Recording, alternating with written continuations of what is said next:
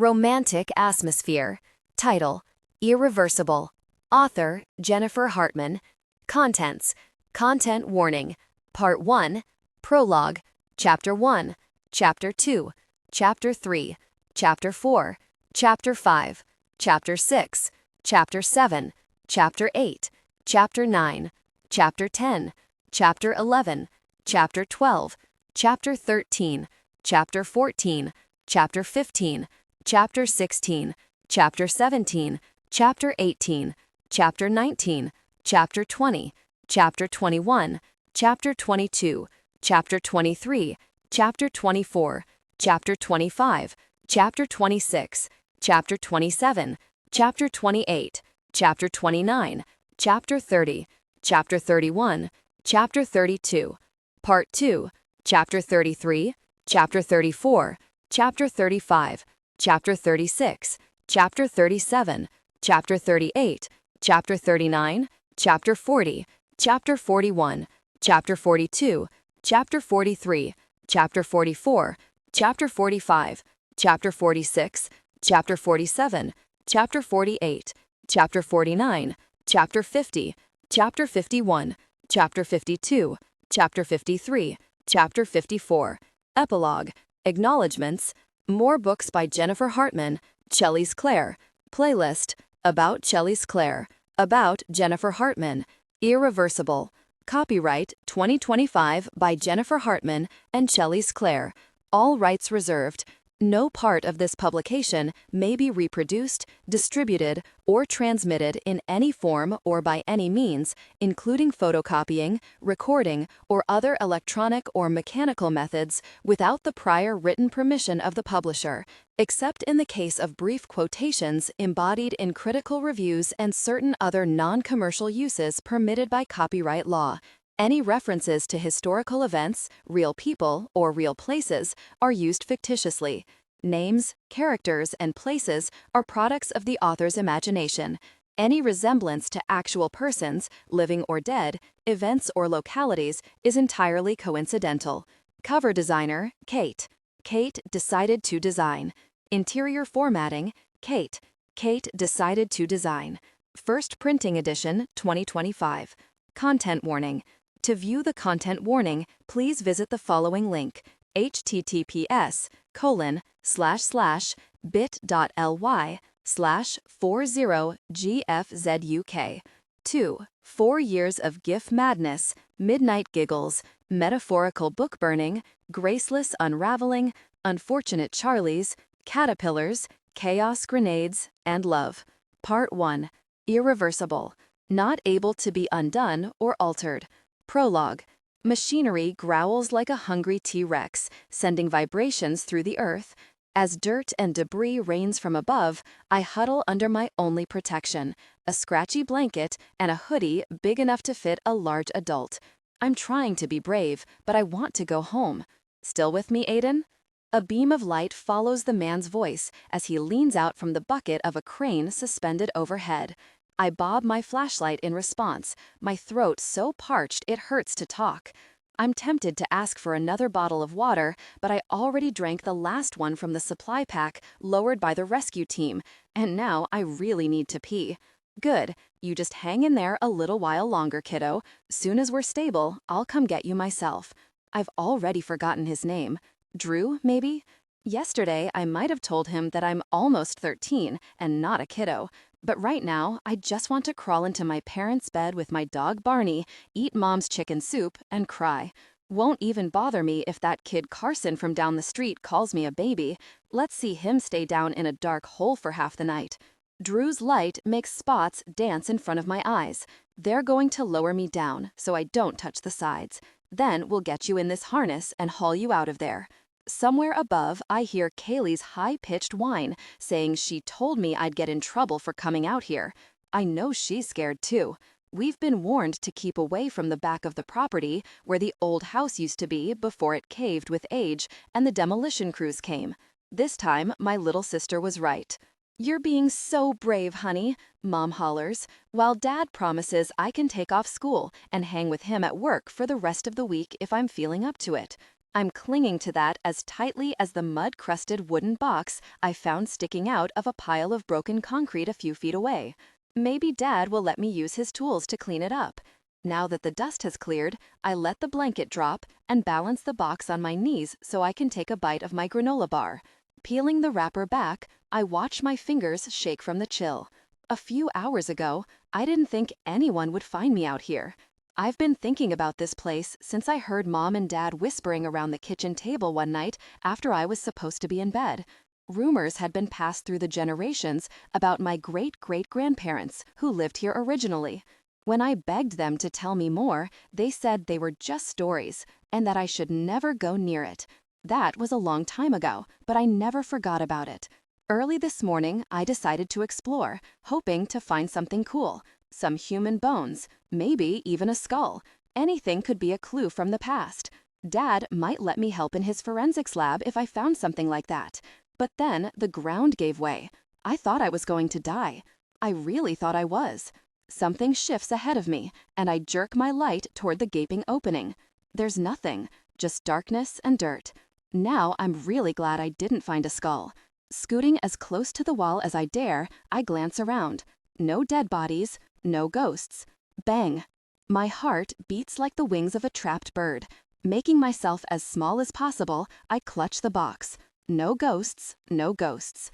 Hey, kiddo. Movement above me. Grinding, clanking. Drew, how'd you like to get out of here? Really? Scrambling to my feet, I look straight up into the beam of light, like it's from heaven, and this man is my guardian angel. Move back, I'm coming for ya. He lowers so slowly, I'm afraid I won't be able to hold my bladder long enough to get to the top. But then he's here, in front of me, his feet flat on the ground. If I weren't afraid of the box crumbling if I jostle it too much, I'd throw myself at him in gratitude. Well, it's nice to finally see you up close, Aiden. Your family's been telling me all about you. Gonna be real happy to have you back where you belong. Yeah, thanks, sir. My mind goes blank. I'm nodding and shaking, my eyes wet and blurry, and I can't think of anything else to say. Thanks. How's the arm? He gestures at the wrist I landed on when I hit the bottom, but I'm too relieved to care about that now. I'll live. I shrug. Despite the bruises, I know I got lucky. You're a brave kid, that's for sure. We've got some medics up there to look you over, and if all's well, you'll be home real soon. Bet you can't wait to hug your mama. Yes, sir. Dad, too. I'll even hug Kaylee. If she hadn't been spying and saw me head this way, I might have died down here. He swings his light in an arc, up, down, and all around. So, they tell me this was a cellar. He shines it right into the cavern, where it only reaches a few feet before the dark swallows it up. Pretty shitty job they did filling in. Excuse my French. I watch as he drops a curious glance at the box sandwiched under my good arm. What you got there? I don't know why, but I pull back when he reaches for it. Just a box. It's old. I'm going to give it to my dad to clean up so we can open it safely. Ah, good idea. I've been talking to your dad. Cool job he's got. I hear you want to follow in his footsteps someday? I nod. It's all I've ever wanted to do. Well then, how about we get this harness on you and get you back to your family, huh? He holds out a hand. I'll hang on to your treasure on the way up. His hand hovers there, like we aren't leaving until I hand it over. So, reluctantly, I do. Stepping into the harness, I look back at Drew just as he wipes a hand over the lid. Wait, there's something carved here, did you see? I shake my head. I'd planned to examine it better at home. Hold that flashlight up, will you? I bring the light closer. Then, at just the right angle, the faint impression of letters become visible. Forever. 1. I try not to squint through the myriad of flashing lights. Cameras snap and click, only giving me seconds to conjure up new poses. Hair touch, hip twist, pageant pose, model walk. My chin is elevated, my smile only hinting. Posture, posture. This isn't my first rodeo, but my body still itches to slouch like I'm permanently hunched over my too-short computer desk, researching the kleptoparasitic behavior of a cuckoo bee. As I nod my thanks to the swarm of photographers and step away, my attention latches onto two jade-green eyes fixed in my direction. Heat radiates from his gaze, firing straight into my core. Buzz. I jolt in place when my cell phone vibrates against my thigh, attached by a lacy garter. Fetching it quickly, I peer down at the familiar name of my best friend as a smile crests. Allison, it's been 5 minutes since I've gotten an update. I'm dying over here. Me, you're in Belize. I'm sure you're enduring. Allison, Eric is drunk on Malibu and singing that coconut song in a British accent like Zazu in The Lion King, over and over. I giggle and cringe simultaneously. The song immediately stuck in my head.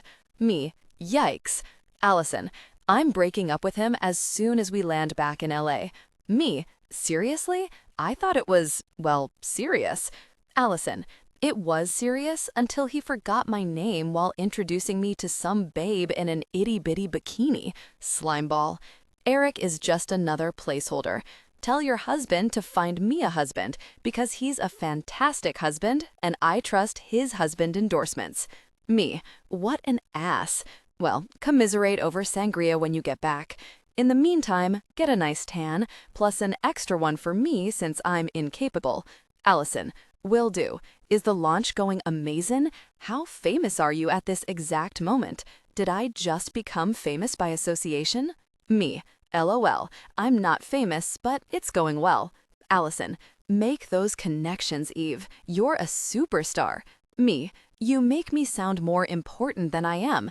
I just stand around looking mildly pissed off and constipated while people take my picture. Allison, you're right. Maintaining experimental cultures of aphids and cabbage stem flea beetles would have been way cooler than fame and fortune. Me, thanks for that dose of stone-cold regret. Mahaha. Anyway, I gotta go tend to my inebriated placeholder. I hope you have extra hot sex tonight to make up for the fact that I'll be sad and celibate. Send lots of pics. Allison, of the party, obviously, not of the sex. Allison, maybe. Laughing out loud, I sent her a flurry of multicolored hearts and slip my phone back into my garter just as my name echoes throughout the ballroom. Well, half of my name. Cross. A man beelines toward me in a peachy button-down shirt and an eclectic jacket reminiscent of Alexander McQueen. Shorter in person, but infinitely more stunning. I'll need meticulous notes detailing your moisturizing routine. Blinking, I shift my attention to the unfamiliar man while instinctively straightening my spine at the short comment. Oh, thank you. Do you work for Casey? Casey Lee Abner designed the clothing line I've been representing with a few other models who have resumes far more intimidating than mine. Tonight is the launch party. No, I'm just sleeping with him, he says it casually, slurping some kind of fruity cocktail made of slush and a half a dozen paper umbrellas. Trevor Scott, social media influencer from Miami and a legendary fashion icon in a past life. I'm sure you've heard of me. Of course. I take the hand he offers, clearing my throat. I'm Everly I know who you are. Casey hasn't stopped talking about you since you killed that video ad for his swimwear line. He thinks you're the next big thing. I buzz at the memory of how liberated I felt in front of the cameras that day, wearing nothing but a turquoise bikini and the residual chafing from my Brazilian wax. But then the rest of his words register. Next big thing. I've always felt like the odd one out in this industry. Fellow models often exclude me from their social circles and tight-knit bubbles, poking fun at my height and gossiping about my personal life, claiming I was only given this opportunity because I married a highly respected agent. That's extremely flattering, I respond, squaring my shoulders. Tell him I said thank you. Trevor snatches a champagne glass off a server's tray, handing it to me. Your Instagram presence is impressively lacking, but I can help you there. I had a blue tick before everyone had one. Sucking down another sip of his neon-swirled cocktail, he eyes me over the rim of the glass. But that face is a real moneymaker. The hair, the eyes, the bone structure. Who does your hair, by the way? He flicks it with 2 fingers. An awkward laugh falls out. Allison. James. Never heard of her. She's my best friend. His face sours. Well, it was great to finally meet you. I need to make the rounds and flirt my way into somebody's good graces, Trevor chirps, chugging the rest of his drink. Keep in touch, crisscross applesauce. Here's my card. He pulls a business card from the front pocket of his suit jacket and slips it into my hand.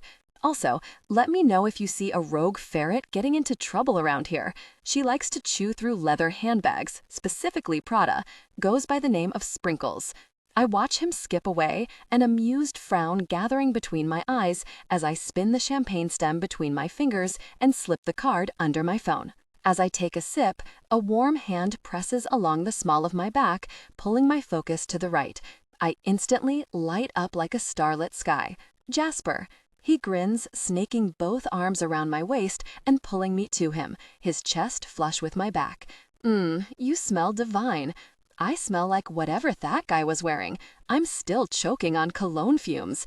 Chuckling, Jasper nuzzles his face into my tamed hair, an endeavor that took over an hour to straighten with Allison's help, and drags his nose down the length of it until it's buried in the crook of my neck. Is my girl making connections? I shiver at the contact.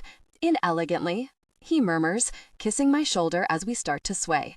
Graceful, classy, sexy as fuck. You have to say that. You're my agent. If I were only my agent, you'd have a sexual harassment lawsuit on your hands right about now.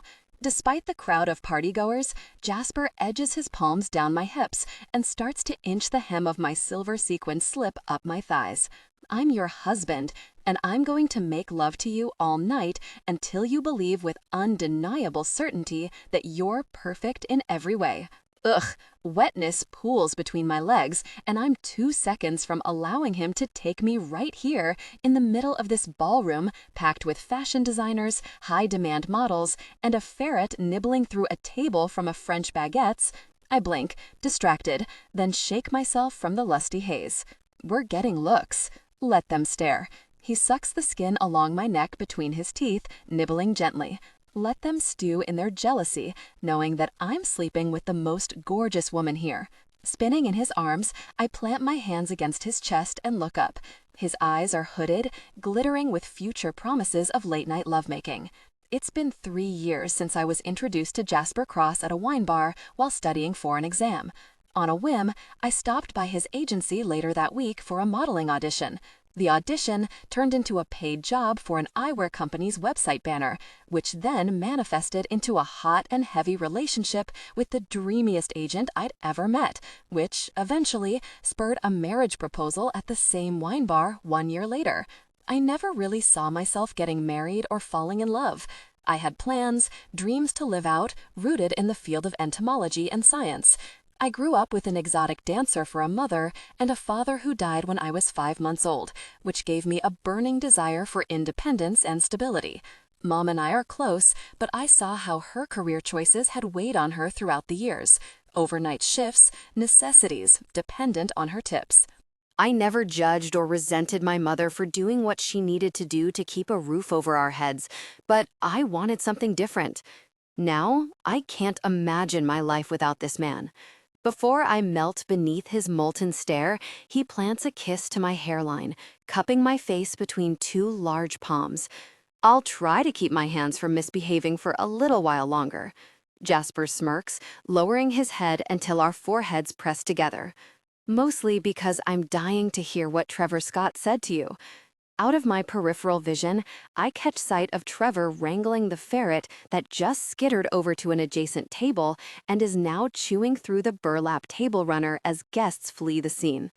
I snicker under my breath and return my attention to Jasper. He said Abner was impressed with my work on that ad last month. For the swimwear? Curling his fingers around my upper arm, my husband guides me toward a quieter corner of the room. Your hashtag was trending on TikTok. I knew he'd notice. It's such a surreal feeling, I breathe out, gnawing on my bottom lip as my pulse thrums with adrenaline. He said Abner called me the next big thing. Me, the pint-sized girl who had 0 modeling experience and wanted to be a bug scientist. Shit, baby. His onyx eyebrows lift to his hairline, his smile stretching as wide as the tickle in my heart. That's fantastic. This is fucking huge. More elation sweeps through me, more ecstatic disbelief. What does it even mean? I don't realize my knees are wobbling until I reach for Jasper to hold myself steady.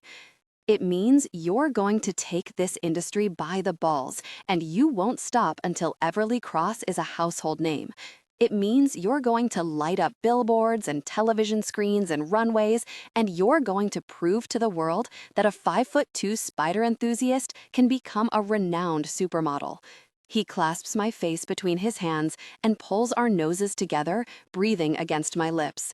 It means I get to stand by your side and shout to anyone who will listen, "That's my beautiful wife," while cheering you on, feeling so goddamn proud. Tears rush to my eyes. I choke on a strangled laugh, the kind of laugh you make when you're obscenely high on emotion and too overwhelmed to speak. Personally, I'm ready to celebrate right now. He kisses the tip of my nose, then the bow of my lips. Us, tangled in our new French linen sheets. Jasper cradles my cheek, gifting me another lingering kiss. All this hair spilling down your back like a fine champagne while you moan my name and drive me wild. Dragging his lips to the shell of my ear, he finishes in a low voice, "Putting a baby in you." My heart jackhammers. A baby? Anxiety swims through me at the notion. "Not yet," he clarifies, smirking. "I know your career comes first. I just can't stop imagining how stunning you'll be, glowing from head to toe, this body carrying my child." Jasper presses a palm to my flat stomach, his eyes sparking with heat. My pulse steadies as I stretch a teasing grin. "Apparently, you're not the only one eager for that." He drops his hand. That's never going to happen. The couple is persistent. Let them persist. The only child you'll bear is mine." I chew on my cheek, nodding as I gaze up at him.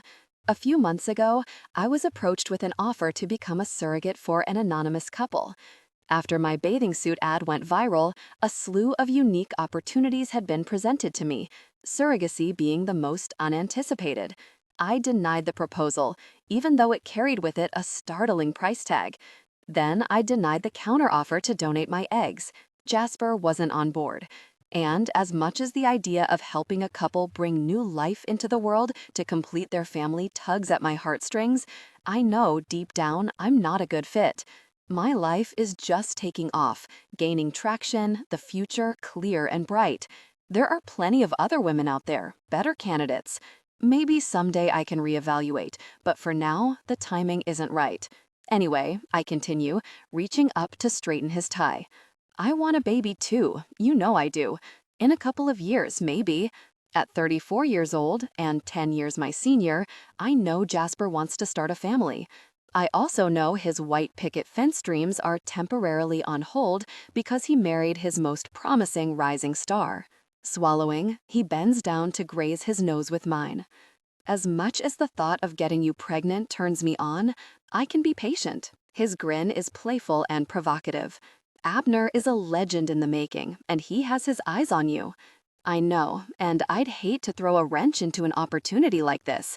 I swear, he winces, and I cringe at the crass analogy. A wrench? I just compared our future child to a mechanic's tool. God, I didn't mean it like that. Shaking my head, I fluster through my words, giving Jaspa's arms a loving squeeze. "I just want the timing to be right. Perfect. Please don't—" He shushes me with a kiss. "Shh, I understand, baby," he tells me, his tone mimicking his words. "I get it. And you're right, I shouldn't be talking about babies 5 seconds after you break that kind of news to me. I'm just excited," I provide, smiling softly. "I know." Jasper drags his thumb over my bottom lip until he's dusting my jaw, his eyes alight with glimmering sentiment. Then he whispers, "I was going to say hopelessly and stupidly bewitched." We stumble through the front door an hour later, lips locked, hands roaming, hearts pumping wildly with anticipation. Jasper kicks the door shut with the heel of his shoe, only pulling away to rip off his suit jacket. Our mouths collide, groans permeating the quiet house, and I toss my stilettos off one by one. I suck his tongue into my mouth before inching back, breathless. More. He slams his mouth to mine. Then I bite his bottom lip, roughly tugging it between my teeth. Jasper pulls away, wincing. "Ow." I'm sorry." My body churns with a frenzied need for rough kisses, mean touches, and violently delicious sex. But guilt gnaws at my bones when I see a dollop of blood pooling on the inside of his lower lip.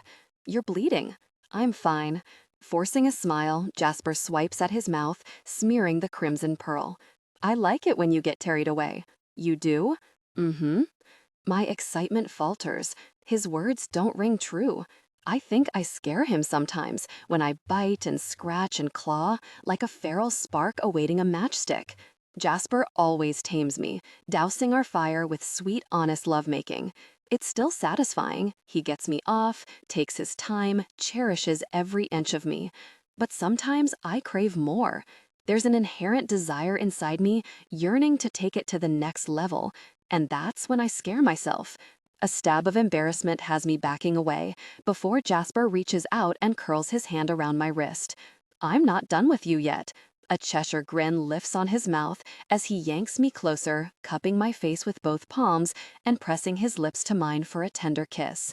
I allowed a moment to be what it is, kind, love-laced, and pure. Retreating, I send him a smile. "I'll meet you upstairs in a minute." He tucks a defiant piece of hair behind my ear that's been newly zapped with humidity. "Cranberry juice? Maybe. I'm weird. I always need to have a cold glass of cranberry juice waiting for me on the bedside table post-sex. It's refreshing." "You're a nutter." Laughing, Jasper bends down and places another kiss on my forehead. Slow and precious, like he's savoring a delicacy. I swoon, gazing up at him with stars in my eyes. "If I'm a nutter, then you're a nutter lover," I murmur, lost in our galaxy for two. "Always." Smacking my butt, he steps backward with a grin and starts to toe off his dress shoes. I flash him a toothy smile, then make my way down the hall and into the kitchen to fetch the juice. The evening's events funnel through my mind, harnessing my joy. The lights, the crowds, the cameras, the shining accolades from peers and industry bigwigs. A dream come true. A future igniting in a multicolored swirl. As I move around our custom quartz island, I drag my fingertips across the surface, a feeling of disbelief coursing through me. I'm only 24 years old, and this is my life. A devoted husband by my side, a dream home, a star-studded career on the horizon, just taking shape. The next big thing. I have it all. And then the dream buckles, the lights dim, and my future shatters with a resounding crack. I let out a scream and nearly hit the ceiling. Oh my God, something exploded. Something in my house exploded. My ears ring, my heartbeats hammering against my ribcage as a sickly cloud of fear envelops me. Jasper. His name strangles me on the way out as my world crumbles beneath my feet. Spinning around, I dart back the way I came and stop dead in my tracks when I face the foyer. "Jasper! No! This can't be happening. This isn't real." A milky shaft of moonglow spotlights the image of my husband lying face down on our Joya tiles with a gunshot wound to his back. "No!" I screech like a rabid howler monkey as my vision blurs, almost as if it refuses to believe what my eyes are telling it to see. He's still, so eerily still, and I know there must be a gunman nearby planning to shoot me too, but all I care about is getting to Jasper. I race to him as a pool of scarlet horror begins to form underneath his chest, oozing into the white tile cracks. My husband, the love of my life. He's bleeding out before my eyes, dying in front of me. My shrieky sob pierces the air as I fall to my knees and reach for him. But that's as far as I get. I'm not even allowed one last touch, hug, or tragic goodbye before I'm yanked to my feet by the roots of my hair. A dark shadow materializes out of nowhere. A monster, my worst nightmare brought to life, dressed in black, like twilight and ashes, hauling me away from Jasper. Scalp stinging and legs thrashing, I whip my hands out, desperate to latch on to him. Scratch him, bite him, smack him, kill him. I want to kill him. But I'm a mere 115 pounds of heartache, and he's a serpent. His arm snakes around me, twisting me toward him until I'm staring up into two coal eyes through the holes of his ski mask as tufts of coarse red hair spill out at his shoulders. I feel weightless in his grip, like I'm nothing at all, a twig about to be snapped in two, a tiny ant waiting to be crushed by someone's boot. My chest heaves with terror as tears crawl down my cheeks. My body resists him, flailing and kicking and fighting, but it's futile.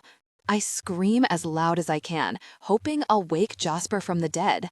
Then instinct takes over. I lunge at the firearm in his hand, fingers scraping for control. Pain detonates across my cheek as the gun's butt slams into my face, sending me sprawling.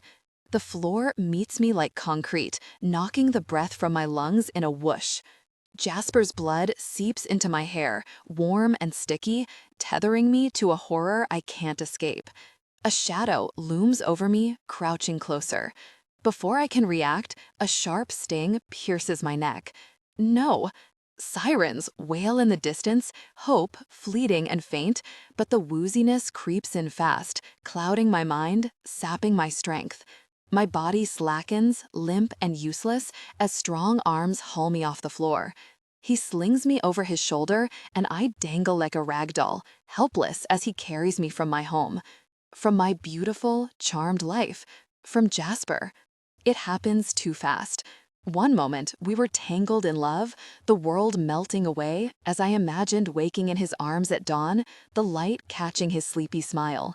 Now I'm jostled with each heavy step as the patio door slides open, and the cold night air steals what little warmth I have left.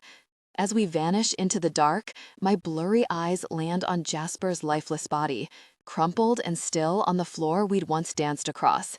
Tears burn down my cheeks, but my fight is gone, drained with every labored breath.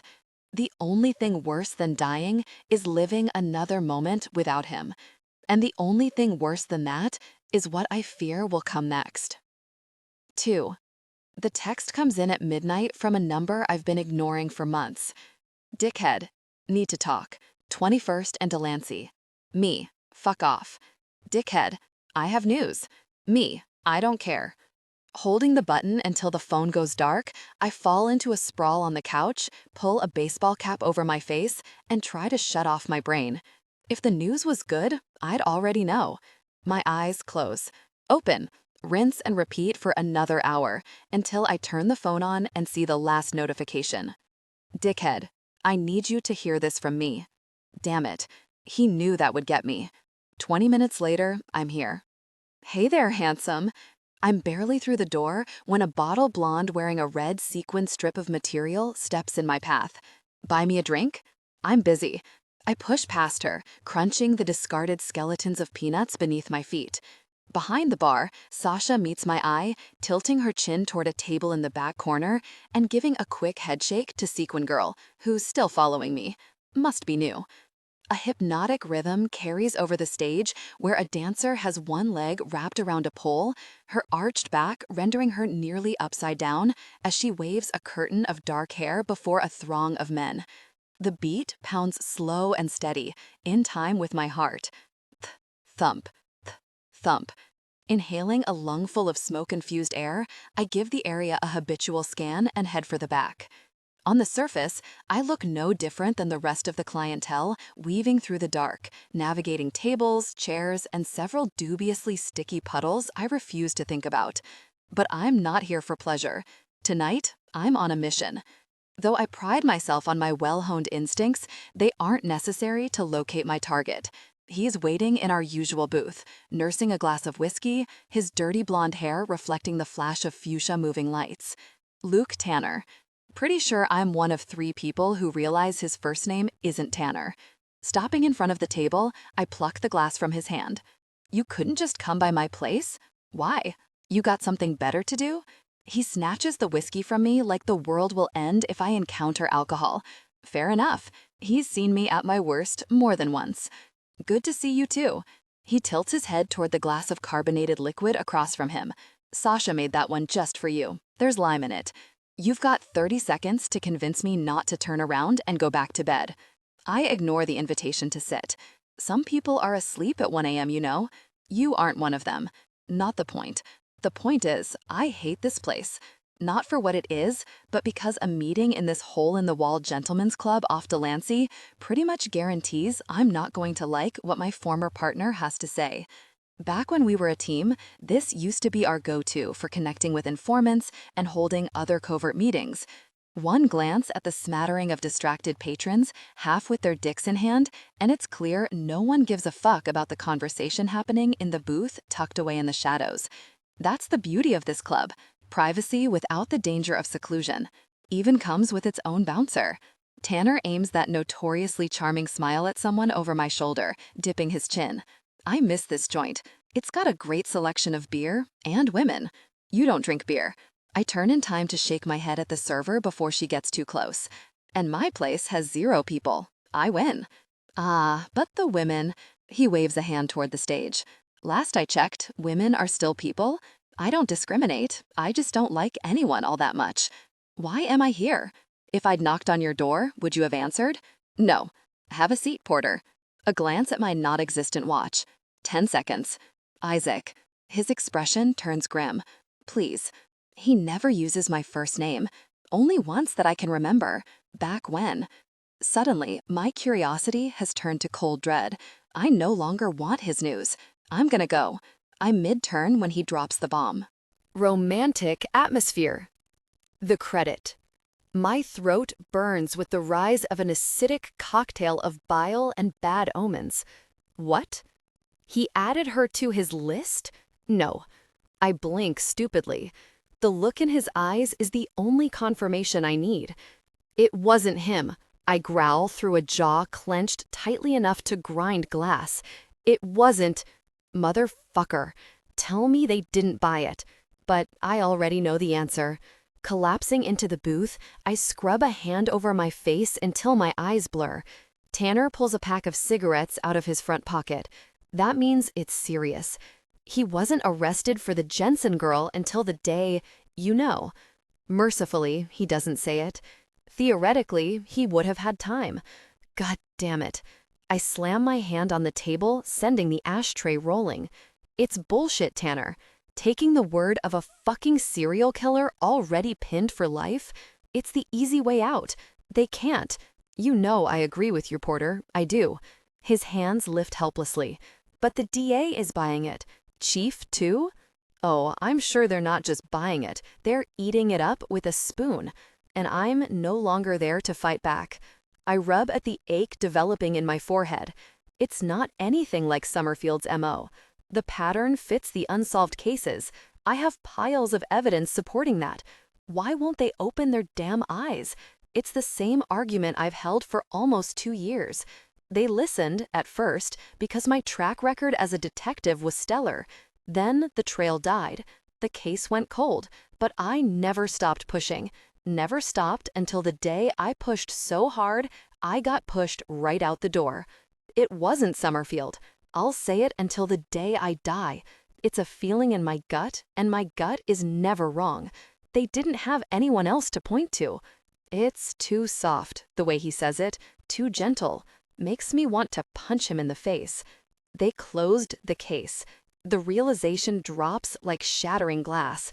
Yeah. Tanner looks like he could cry. They did. And they didn't even see fit to break it to me first. They can't close it on the unsubstantiated word of a monster. What if she's still alive? What if... I can't catch my breath. I'm sorry, Porter. There's nothing else he can say. It's over. I grip the hair at my crown in clenched fists, ready to rip it all out and burn down the world. No, no. What's their proof? He opens the pack of cigarettes, slides one into the corner of his mouth, and hands me another. When I don't take it, he sets it in front of me like an offering. They got a lead that suggested he was at the coffee house that night, showed Summerfield her picture, and he confirmed it, said she was number 9. Apology clouds his face. Number 9. A confession on a cold case like that is too tidy for the DA to question. Fuck. I close my fists, digging my nails into my palms. Anything to distract from this aching pit of darkness in my chest. He's lying. Well, he's a psychopath. It wouldn't be unheard of. But how do you prove that? They need a body. Where's her body? Pointing at a picture isn't proof. I pin him with a glare that could spontaneously combust. I want her goddamn body. Where is it? I don't know what to say, Porter. He holds his hands out to the sides. What do you want me to say? As much as I want to punch someone, he's just the messenger.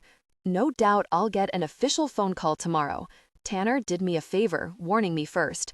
No one will convince me that Looney Tune is sitting behind bars, racking up a tally just to feel important. Serial killers act like they're competing against each other for the Guinness Book of World Records, and he wouldn't be the first to make an unsubstantiated claim on a cold case. But does it really matter in the end? Either way, she's gone. And the reality is, I could have stopped it if I'd been there. All the air squeezes out of me like my lungs are in a vice. My extremities go numb. Shock should have set in 2 years ago, but I've been busy. Seems it's finally caught up with me. My head sinks into my hands. I can't breathe. Can't think. It's my fault. Tanner lets me process like that for God knows how long. Are you okay? There's a light touch on my shoulder, a flash of red in the corner of my eye. Sequin girl. Lucky for her, my reactions are about as fast as molasses right now. Not now, serendipity. I've got him. The urgent clip of Tanner's warning does the trick, and the hand jerks away like she touched lava. She's new. She didn't know. He gives her a look that speaks volumes about the eggshells he's walking on and turns back to me. Are you, though? Am I? What? Are you okay? What kind of stupid fucking question is that? I snatch the lit cigarette from his hand, put it to my lips, and inhale like my life depends on it. With the first hit of nicotine, the shock is dulled. Slightly. It's a normal question one friend asks another when they've heard something upsetting. I don't have friends. Well, I do. And for reasons no one understands, I've chosen you. Deal with it. My rage spikes. Yeah, you're such a great friend. Yet when they wanted me out, you agreed. Tanner tried for a while, but when the shit hit the fan at the department, he agreed that it was time for me to go. Fucking said as much to the chief, right in front of me. I couldn't forgive him for that. Damn it, Porter, that was for your own good. You'd lost it. His hand tightens around his glass. I'm trying to be your friend now. Why do you think I'm here? Maybe you feel guilty. How the hell should I know? Or maybe I have a sense of loyalty that borders on masochism. Now it's his turn to glare. No matter what you might think, I'm looking out for your interests. And I know it's not the same, but what happened? It hit me hard too. You know I loved her like a... You told me to sit down and shut up. I point the cigarette at him like an accusation. Trust the department, but they failed me when I needed them and tossed me to the curb when I got pissed. He gives me a look like I'm full of shit. No, I said that more people would be willing to listen to your theories if you played nice. Most people don't exactly jump at the chance to deal with your hot-tempered ass. Well, things have changed now, haven't they? I flatten my hands on the table and lean in. I'm a free agent, and maybe it's about time I started using that freedom to my advantage. Careful. His voice lowers. You're walking a dangerous edge once those lines blur. Unlike most people, he holds eye contact. He's always been one of the rare people who doesn't falter when I get riled up.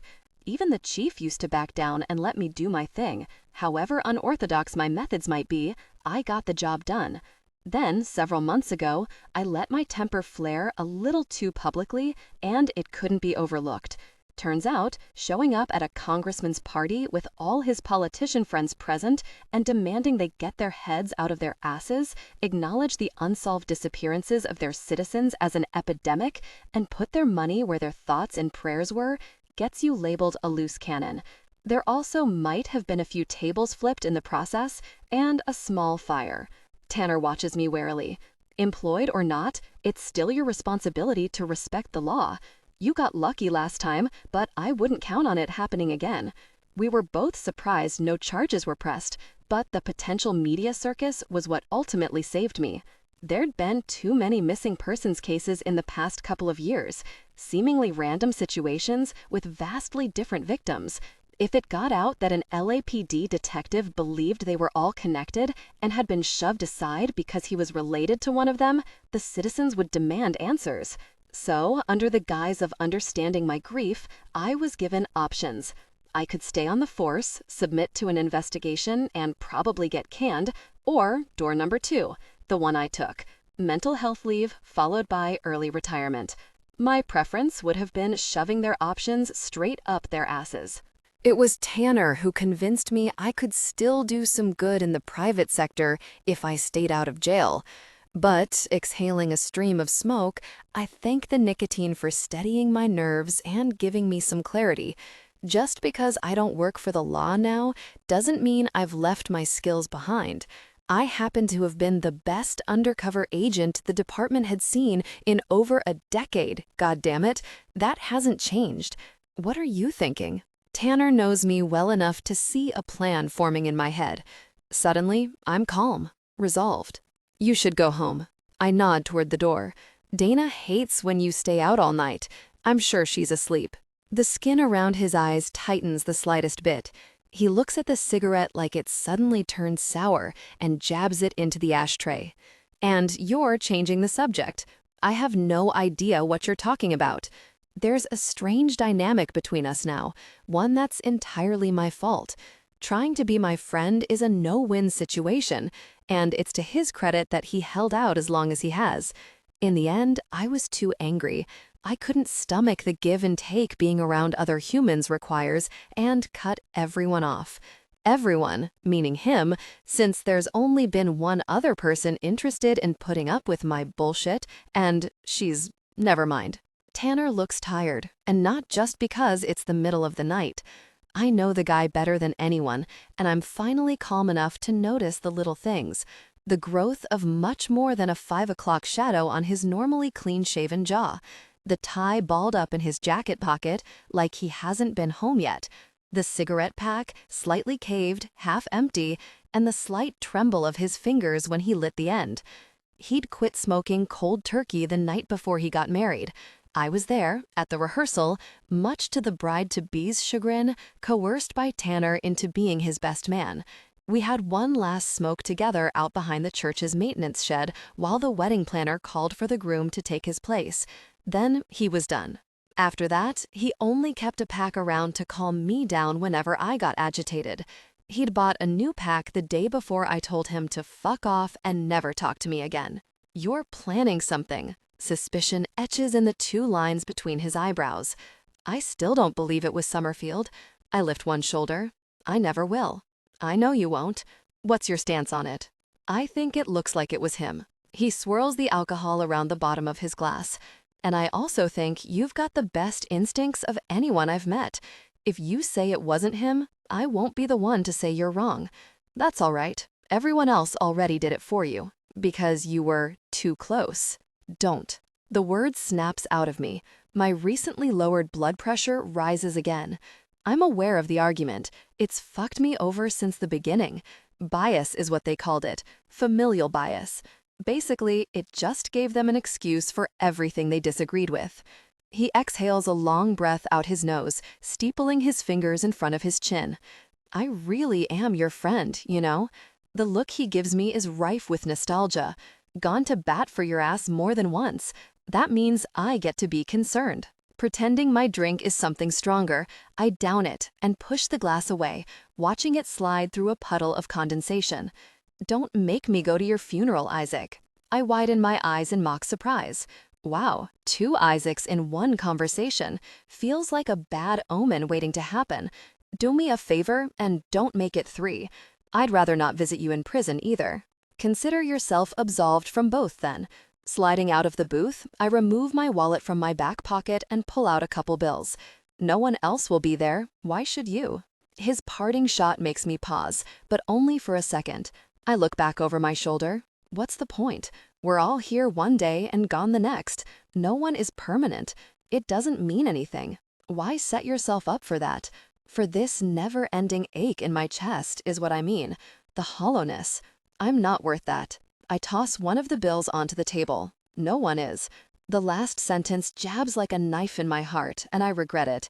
Tanner, with an expression like he's already mourning my impending and likely messy passing, looks away, pulls out another cigarette. I've barely made it 2 steps before Sequin Girl appears, roaming the area. Serendipity.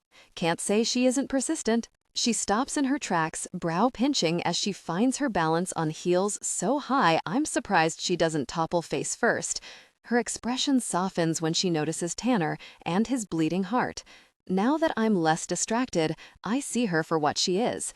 A pretty, doe-eyed thing, a bit on the young side and slightly out of her element. Empathetic to the point that it hurts to see someone upset. In a place like this, that could either serve her well or destroy her.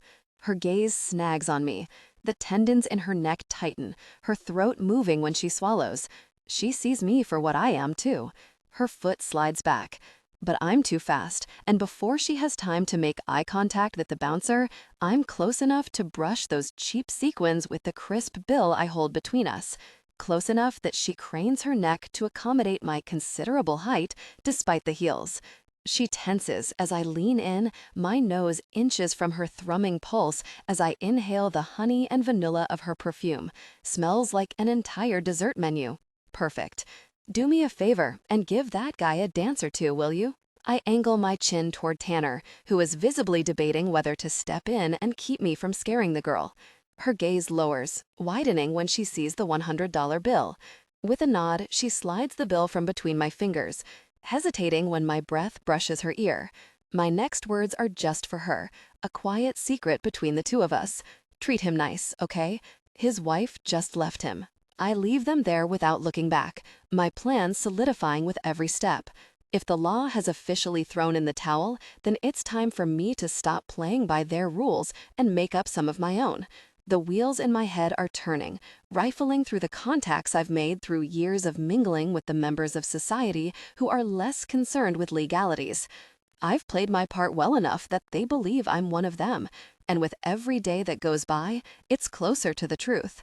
By the time I've wound past the stage and out the door, I know my next move and the 5 after that. The smoky club air is replaced by a late October bite, sharpening my resolve. I look to my left, toward the main street, then in the other direction, down the alley, where the shadows move.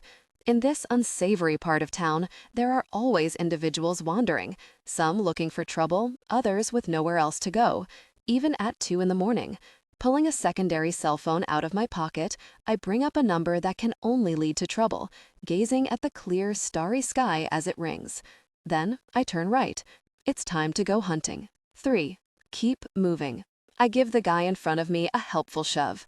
Stumbling into the ravine, he barely avoids a face-first landing onto the muddy underpass. What the hell, man?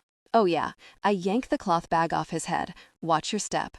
Red-rimmed eyes blink into the low light, his hollowed cheeks and greasy brown hair completing the look. Weasel, they call him on the streets, and not just because he resembles one. He's the type whose loyalties are easily bought, which means he's been used by the department as an informant more than once. Choosing Weasel as bait was risky. If he's seen me with the wrong person, he could make the connection. But with the bulk of my days undercover or hidden away in a back office, I'm taking the gamble that my identity is safe. Came close to blowing that cover publicly during my confrontation with the congressman. Good thing the politicians hushed the encounter to save face. My arm brushes the gun at my waist. If I'm wrong, I'll be forced to improvise. Why you gotta be like this? Whatever Weasel's been taking slurs his words. I didn't do nothing. He's got a line of victims that would disagree. I push him to his knees in the middle of the largest puddle. Oh, you've done lots of things, my friend. That's when he sees where I've brought him. What the? His pitch rises an octave. You asshole. There are no women here. You set me up. He was sitting in the alley getting high with a minor when I got off the phone with my contact. The perfect patsy. Might as well have come gift-wrapped.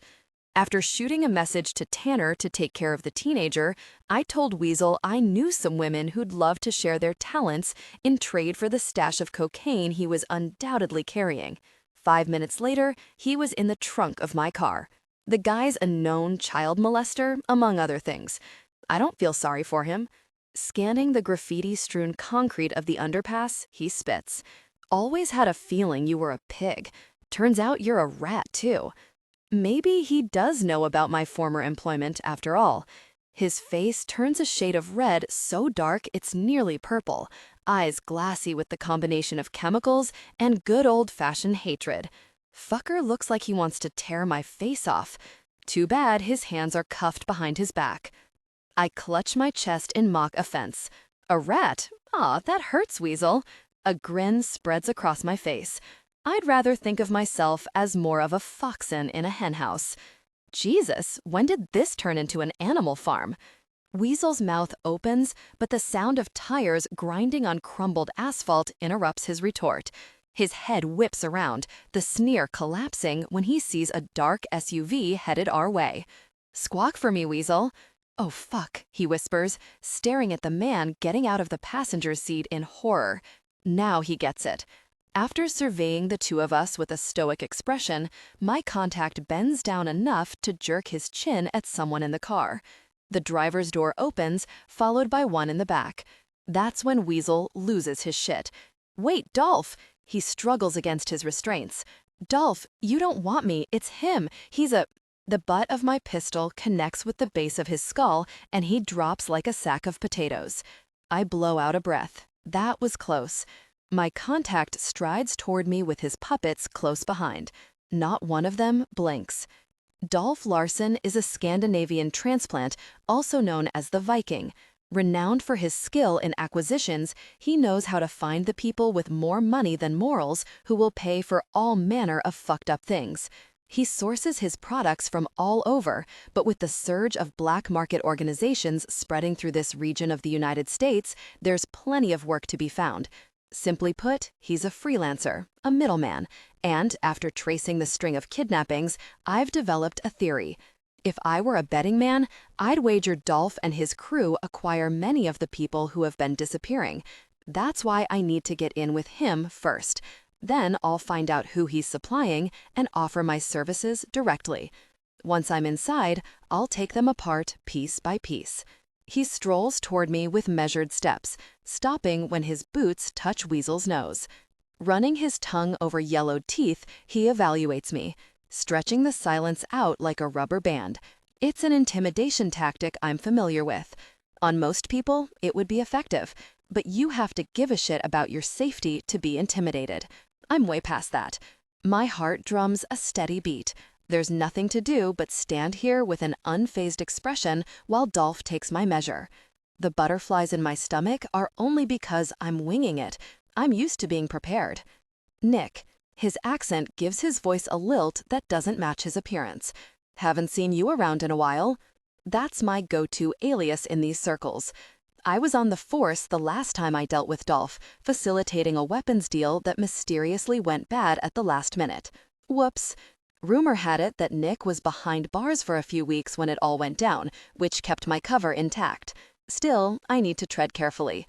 Been busy. I smile grimly. You know how it is. Better to stay vague rather than risk talking too much. That's how you can tell people are making shit up. They keep babbling until they babble themselves right into the ground. Ah, busy. Right. I know his game. The trick is to wait it out. Show him I'm in control. My concern is I lost track of his two companions, and there's no way to look around without taking my eyes off their boss. We stare each other down for several minutes. I cock my head. You don't scare me, asshole. He breaks first. You say you've got something I want? Would I call you out here in the middle of the night for no reason? A grunt. What's with this? Dolph pokes the guy sprawled out at our feet with his toe.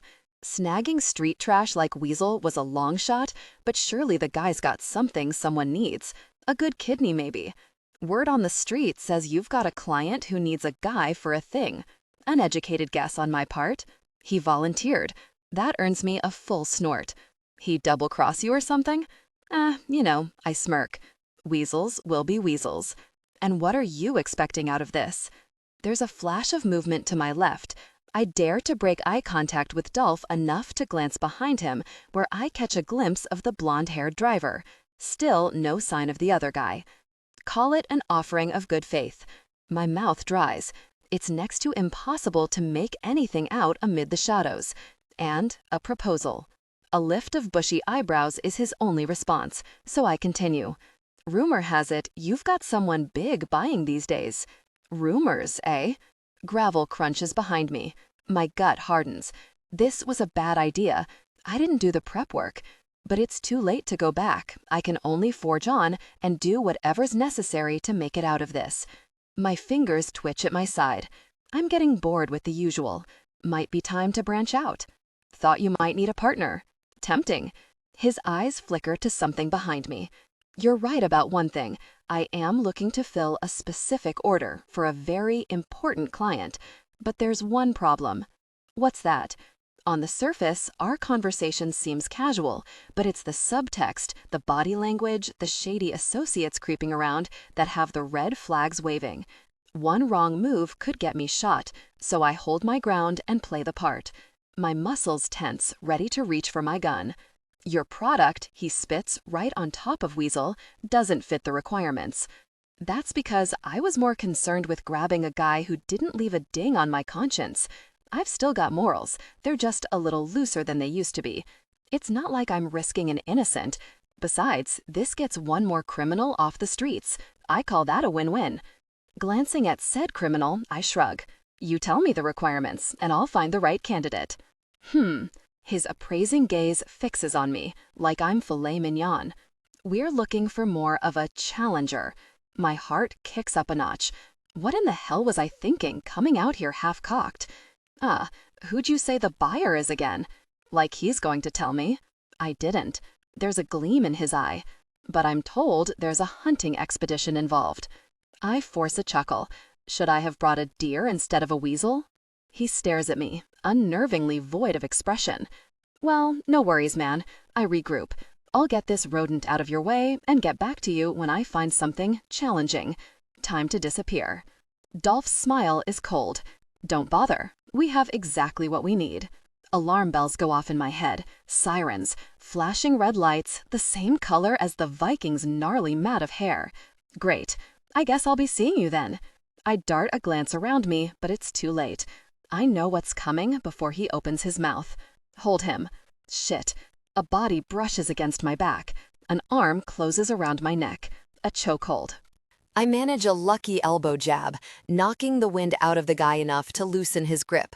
Then I go for my gun. But the other guy catches my arm, twisting until something pops. Stars burst in front of my eyes along with a tearing, searing pain in my shoulder. My weapon falls. I'm fucked. As both arms are wrenched behind my back, Dolph kicks the gun away, leering with the excitement of a man who's found his big payday. My head is yanked back by my hair. He's saying something, but it's drowned out by the rush of blood in my ears. There's a sharp stab at the side of my throat. A needle. Fucking bastards. I grit between my teeth. You've got the wrong guy. A hand around my throat cuts me off. Oh fuck, no. I am not going out like this. Pure stubbornness surges through my muscles. A second wind. A Hail Mary.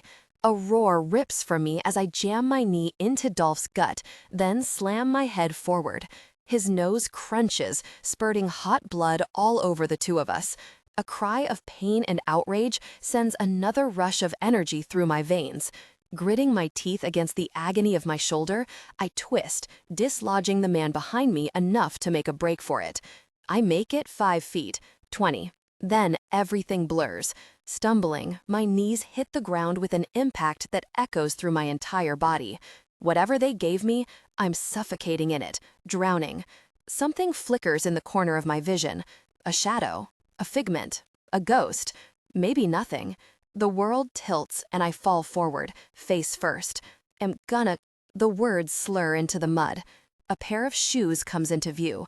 One pulls back, connects with my stomach. My rib cage, over and over. Something snaps. Fuck. Oh fuck. Then another connects with my face. A punch lands. A kick.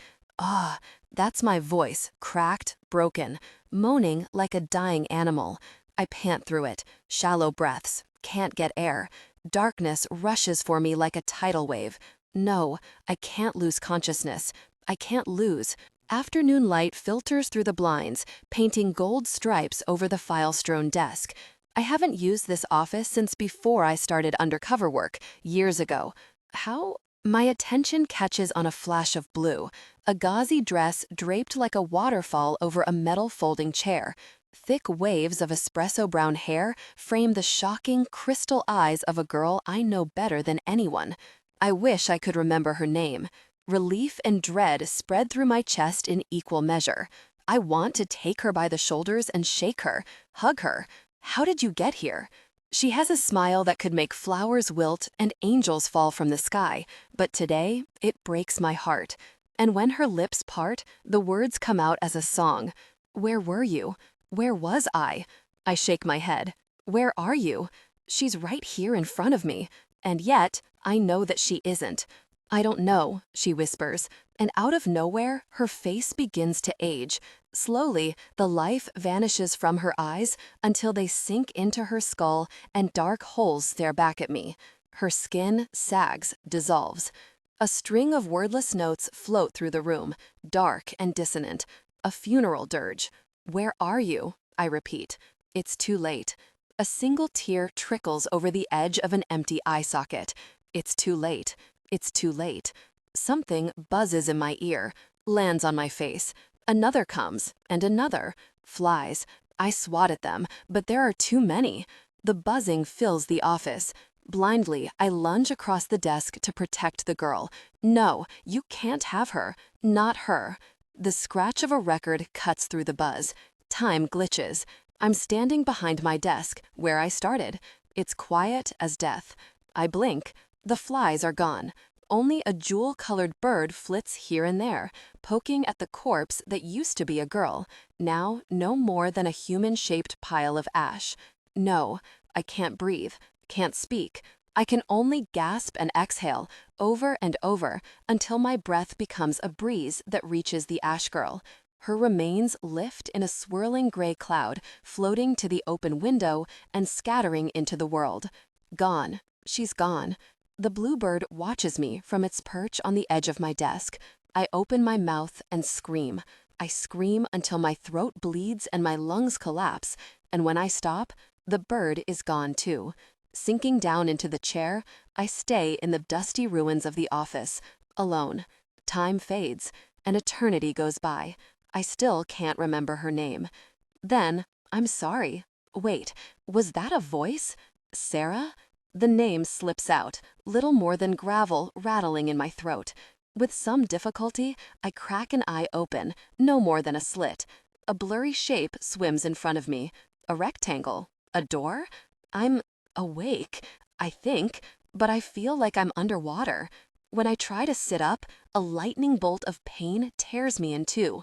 The air whooshes from me, and I lose myself in a wave of vertigo.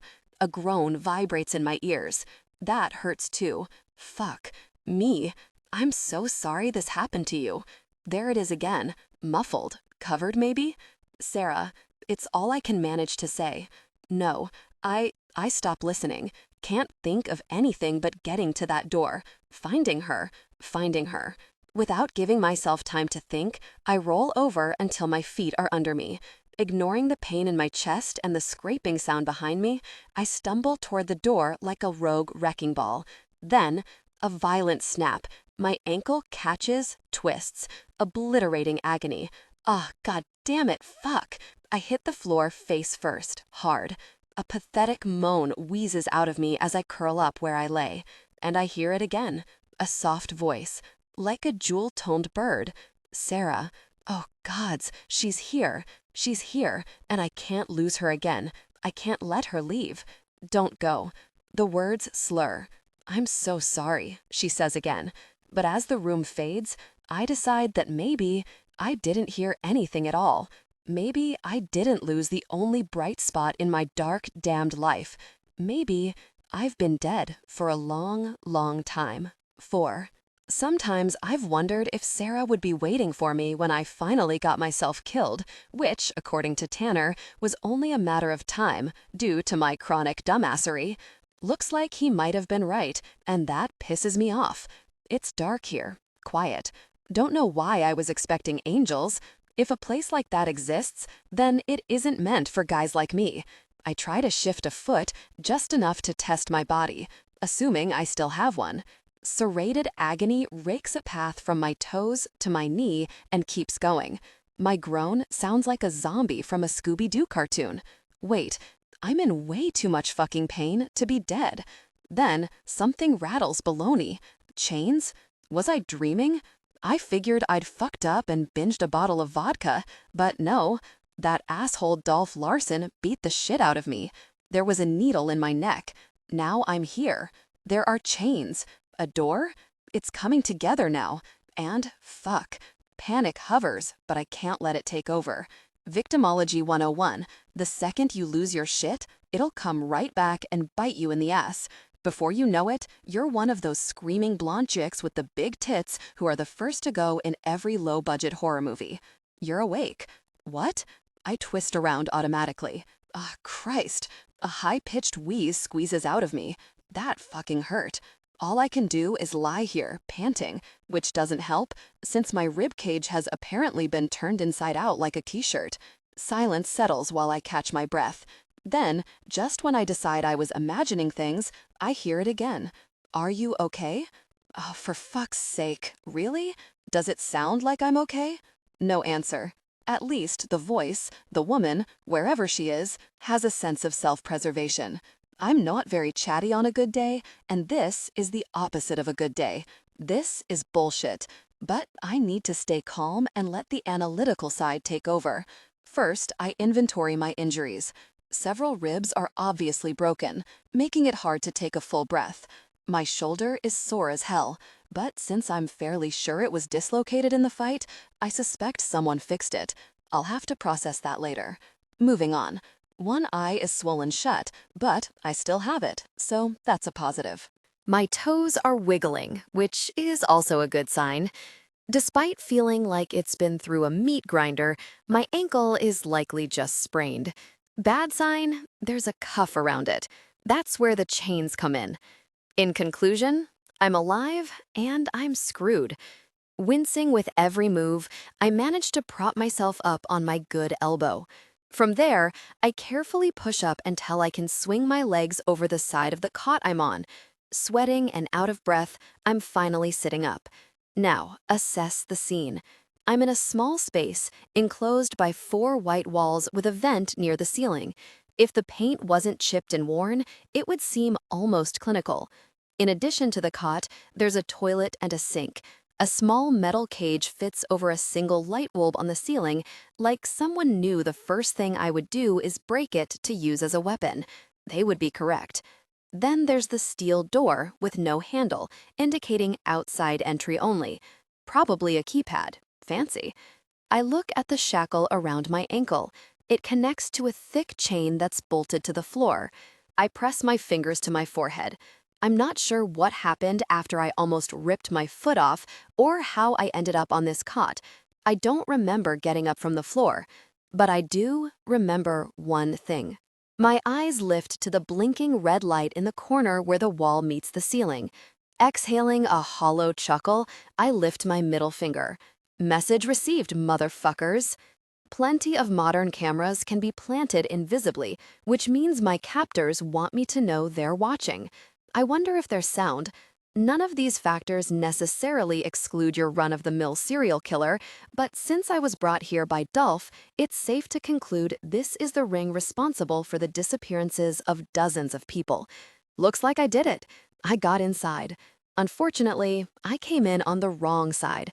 This is what I get for rushing things before I had a chance to beep, beep, beep, beep. With a click and a whoosh, the door slides open. An older man stands in the frame. Instincts screaming, my entire body reacts. My muscles coil, preparing to strike. There's a good chance I'm looking at the person I've spent the past 2 years hunting. This fucker's going down. 2 measured steps bring him inside the room. Without testing the length of my chain, I know he'll be just out of reach. Oh good, you're finally awake. A look of perverse delight stretches over his face. I've been dying to meet you. I refrain from telling him that's exactly what he'll be doing. Though I'd love nothing more than to rip this chain out of the floor and strangle him with it, I need to keep this encounter controlled while I evaluate the situation. There's still more to learn. So nice to finally make your acquaintance. He reaches into the pocket of tailored gray dress pants, his hand brushing some kind of hourglass trinket attached to his belt loop by a chain. It's nearly the size of a cell phone. Fucking weird. A driver's license materializes in his hand. Mr. Ford. Cool relief washes through my chest. Thank God I remembered to switch wallets before I left. My cover hasn't been blown. And since I'm still holding that card, I can decide how to play the rest until I know exactly what I'm up against. My observation skills kick into high gear. I got careless with Dolph, but I won't make the same mistake twice. Getting out of here is going to take logic and strategy, and that's an arsenal I've spent my entire career building. Keeping my breathing steady, I file the details in my brain like it's an old-school card catalog. Fine wrinkles and white hair indicate he could be in his late 50s or 60s. His jaw is clean-shaven, his grooming meticulous. The most striking attribute, however, are his eyes. One eerily light, the other dark as coal. His build is slight, but I have little doubt what he lacks in muscle is made up for in cruelty. And though he's dressed expensively enough to rival any respectable mafia kingpin, I believe he's something else entirely. Curiosity flares in his light-colored eye as he watches me as closely as I do him. Do I show no fear or act predictably? How would a typical man respond after being drugged, beaten, and abducted? He'd be afraid for his life, confused, asking questions and begging to be freed. I consider that for a moment. Unfortunately, my mouth does what it wants sometimes, so I cross my arms the best I can with the fucked up shoulder and stare him down. Wish I could say the same. With a hint of amusement, he lifts the card like it's a proper cup of tea and reads the name and address of my cover alias with all the interest of a stranger's obituary. Our mutual friend, Dolph, tells me you're a freelancer, eager for work. I blink my one good eye like I'm bored, internally seething at the mention of Dolph, whose skin I would like to peel away slowly. As it turns out, he continues, I'm a businessman, and I happen to have a job you're perfect for. Lucky me. Oh, no, I'm most certainly the lucky one in this scenario. Dollar signs are practically glowing in this man's eyes. So many candidates have failed to fit the bill. You, on the other hand, well, my client will be very pleased with you. Flattering, but I'm afraid this isn't a declinable offer, my friend. Apologies. Got it. Who the hell are you again? Oh yes, where are my manners? Sliding my license back into his pocket, he lays one hand over his chest. I'm the man who determines the amount of time you have left on this earth. I thought that job was already taken. By God. He smooths his palms down a silver pinstripe suit vest. You're in my domain. You live or die by my will. I'd say God is a fitting description, now that you mention it. No? Shit? That's a mental disorder, you know. You and Charles Manson? Deities in your own mind. Disregarding the ache in my face, I force my lips to curl into a contemptuous smile. In case you're wondering, that never ends well. Most people end up on their knees begging for mercy sooner or later. He looks so smug, I can't wait to find out what it takes to rattle him. Well, see how long it takes you. Since I don't plan on reciting the Lord's Prayer anytime soon, can you tell me what they call you on this planet? Not today. The mirth in his expression hardens. Don't feel bad. I know I'm walking a fine line, but I can't seem to help myself. That can happen with advanced age. Let me know if you remember. Dolph forgot to mention your delightful sense of humor. Cocking his head, one side of his mouth rises, as if he's figured something out. I know what you're thinking. Sure, you do. Because of the God thing? If I didn't have broken ribs, I'd laugh. One doesn't need omniscience to see murder in another man's eyes. You think you're going to kill me? He takes one step forward, and I almost succumb to the temptation to rush at him and see if the chain will reach. Almost. But I know what will happen. I ball my hands into fists, feeling the muscle in my shoulder twinge. You should save that spark for my client, he continues. He'll be tickled pink by the challenge. Sounds like a fun guy. Why don't you tell me about him? Once I cut the head off the snake, I'm coming back for his clientele. The muscles around his mouth flicker. As much as I'm enjoying our conversation, and trust me, it's quite an entertaining departure from the usual begging and screaming, I merely stopped by to say hello. For now. Right, you must be very busy torturing people and whatnot. I suppose you'll find out soon enough. Those mismatched eyes scan me from head to toe. In the meantime, if you need anything, Roger will be more than happy to lend his assistance. When I raise my one good eyebrow, he looks over his shoulder. Roger, do come say hello to our guest. A mammoth emerges from the shadowed hallway, his feet planted shoulder-width apart, hands clasped behind his back, and his face devoid of expression. He resembles the ogre warrior I used to play in a video game. He does not say hello. Hez shy, the older man explains. Obviously, I can only assume that Roger is the answer to the mystery of how I got from the floor to the cot last night. I have a vision of the ogre carrying me like a damsel in distress and decide I don't want to know. He's just another obstacle to work around after dealing with the cuff, the door, and the fact that I appear to be on camera 24/7. For now, I need to keep the conversation going. I still haven't learned enough to help me come up with a plan. Wait, I catch the man as he steps into the hallway, making him pause. This client of yours, will I be meeting him soon?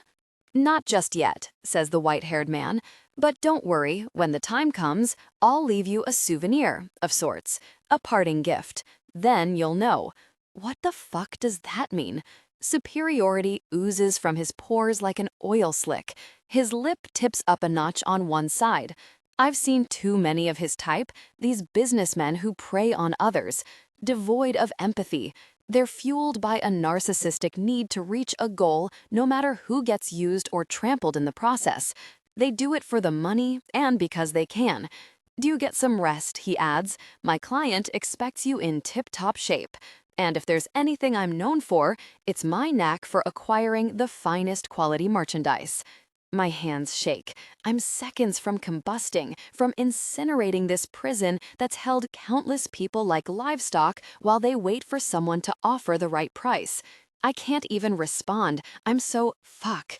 Maybe I've had this coming, with my suicide missions and poor life choices. But if I'm right, and this is the man who took Sarah, thinking about her trapped in this nightmare is almost enough to break me, and I can't afford to let that happen. If there's anything the bullshit I've been through over the years has made me good for, it's being the one to stand against these bastards. Someone's got to, or it will never end. People will keep dying. Justice will never find them. It has to be me. Feel free to wave at that camera up in the corner if you need attending to, he says, heading for the doorway. Roger will come right over. His tone is polite, but I hear the underlying threat. We're always watching. You're quite fortunate, you know. Most of us have no idea how we'll leave this world. Here, you'll know exactly when you can expect your time to end. He glances over his shoulder before slipping into the hall. Not even God does that. My career has been made up of many names. On the force, it was Porter. Then there's my go-to cover, Nick Ford. Marcus Maury convinced a pedophile to drive 3 states over to a hotel where an underage birthday present would be waiting.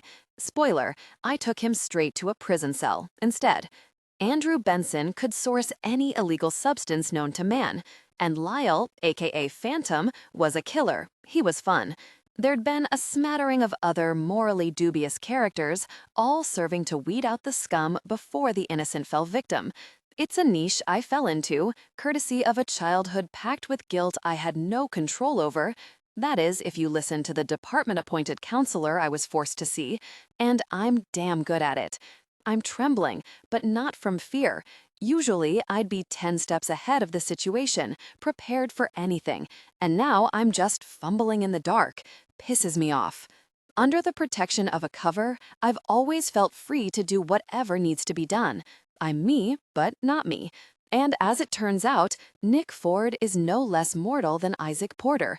Now that death seems imminent, I find I might actually care. Go figure. Tap, tap, tap. Nicholas, are you there?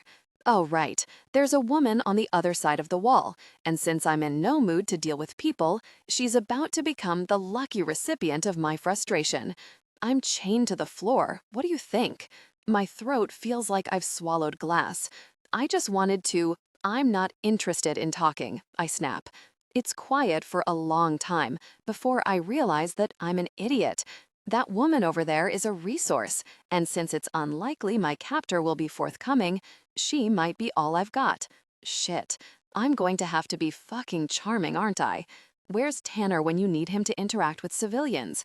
It takes a rough couple of minutes to get to my feet, but I manage to drag myself a few steps over to the bare wall. After staring at it for a moment, I knock. Hey? There's no answer, so I wait a minute and try again, nicely. If I scared you before, the last word sticks in my throat. In my opinion, sorry should be reserved for those rare moments when you genuinely commit to changing your behavior. Otherwise, it's meaningless. Since I hate commitments, it doesn't cross my vocabulary often. I thought you didn't want to talk. Wariness laces her tone. Yeah, well, if you knew me, you wouldn't take that personally. It's fine. No one's in a good mood when they wake up over there. That brings up a lot of questions. And because I'm me, I don't think before launching into full interrogation mode. Exactly how many people have woken up over here? I don't know. Too many. Are you with him? I wish I could see her so I'd know if she was lying. What? The man who just left. Do you work with him? There's a reason I always played bad cop in the partnership. No, I don't. Who are you then? What are you doing over there? Silence. I've probably given her whiplash. With a long exhale, I put my back to the wall and slide to the floor. This is why I never dealt with witnesses. I'm not working with him, she finally answers. I'm just like you. A fucked up son of a bitch who just made the dumbest mistake of his life? She makes a small sound, more like a sob than a laugh. A prisoner, Nicholas. I'm not a prisoner. Glancing at the cuff, I swallow the pointless rebuttal and concede. Just call me Nick. Then she says the words that flip my world upside down. Hi, Nick. I'm Everly. The name settles in my bones. I've only heard it one other time, and I can picture the woman it belongs to as clear as if she were standing in front of me, some wannabe model who went viral on social media. The husband was shot, while the woman vanished into thin air. Thing is, that happened 2 years ago, just before Sarah was taken. Fucking hell. I'd all but lost hope. I suck a breath in through my nose, but my lungs don't want to fill. And right now, the air is feeling pretty damn thin. I just found Everly Cross. 5. Nick. I had a boyfriend named Nick once, sophomore year of high school. It was before my braces came off and I discovered the magic of leave-in conditioner. But Nick saw past my awkward phase and embraced the willowy insect with wild hair, spurring a year-long romance that included ice cream dates, study sessions, and a homecoming dance. He loved iguanas and rap music. He also loved Maggie Klausner's vagina. I hate the name Nick. I wait for him to reply to my name, but all I hear is deafening silence. I'm used to the silence, so for a moment I forget that I'm not alone. Staring at the ceiling, I zone out on the wispy sheets of cobwebs in the upper left corner of the room, dangling and still.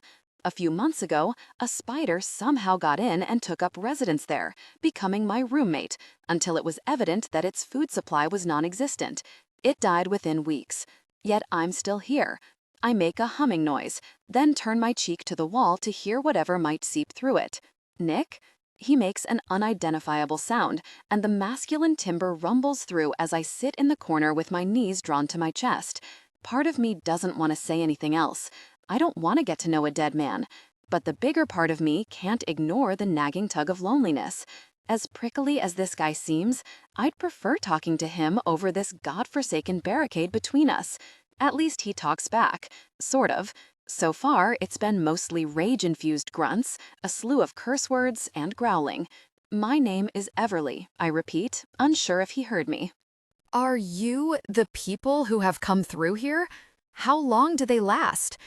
I blank, frazzled by the interrogation. No one has ever inquired about the other prisoners before. Normally, the onslaught of initial questions goes something like this.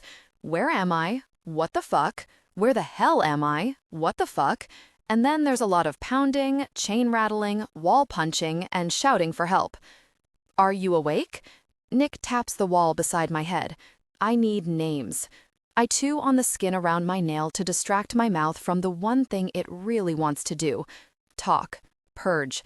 Beg for him to get us out of here. But there's no point. If I talk to him, I'll get to know him. And if I get to know him, he's only going to become one more thing for me to miss. I don't say that, though, because it's depressing, and I don't want to be responsible for adding to this guy's ever-growing list of sad things. I tug at the hem of my white cotton and lace nightdress, one of the few items of clothing I have in this quaint room.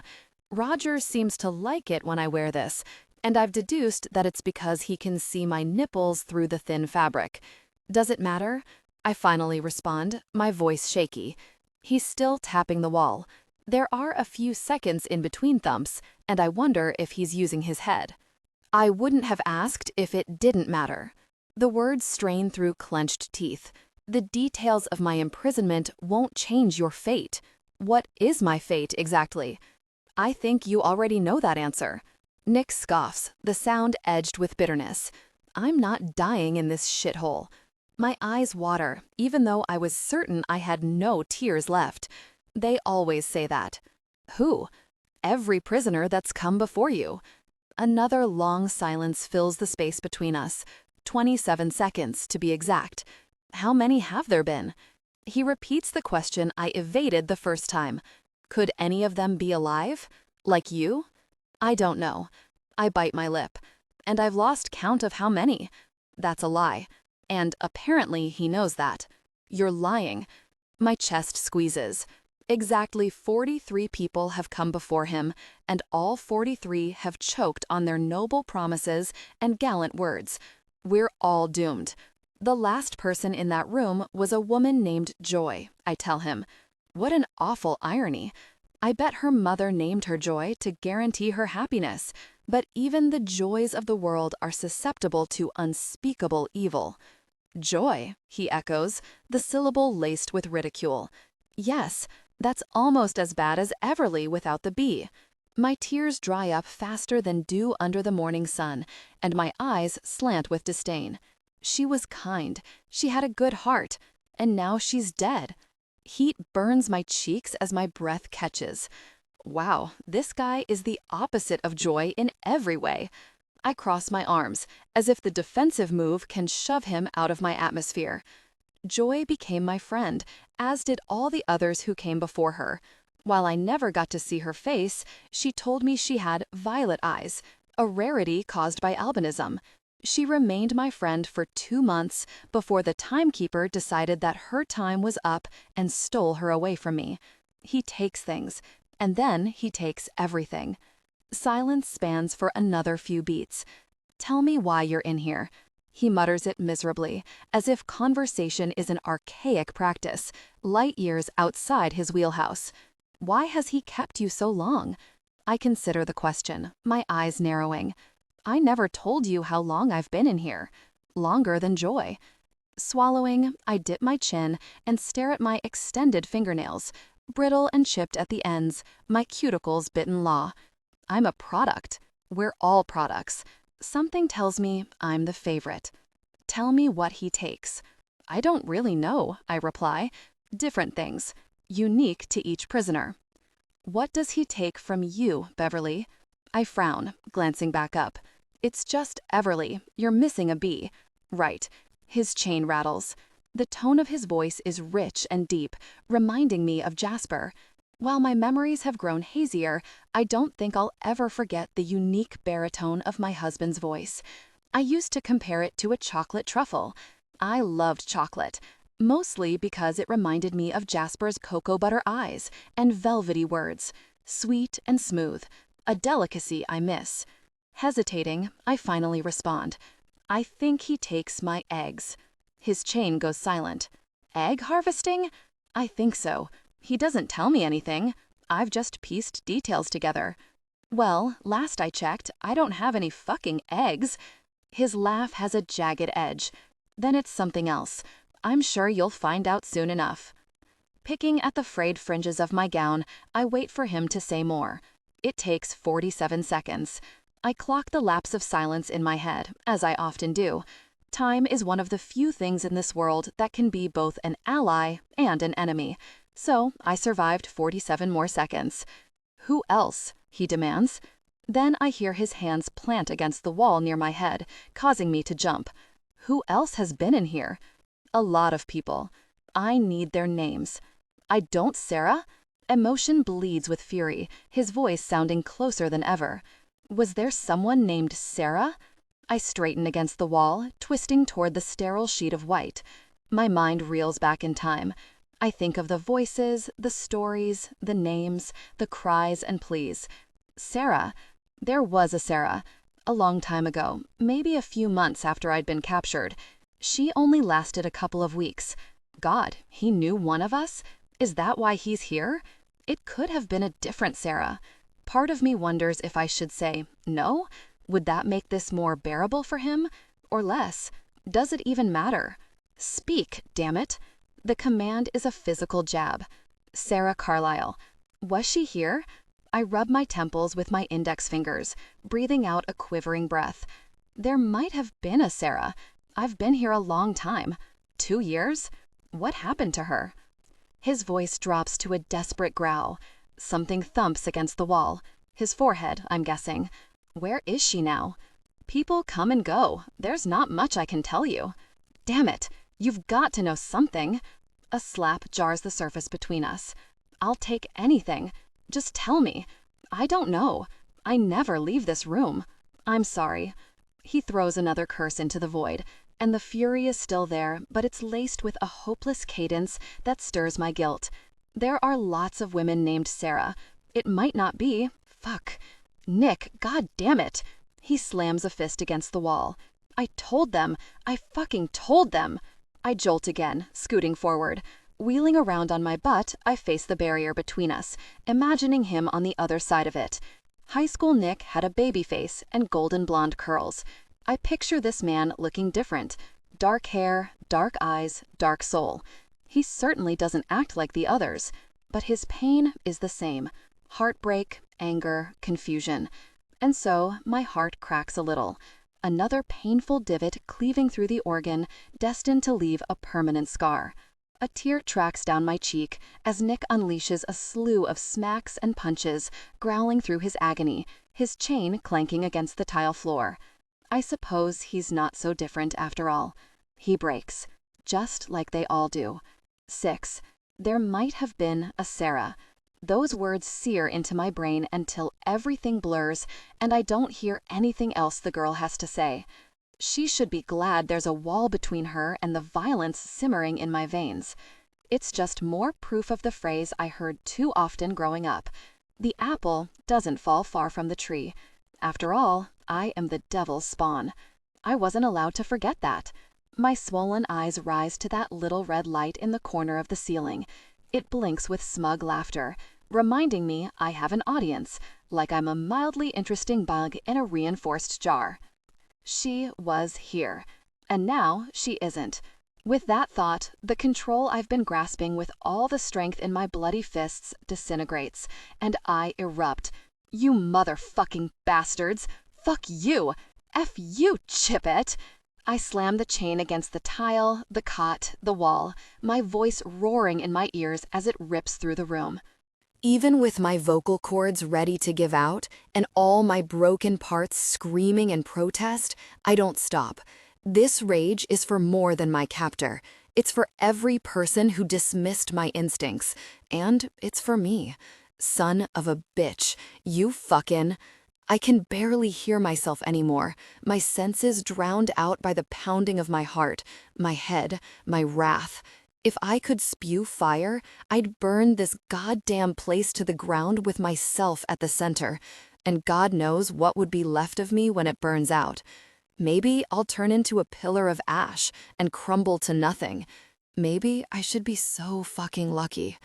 I scream until ragged breaths heave from my lungs, until my limbs are as useful as cold ramen noodles weighted by iron chains, and my chest caves under the hollow reality of failure.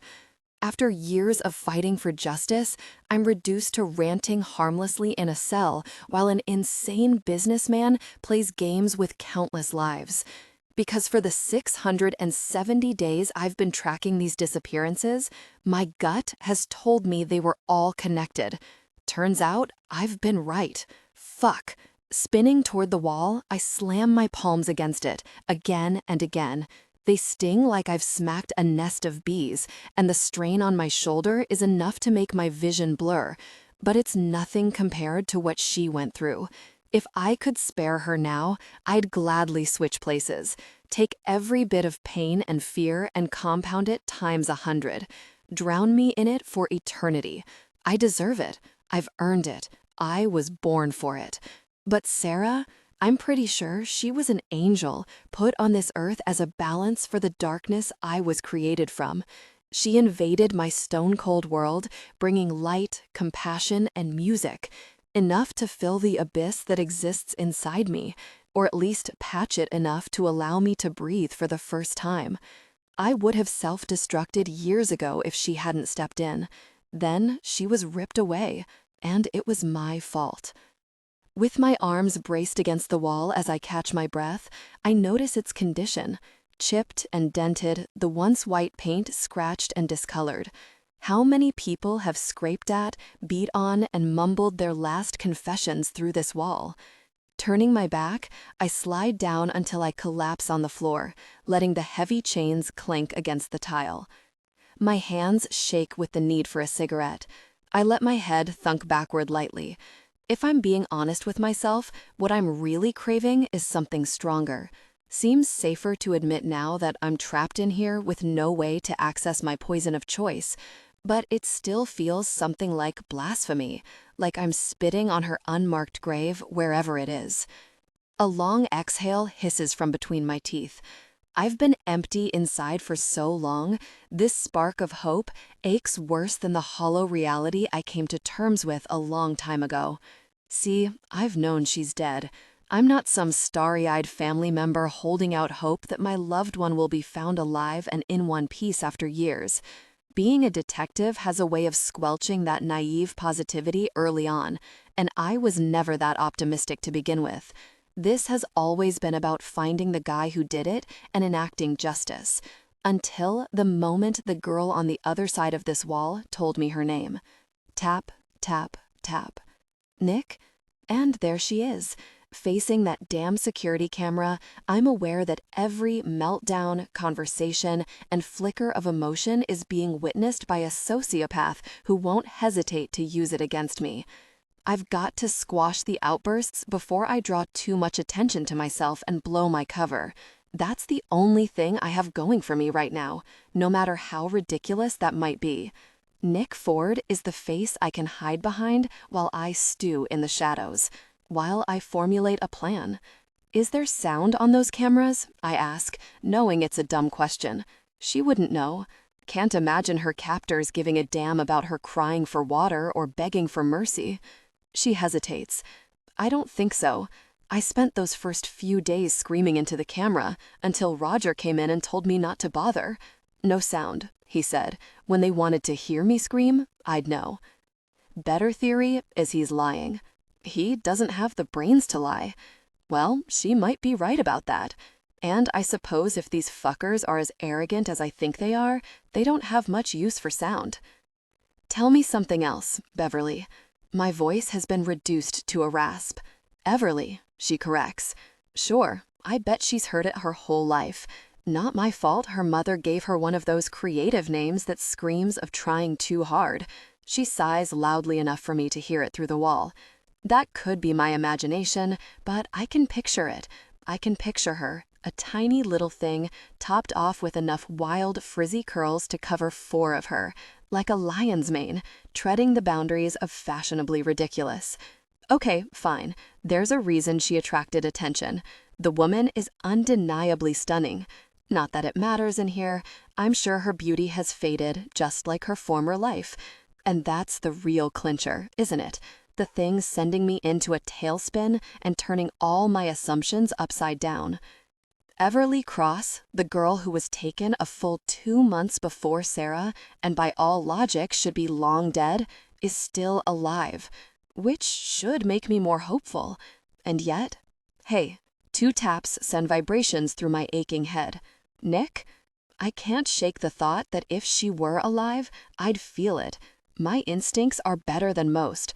I'd like to think something deep in my gut would have told me there's reason to hope. And even now, with this new evidence, this open field of possibility, I feel nothing. What did you want to know? Oh, yeah, right. Let's pretend you're a competent individual who was able to find your way out of here after 2 years. How would you go about that? Silence. Then, finally, a soft voice stiff with irritation. I'm not sure insulting the one person on your team is the best way to go about finding a way out of here. Which, by the way, there is none. Plenty of people have tried. It's locked down. My lips twitch despite myself. Oh, we have teams now? I didn't realize. Yeah, a forced brightness infuses the word. I like to call it Team Don't Die in here. And might I point out that as the last known member standing, you might want me on your side. I hold back a laugh. She's got some bite to her. Maybe that's helped her stay alive. Sorry, her tone softens a bit, taking the wind from her sails. Oh, don't stop now. I'm a big boy. I can handle it. Still, maybe it's time to change direction. Try not to antagonize all the time, I remind myself, in Tanner's voice. All right, I'll figure it out. Tell me about when you were taken. Of course, I know more than I'm letting on. The disappearance of Everly Cross is just one of many pieces that ultimately led me here. And unlike most victims, there were plenty of photographs of her activities in the hours before. I pored over every bit of it after Sarah was taken, looking for anything that could connect the dots. In the end, it didn't matter. Everyone was convinced I was reaching. Even with a history of solving cases no one else could, it wasn't enough. The minute someone close to me became a victim, anything I said was tainted with the possibility of emotional bias. My instincts were tossed into the pile of wishful thinking and outlandish connections. Well, every last one of them can go to hell. After I've dismantled this operation, piece by bloody piece, I'll gladly join the bastards and make them suffer for eternity. But that's for another day. My husband and I were just getting home from a party. Everly recounts the details I asked for. Someone broke into our house. And took you, obviously. Well, I didn't exactly volunteer, so yes, they took me. I might smile if I weren't so busy examining the cuff that connects my ankle to the heavy chain. Police issue with a double-locking ratchet system. Go on. The cuff isn't difficult to spring when you know what you're doing, but I need some kind of tool. I suppose a stray bobby pin lying on the floor is too much to ask for. Shit, I'll take anything at this point. Even a piece of duct tape could work in a pinch. But unfortunately, my captors don't seem to be idiots. Had you felt as though you were being watched that day, or any other? Yes. Interesting. I don't remember seeing that documented. Really? Tell me more. I move on from the cuff and down to the chain. I've yanked on it plenty, but now I study each connecting point for any hint of weakness. Well, I was modeling, and an ad I was in went viral, so technically there were millions of people watching. The chain clanks to the floor. Now I can't tell if she's being sarcastic or dumb. I meant, tell me something useful, like whether you thought you were being stalked or targeted, specifically. Okay, but your question wasn't very specific. Touché. Between the douchebag who put me here and this conversation with Beverly minus the B, I can't remember the last time I spoke this much in one day. It's exhausting. Pressing 2 fingers between my eyes, I attempt to massage the ache into something slightly more bearable. God, I'm bad at this. To be fair, it's not every day a person gets kidnapped. This kind of pressure throws all of us off kilter. A sound akin to a scoff comes from my throat. I thrive under pressure. It's patience that's not my forte. Ah, Then, no, not specifically. Occasionally, I'd get a weird message on social media, but nothing that seemed particularly threatening. Someone else usually handled those and called it to our attention if it was something we needed to know about. Of course, the department had combed through every email, message, and contact on record, looking for leads, and they'd all been cleared. But my interest is in whether there was something she knew that we didn't. Resting back against the wall, I'm close enough to pick up on the sound of crunching in between pauses. Is she snacking over there? What kind of setup does she have? When she speaks again, the words sound slightly muffled. I guess someone who thrives under pressure is probably not bad to have as a neighbor. Are you chewing on something? Sorry. Her voice is farther away now, accompanied by the sounds of items being shuffled. I had some carrot sticks left over from earlier. Carrot sticks? Not exactly the stale bread and gruel one pictures when they're held prisoner. I'll have to ask more about her life in here later. My setup is sparse, but maybe her accommodations are different. What do you know about the men who broke in? Do you ever see them here? It's hard to say. Her voice is closer, like she settled into her spot just behind me. They were wearing black clothing and masks, and everything happened so fast. But the one who grabbed me had red hair. Let me guess. Big guy, but a little smaller than the ogre in the hallway, like if a Viking and a troll had a baby? I didn't get a good look at him at the time, but there's a guy who comes through here that fits that description. Fucking Dolph. The bastard has been connected to this from the beginning. Fuck. How do you keep track of the days? I'm already lost. As cliché as it sounds, I mark them on the wall. I'm sure I've missed a few. Mark them with what? If I had a pen, I might be able to get creative and use the spring to get out of this cuff. Lipstick. Why do you need lipstick? I stop short. I'm getting sidetracked again. Never mind. What happened after the Viking troll took you? I woke up here. Well, that's no help whatsoever. She releases an exhale, but it's closer to a laugh than annoyance. Just like you, I was drugged. Everyone is when they get here. They don't want to damage the goods if they can help it. Sounds like you got yourself banged up, though. Don't know what you're talking about. I've never felt better. In a moment of shit timing, I stretch my legs out in front of me, causing the cuff to rub against the open wound on my ankle, which doesn't feel great. It's the involuntary flinch twisting my rib cage that steals my breath. My teeth grind. God damn it. She spares me the "I told you so." In fact, she's quiet for several minutes while I breathe through my nose as calmly as possible, head resting against the wall. My eyelids are so heavy, I stop fighting to keep them open. No one remembers much about my disappearance. It was so long ago now. My chin dips, hitting my chest, and when I jolt awake, my head starts throbbing all over again. I force my eyes open. There are so many things I need to be doing right now. I need to assess whether I can detect blind spots for the camera, examine the sink and toilet for parts I might covertly dismantle and utilize, come up with a concrete plan. After spending my adult years as an insomniac, it's some kind of irony that my body decides to shut down here. It's like the world kept going, she murmurs, her voice fading as I drift away. 7. Blinding fluorescent lights stir me awake, as they always do. Today, they mingle with the screams of a woman across the hallway. "Don't touch me," the voice shrieks. "Don't you fucking touch me?" My heart stutters.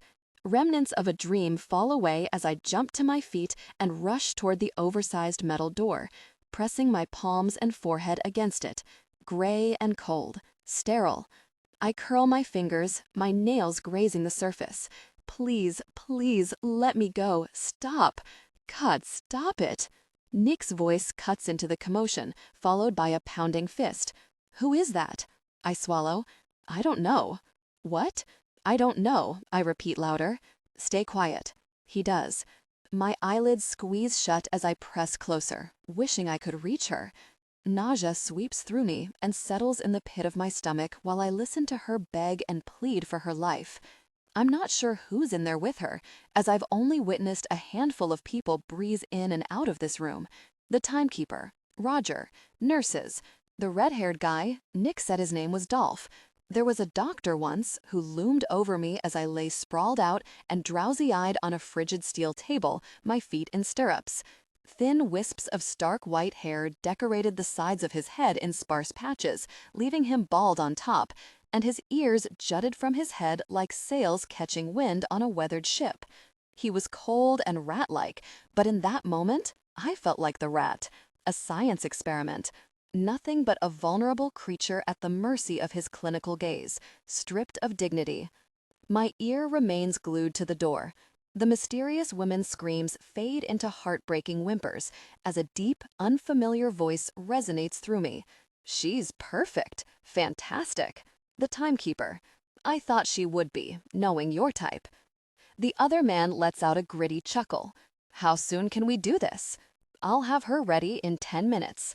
We'll take care of the final payment first. Lightning strikes my heart as horror rains down. 10 minutes.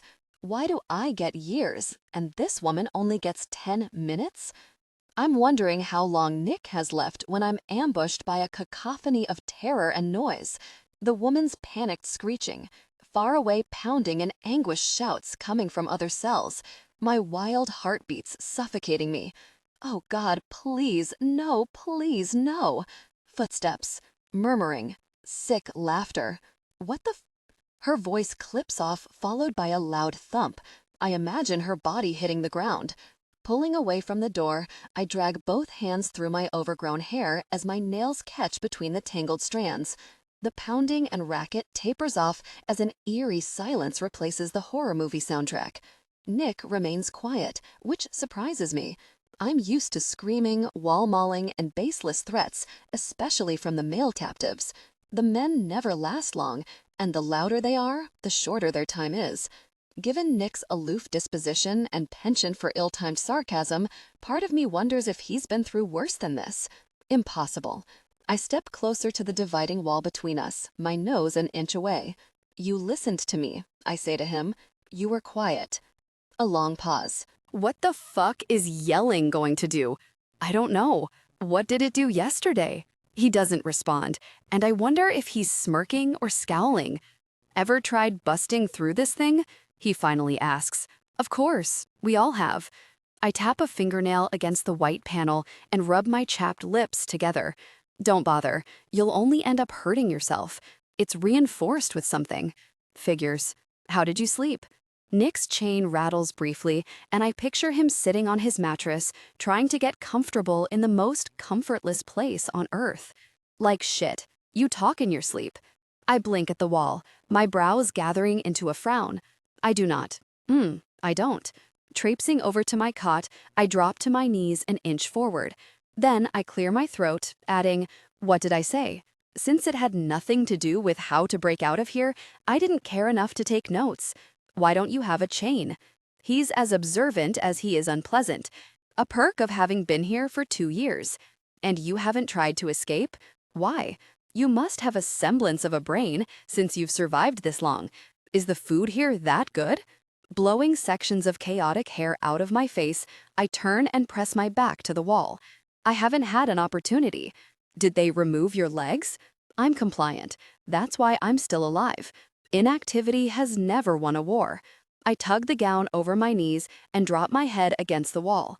I tried in the beginning, but I'm 5'2" and 115 pounds, probably less now. Fighting only got me chained and starved, so I've had no choice but to play the long game, using my mind as a tool instead of force. I don't stand a chance against these men. I realize compliance will only take me so far, but it's kept me breathing. And breathing is the only power I have left in this heartless hell. If I'm breathing, there's a sliver of hope that I'll see the other side of these walls one day. If only Jasper was waiting for me. God, I can't think about that. About him. Early on, I demanded the truth from the timekeeper. I clawed at him, hurling myself at the wall, screamed threats, spat curses, sobbed until my voice gave out. I was relentless in my pain. All it earned me was a chain around my ankle and no answers. I couldn't trust him anyway, so I clung to hope. Hope that Jasper was still alive, still looking for me. Then there was Mary, a pediatric nurse, huddled on the other side of our shared wall. By then, I'd been here a couple of months, begging and pleading for any scrap of news from the other victims. But they'd all shut down, men and women alike, retreating into their silence. I couldn't blame them for not caring about a stranger's disappearance when they were now trapped in the same nightmare. Some weren't even from around here, snatched up from states away, oblivious to my case. But Mary knew things, and her words still haunt me, echoing like a grim dirge. "Jasper Cross, right? He was your husband," she asked, her voice low and careful, as though the truth might break me. "You're that model who went missing?" "Was." The word detonated in my chest. "Yes, yes. Is he okay? Was he on the news?" I flung myself at the barrier, fists pounding, tears blurring the edges of my vision. Did he survive? Her silence stretched, suffocating, until it collapsed under the weight of my desperation. When she spoke again, her words carved my greatest fear into stone. "Well, he was on the news, but he didn't make it. He was found dead at the scene. I'm so sorry." The ground beneath me crumbled. My world didn't just go up in flames, it disintegrated, leaving nothing but ashes of a life I could never reclaim. That's when I truly became compliant, submissive, agreeable, and unassertive. But time has breached the bubble of despair, and I know I still have plenty of things to hold on to. Allison, my mother, friends, loved ones, and an endless stretch of opportunities waiting to be recovered and woven into a bright future. If I see a viable way out, I'll take it, I finally say, knocking my knees together. I have one chance to make it count. It needs to be the right time. Nick grumbles. The right time would be now, since yesterday is over, and the day before, and who's Sarah? Silence answers me. Nick enjoys asking questions as much as he enjoys dodging them. I wonder about his life outside of here. What was his job? Did he have close friends, family, dreams? Everybody has something to lose, things they're leaving behind. And that's what makes this so tragic. I'm debating my next words when the keypad on my door tings to life. My eyes widen and I melt into the wall behind me, my lips grazing it as I twist my head to the side. "Keep quiet." It's a whisper, but harsh enough to travel over to him. "I'll handle this." Roger trudges through the entryway with a plate of breakfast, wearing his usual attire. Inky dark compression shirt, slacks, belt, heavy boots. Eyes blacker than a moonless night. I jump to my feet and twirl a lock of hair around my finger, rearranging my face until it reflects what I hope is spine-tingling joy upon seeing him. "Good morning, Roger." He grunts at me. My greeting is cheerful as I straighten my spine, puff my chest, and clasp my hands in front of me. His gaze trails over my willowy curves in a slow pull, lingering on the dusky areolus evident through the thin material of my gown. The overhead lights reflect off his bald head, and he smells like he always does, tobacco and bleach. "Sounds like it was an interesting morning," I continue, harnessing an agreeable smile. A grin flickers on his mouth, his gaze finally sliding up to my face. He hardly ever speaks, but I'm certain he has a soft spot for me. He brings me things, trinkets, treasures, treats. I plan to use that to my advantage one day, but only when the time is right. Roger closes the door behind him and my shoulders slacken. I'm waiting for the day he leaves it open long enough for me to duck underneath his meaty arm and bolt. Bending over, he deposits the meal near my mattress. It consists of a yellow lump of scrambled eggs and seasonal fruit, neatly peeled apple slices and pineapple chunks. It's autumn. Somewhere out there, leaves are turning red and golden, while I'm trapped inside this monochrome bubble. "Thank you. That looks delicious." I send him another smile, one that borders on flirtatiousness. 2 weeks ago, he snuck a chocolate bar into my room. It wasn't freedom, but it sure tasted like it. "Will Nick be eating as well?" He doesn't respond, but I didn't expect him to. His beady eyes glimmer with equal parts pity and lust as he stares at me. Reaching into the front pocket of his pants, he pulls out a little friendship bracelet braided with turquoise and lavender yarn. 3 beads roll between his thick fingers and thumb, and I glance at the letters, assuming they're someone's initials. My stomach sinks, but I refuse to show it. I have a trove of souvenirs stashed away in the corner of my room. Multicolored jewelry, barrettes, and even a sparkly blue guitar pick. They come from the victims, sick, morbid gifts. With a final lecherous leer at my breasts, Roger tosses me the bracelet and turns around, lumbering toward it and swiping a key card through the reader. Beep. A plastic card is used for leaving, while a 4-digit PIN allows entry. 4 numbers. I've tried to memorize them. 3, 2, 4, 8. The last number still eludes me. It hasn't done me any good yet on this side of the door, but that doesn't mean it never will. All I have is time to observe and take notes. The moment the door seals me inside, I rush over to the wall separating me from Nick. My palms plant against it, fingers splaying, while I press a curious ear to the surface. I wait, my pulse galloping, as I drink in shallow breaths. Then I hear it. Nick's door opens. Breakfast. My eyes flare with a shot of elation, knowing that Nick will be kept around for a little while. It shouldn't matter to me, considering he's been rude, callous, and cruel, but he's someone. A human being, just like me, and I wouldn't wish his future fate on my worst enemy. The sound of a plastic plate clinking against tile is music to my ears. No words pass between the two men, just a shuffle of feet and rustling noises. And the moment the door closes, I hear the plate clang against the wall. Of course, they wouldn't have given him something breakable that could be used as a weapon. I wince. You should eat. Oddly, not hungry. It's a good sign. It means they're keeping you around. Yay! Sighing, I drop my forehead to the wall. Some of the others aren't fed, which means their time is limited to hours. Days if they're lucky. Lucky, he parrots, the word sluiced in kerosene. Is that what you think I am? You're luckier than that woman across the hall this morning. Did you know her? Who was she? I don't know anyone in here. Just you and the others who were in that room before you. Nick's chain drags across the floor like a rusty anchor, each link heavy with the weight of a daunting, unknown future. I imagine him picking remnants of soggy eggs off the white tiles. Does that guy touch you? I shake my head, even though he can't see it. No. He hasn't raped you? Never. Why not? You ask a lot of questions. I plop down on my cot and reach for the plate, sucking a pineapple chunk into my mouth. Are you a lawyer? He scoffs. No, I have a soul. Good. I was questioning that. You wouldn't be the first one. I can't help a tiny smirk from unfolding. Genuine and voluntary. Such a rare, rare thing. Chewing the fruit, I lean back against the wall and cross my legs at the ankles. I've never been assaulted sexually, I say. Like I said, I'm a product. My purpose goes beyond that. If I got pregnant, I'd become useless to their buyer, and then these vultures wouldn't get paid. It's a business. He makes a humming sound, like he's processing my answer. You were flirting with the ogre. He's a potential way out of here. The Timekeeper has no conscience, no heartstrings to tug on. Roger has shown weakness, so I use that to my advantage whenever I can. He likes me. The Timekeeper?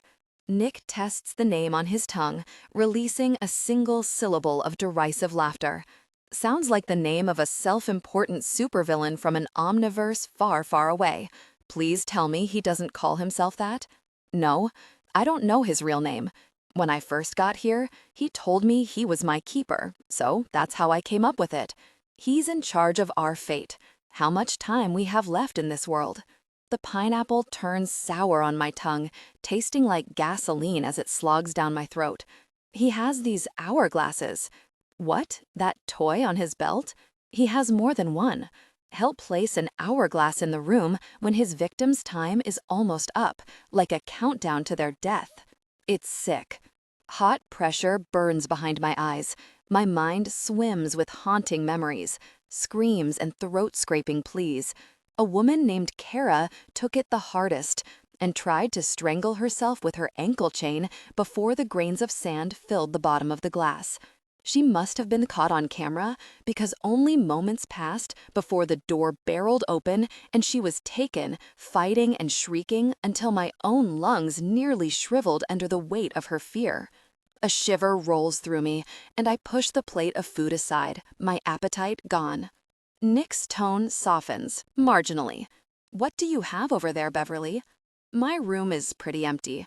I ignore the deliberate name mix-up and reach for the bracelet discarded on my mattress, skimming the pad of my thumb over carefully knitted sections of yarn.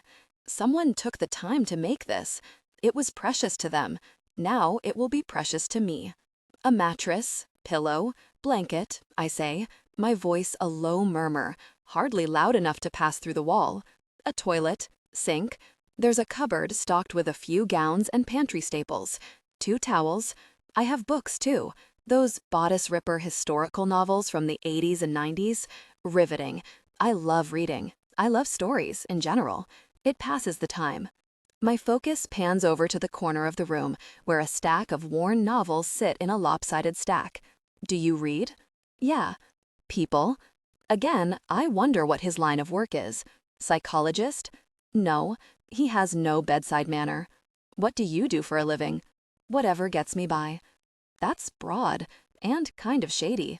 I purse my lips together. Are we talking criminal stuff? No, and I'm offended. He's not. Actually, Nick continues, drawing out the word, I'm a superhero, here to fight the nefarious Timekeeper and save the day. A sigh leaves me, and I can't decide if I'm more annoyed or amused. Sounds like you like stories too. Nah, you can be the storyteller, I'll be the trapped audience. I glare at the wall in front of me. Rapt audience, he corrects. That's what I meant. Please, continue. Okay, fine. Leaning back, I tip my chin and stare up at the ceiling until my eyes draw shut. I take his request at face value, still dusting my thumb over the friendship bracelet. I have a bracelet in my hand, purple and teal. 3-letter beads are woven into the center. D, M, A.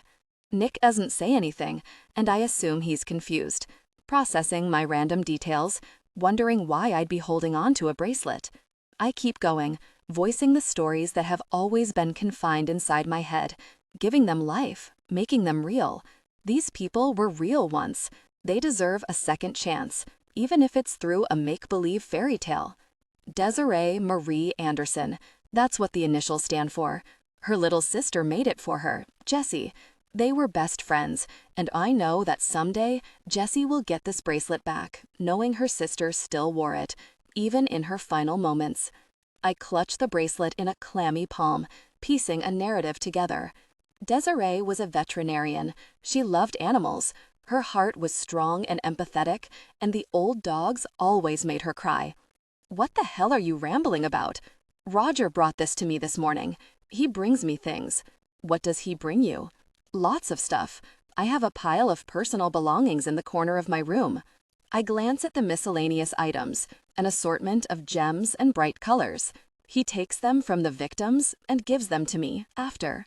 A chain jangles behind me. After they're dead, you mean? Yeah, I admit, softly. It seems that way. The silence sinks in a moment before it becomes too heavy. Stories are the best way to keep my mind busy, so I continue where I left off. I'm thinking the bracelet came from Desiree earlier. The girl who was screaming, she was beautiful. Long, dark hair and big, cartoon princess eyes. She looked like Jasmine from Aladdin. So, what you're telling me is, you've gone insane? I huff out a breathy laugh. You would think I'd lost my mind by now, right? Sadly, it's still fully intact. Sometimes I wish it wasn't. What else do you have? Hair ties, barrettes, makeup, rings and necklaces. There's a little Polaroid of a beagle sitting in front of an apple tree. It looks like an old picture. My gaze settles on another item, different from the rest. That's not my favorite thing, though. You have a favorite dead person keepsake? I smile softly, already writing a new story. Yes. What is it? His tone is cautious. Music shimmers to life inside my haunted mind. Chords, notes, half-forgotten melodies.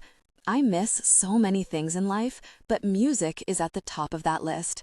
It's weird to think that every day, music is being created, even though I'm not there to hear it.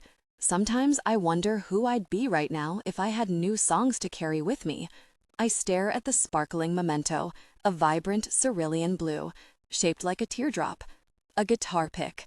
8? A guitar pick. Fuck. The room closes in. My chest caves with every excruciating breath. I crack with every heartbeat. Meanwhile, Everly is over there chattering away as though she didn't shatter my entire fucking world with a triangular piece of plastic. Dead people's things. My stomach twists, doubling me over where I sit. It's a volatile edge I'm teetering on, and this time I have none of the usual outlets available to temper it. There's nowhere to unleash this churning sea of violence. No obsessions to lose myself in, or substances to binge and regret tomorrow. No way to dull reality.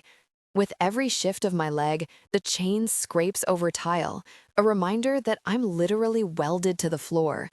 I let my head thump against the wall. It doesn't make me feel better, so I do it again and again. I'm trapped, imprisoned with my ghosts, my demons, myself. I know it sounds silly, she says with a hint of self-deprecating amusement, but this little pick has anchored me more than once when I was sure I was losing my mind.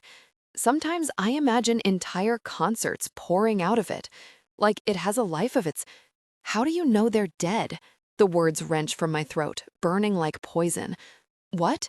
How do you know? You're still alive. That woman across the way could have been knocked unconscious. We didn't hear a gunshot. Maybe they're just transporting their captives somewhere else. Maybe I cut myself off, sickened by the sound of my own desperation. This isn't me. I'm pragmatic, realistic, and yet I just want her to tell me she might be wrong, that I might be wrong. I'm not really sure what you want me to say. There's a fragility in her voice, like she's back on eggshells. I thought you wanted honesty. I do, usually. Well, I held out hope for a long time. Surely, if I'm alive, there could be others like me, right? It makes sense. But then little things added up. And what? She hesitates for too long. I guess I can't be sure. But she sounds like she's sure. And that goddamn treasure trove of trinkets says it all, doesn't it? Just like the feeling in my gut. She doesn't say anything else for a long time. I close my eyes. In the dead space, the haunted air seeps into my pores. Maybe I really did die under that bridge, with Dolph and his goons kicking my limp body into the muddy ground. This cell feels like limbo, purgatory, the devil's waiting room. I'm no ghost whisperer, but my life's work has been based on talking to the deceased, following their footsteps, studying victimology, analyzing their final moments. I've just never been one of them before. Feels a lot like drowning. Nick? The sound of my name, Nick's name, pulls me to the surface. Do you like music? No. Come on, tell me one song that makes you feel everything. I swallow. It tastes like sour memories and fleeting happiness, like hopelessness and regret. I told you, I mumble. There's nothing. I haven't felt anything in a long, long time. There's nothing but a deep, black hole where my heart should be. A dull roar in my ears. It suits me. That's how my life started, and that's how it'll end. But just for a little while, there was music. I didn't hate it back then. A melody plinks note by note in a far-off memory that feels like a dream. Strings plucked.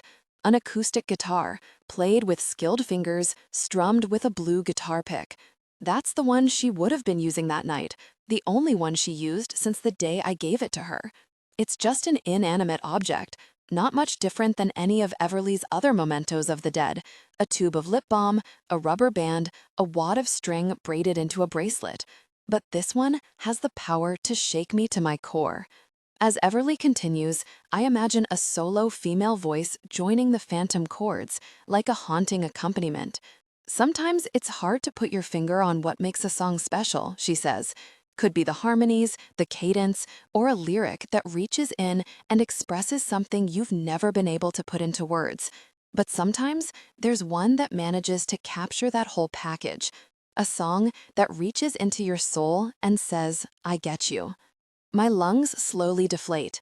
The way she talks about music sounds a lot like Sarah.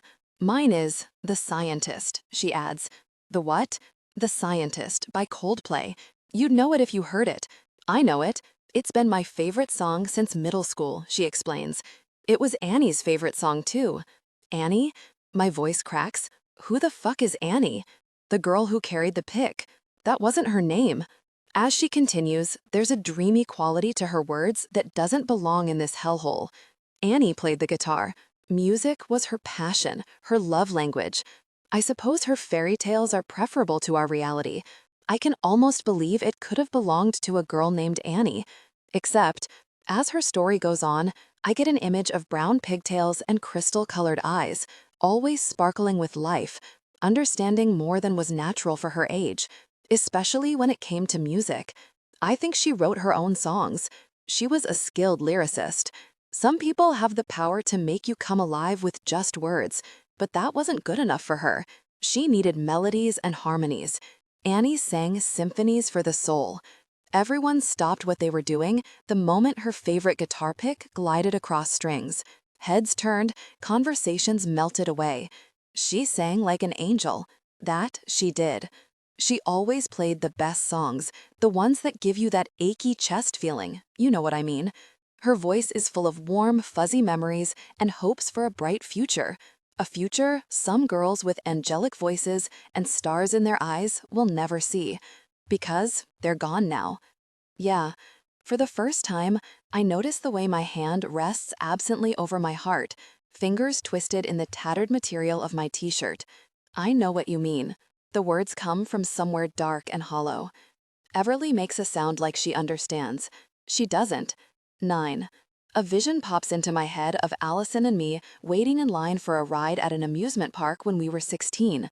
The soles of our shoes were sticky with slushies and gum that had melted on the pavement from the hot sun, and my baseball cap was doing little to protect my pale skin from the angry sunburn I'd inevitably be tending to on my nose and cheekbones.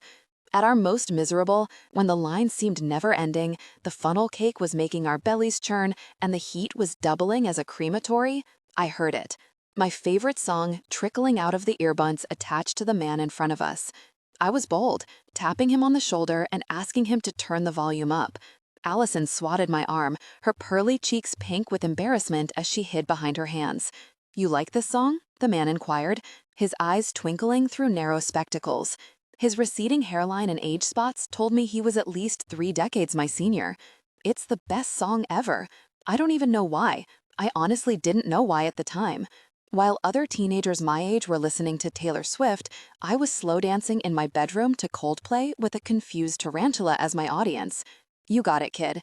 He pulled the cord from his phone and cranked the volume as loud as it would go until the theme park chatter was drowned out. My heart swelled. I pulled Allison into a clumsy hug, moving our bodies back and forth while we stepped on each other's feet, and I sang through a big smile. "Tell me you love me." She laughed instead, her arms circling me tighter to counteract her claim. As we lazily danced to the scientist in line to ride the Daredevil dive, 3 hours away from home on the hottest day I can remember, dozens of other people in line danced right along with us. People sang the lyrics, mostly off-key, as a little girl bounced on her father's shoulders, her chin propped atop his head, and couples twirled and swayed to my favorite melody. I feel like the simplest moments in life are the ones we take for granted. We don't appreciate the power in them until they are nothing but soulful memories. And maybe that's exactly where their power lies. I careen back into the present moment. Sometimes you don't just hear a song, you feel it, I carry on, swiping a fallen tear from my cheek, missing so much right now. My heart feels heavy, my soul itching to be relit. Nick? The sound of my name, Nick's name, pulls me to the surface. Do you like music? No.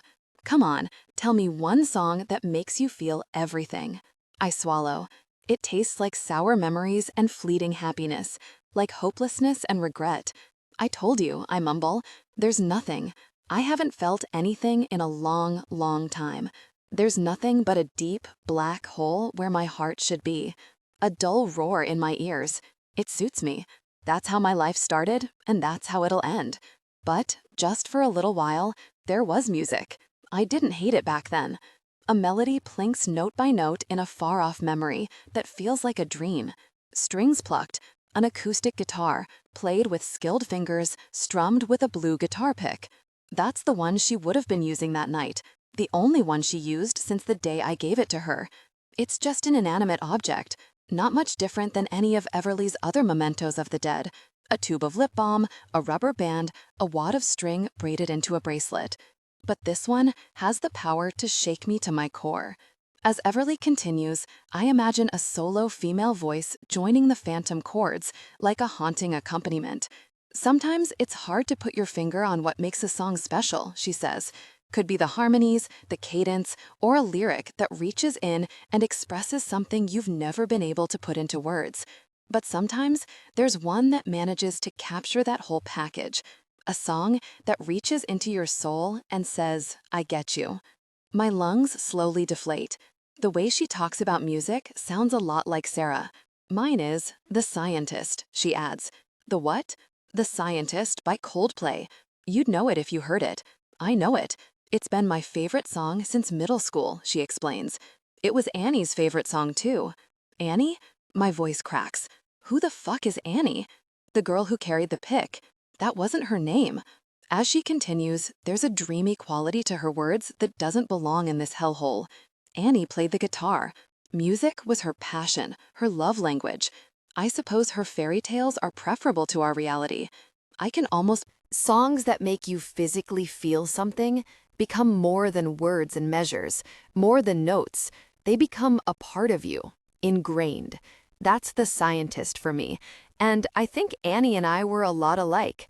Out of all the people who have come and gone on the other side of the wall, it's Nick who gets me purging this emotional release. Closed off, stone-cold Nick. The irony. Heaving in a shaky breath, I close my eyes. I wonder what he's thinking, if he agrees. I wonder if his chest feels achy. An hour ago, I'd say no, never. But I sense a shift in him now. Before I can press him further, I hear the keypad on my door chime to life. My pulse jumps. I scramble off the cot, knocking over my barely touched breakfast.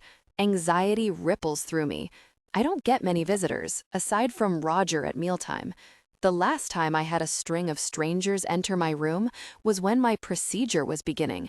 Oh God, it's happening again. A stocky woman stalks through the threshold, quickly closing the door behind her and sealing us in. Her hair is cropped short, her eyes like shards of ice, chilling me to the bone. She pulls a needle out of her front pocket, and I inch away. There is no expression on her face, no smirk, no glint of excitement. There is no softness either. She's blank, a shell of a human. Watching her move toward me, I curl my fists at my sides, knowing I have nowhere to run. There's no place to hide, no point in resisting. A firm hand snakes around my upper arm, and she lifts my nightgown with the other. My underwear hardly clings to my hips, my waistline shrinking with every month that rolls by. When I squeeze my eyes shut, I feel the needle slide into my belly like butter. I lurch backward, my instincts causing me to struggle in her bruising grip. I hate needles. Ever since I witnessed my dog being put to sleep when I was in junior high, the sight of them is frost to my veins. Hold still. The woman's words are muffled by the plastic cap between her teeth. Her voice is void of sympathy. She doesn't care about me. Stop squirming. My limbs quiver, but I obey. For a moment, I wonder if I can overpower her. She's broad and burly, but smaller than Roger. My eyes flick to the holster around her waist. Damn it, it's pointless. I'd hardly get a decent punch in before she whipped out the pistol and shot me dead. I glance at the wall beside me, wondering what Nick is doing as the needle glides back out. He's silent, and I'm grateful for that. During the first few months of my captivity, there was a different man on the other side of the wall, Mitchell. I'd been terrified, screaming and kicking while a towering giant with peanut butter on his breath jabbed a needle into my abdomen. Mitchell shouted, cursed, smacked his chain against the wall so hard I thought he might break through it. He couldn't, of course. Our kidnappers are too smart to build walls made of simple plaster and drywall. All it got him was a beating from Roger, then an hourglass the next morning. I'm not sure if Nick is smarter, wiser, or if he's just utterly indifferent to my circumstances.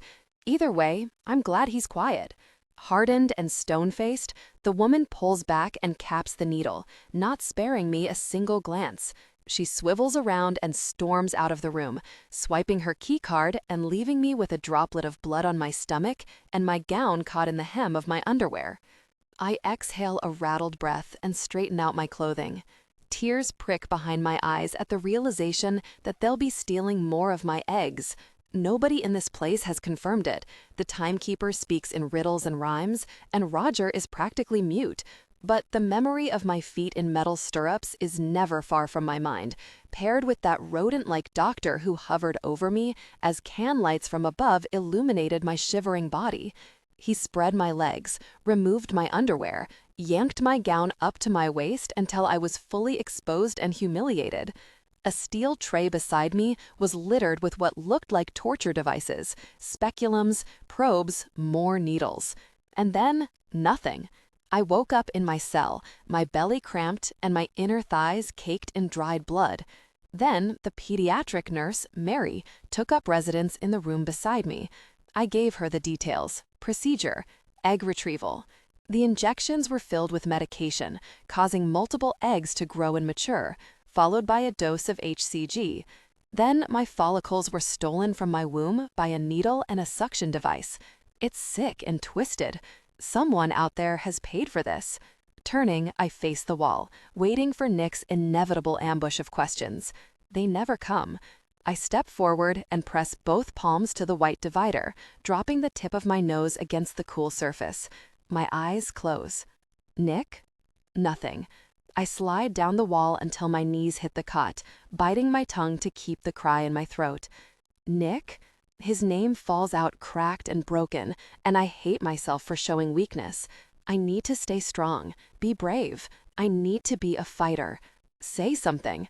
Seconds trickle by like grains of sand, slipping through an hourglass. 37 seconds. Who was that? I blink my lids back open, my lashes damp. He doesn't sound like himself. The question is strained, too soft, like he's hardly keeping himself together. Empathy pokes holes through my pain. Are you okay? Fine. He's not fine. I'm not sure why, but I can only assume it has something to do with our conversation from earlier. The guitar pick, music, Annie. Nick misses somebody. It's your turn to tell me a story, I murmur, my lips grazing the wall as I speak. A beat passes. I'm the trapped audience, remember? You're the storyteller. I think I'm all out of stories right now. Unless you want me to start reading out loud from one of the books I have over here, the 80s Bodice Rippers? I stretch a smile. Yeah, once upon a time. Familiar sarcasm laces his tone, but the words trail off quickly. A quiet hum fills the space between us. So, the owner of this guitar pick, let's say she got her first instrument as a little girl. It was just a toy, impossible to tune. She was so proud that she could make her own music. It never left her sight, tortured her family relentlessly with it. I imagine Annie as a young girl, around 8 or 9 years old. Coffee brown pigtails and hazel spun eyes. I picture her with thick bangs, dimples, and a charming gap between her two top teeth as she toted around a toy guitar, the strap hanging off a lanky shoulder. My smile grows tenfold as I settle against the wall and brush my thumb along the smooth pick. It got to the point where she'd sit at the dinner table and punctuate everyone's sentences with musical interludes, like a dissonant chord for suspense or a minor chord during something sad, and different notes for question marks and exclamation points. I love that. No, it was completely obnoxious. His tone betrays him, and my lips twitch with endearment. Soon, she collected other instruments, some from thrift stores, others hand-me-downs from nice neighbors and whatnot. Her family didn't have much money, just enough to get by, so they were never great, but she made it work. Resourceful. I like her. She went through this phase with a cheap synthesizer that had all these terrible electronic effects that were meant to sound like an orchestra or a choir, blasted that thing at top volume in the backyard because it was banned in the house while she taught herself to play. A chuckle slips out, organic and pure. The neighborhood dogs had their own opinions on that. She called them her background singers. I laugh. The sound startles me for a beat and sends a shot of warmth to my chest. Wrapping my palm around the pick, I place a closed hand to my heart and sink into the wall. But her dream was to own something she could make real music on, so she saved up every penny she'd get from holidays and allowances. She refused to blow a single cent of it on bullshit stuff like candy. Real discipline for a kid, you know? Impressive, I softly, lost to the story, his words, everything. Eventually, she was able to buy herself a nice guitar, one she could tune that came from an actual music store. It was her prized possession. She played every waking moment until she figured out how to play all the songs she loved. My eyelids flutter open in time with a shaky exhale. Was she a songwriter? Sometimes she wrote her own music, he tells me, his voice a fusion of controlled emotion. Her real appreciation was for cover songs she could put her unique twist on. Those are the best. That's when she started singing. Until something happened and she put it all away for a while. I press my cheek against the wall, as if I can get closer to him somehow. What happened? Some asshole told her she sang off-key and was embarrassing herself. Nick sounds closer, too, almost like we're back to back, mimicking the same position, only inches apart. He had his own issues. No excuse, though. He was just being a jerk and took it out on her. She was actually really good. She doesn't stop, right? Making music? The story can't end here. I'm too invested, too captivated by the girl and her notes and strings to let her tale slip away unfinished. One of us needs a happy ending. Yeah, he says. Once the jerk was out of her life, she decided to play for herself because she loved it, and it didn't matter whether she was good or not. When she got older, she had a part-time job at a coffee shop and worked up the nerve to sing her favorite song on an open mic light. Everyone loved it, of course, because she was amazing, and she never stopped. I wait for more. My bare toes tap together, my legs stretched out over the edge of the cot. Here's the special thing about this girl. She had this incredible capacity for forgiveness, and she was able to spread that gift to everyone with her music. It was healing, it was magic. Swallowing, I blink the mist from my eyes. The world needs more people like that. He hums thoughtfully, his mind far away from here. She grew up, kept playing, kept shining light in the dark places with this angelic voice she had. And because she had the uncanny ability to see the truth, she realized that some people only hurt others because of their own pain. So she sought out the asshole who tried to take her music away all those years before, and she forgave him. My smile is glowing, entranced, and I'd give anything for him to see it. It was a miracle. But when she played her favorite song, something in him broke a little. What song was it?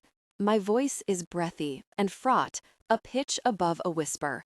Her own rendition of Wild Horses. Sang the hell out of that thing. Just her voice and her guitar. I swear, it would give you chills. His control dangles by a thin thread, overpowered by raw emotion. Damn song. Got to him every fucking time. All because of that toy guitar? Yeah, that blue, sparkly plastic guitar. He hums thoughtfully. God knows why she even bothered with the guy, but it's a good thing she did, because he was a miserable fucking nightmare. After she came around, though, things were better. For a while, at least. I don't notice the tears slipping down my cheeks. Not at first. Not until they dangle from my jaw like delicate pearls. One drips onto my gown, leaving a salty stain behind. I unfold my palm, staring down at the glittery pick, awareness carving new holes in my heart. Blue and sparkly. Inhaling sharply, I swipe at my face, breathless. Then what happened? She vanished, taking all the music in the world with her. The end. The end. It can't end there. God, it can't. But everything inside me shrivels with realization, with understanding, with soul-numbing pain. And I know that it does. What was her name? Could be anything. Make one up. The usual bite to his voice is gone, leaving something brittle. Was it Sarah? The words unfurl so softly, I'm not sure he hears me. especially after a handful of heartbeats go by. 5. There are lots of Sarahs in the world. Beverly, without the B. I close my eyes as the tears fall, and I imagine Sarah on the other side of this wall. Sarah with the sweet, angelic voice. Sarah with a heart so vivid and pure, alive with songful beats. She was as close as I'd come to hearing music in a long time. Nick goes quiet. I feel his pain as deeply as I feel my own, even with this barrier between us. It's tangible, heartbreaking, and I'm not sure if my next words will only make it worse or if they will offer a glimmer of solace through the darkness that closes us in. I clutch the precious pick inside my hand and whisper softly, "She sang for me too." 10. What did you want to be when you grew up, Nick? It's just one of 1,000 subjects Everly has been curious about since I woke up chained in this room a couple of weeks ago. Telling her that thinly veiled story about Sarah was strangely cathartic, and after that, I began tolerating her conversations more often. Now, this stolen woman, trapped in a cell the size of a goldfish bowl, knows me better than almost anyone alive. It's been a difficult adjustment, going from being an intensely private, constantly busy man to this. Who'd have thought I'd have lasted this long? Not me. I still have no fucking clue why they're keeping me. In preparation for my eventual escape, my days are spent exercising as much as my slowly healing body will allow, while absorbing all the information I can from the girl next door. Never spoken so many words in my damn life. Can't say I'm great at it, but I'm learning to play nice, mostly. It's easy enough. A few words here and there from me equals another hour from her. She just doesn't realize mine consist of vague truths and artful dodging, carefully crafted to protect my identity and keep anyone from getting too close. Building walls is what I do best, after all. Ironic that when I finally begin to reveal bits of myself, it's from behind one.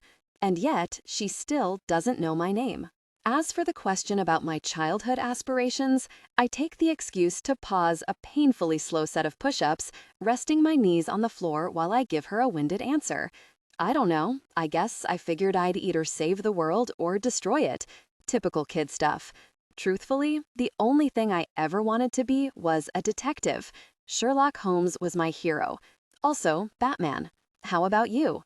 Did you always want to take pretty pictures for strangers to jerk off to? You make it sound like porn. She laughs it off as a crude joke, but I remember that swimsuit ad from my research. Doesn't take much for someone with a good imagination.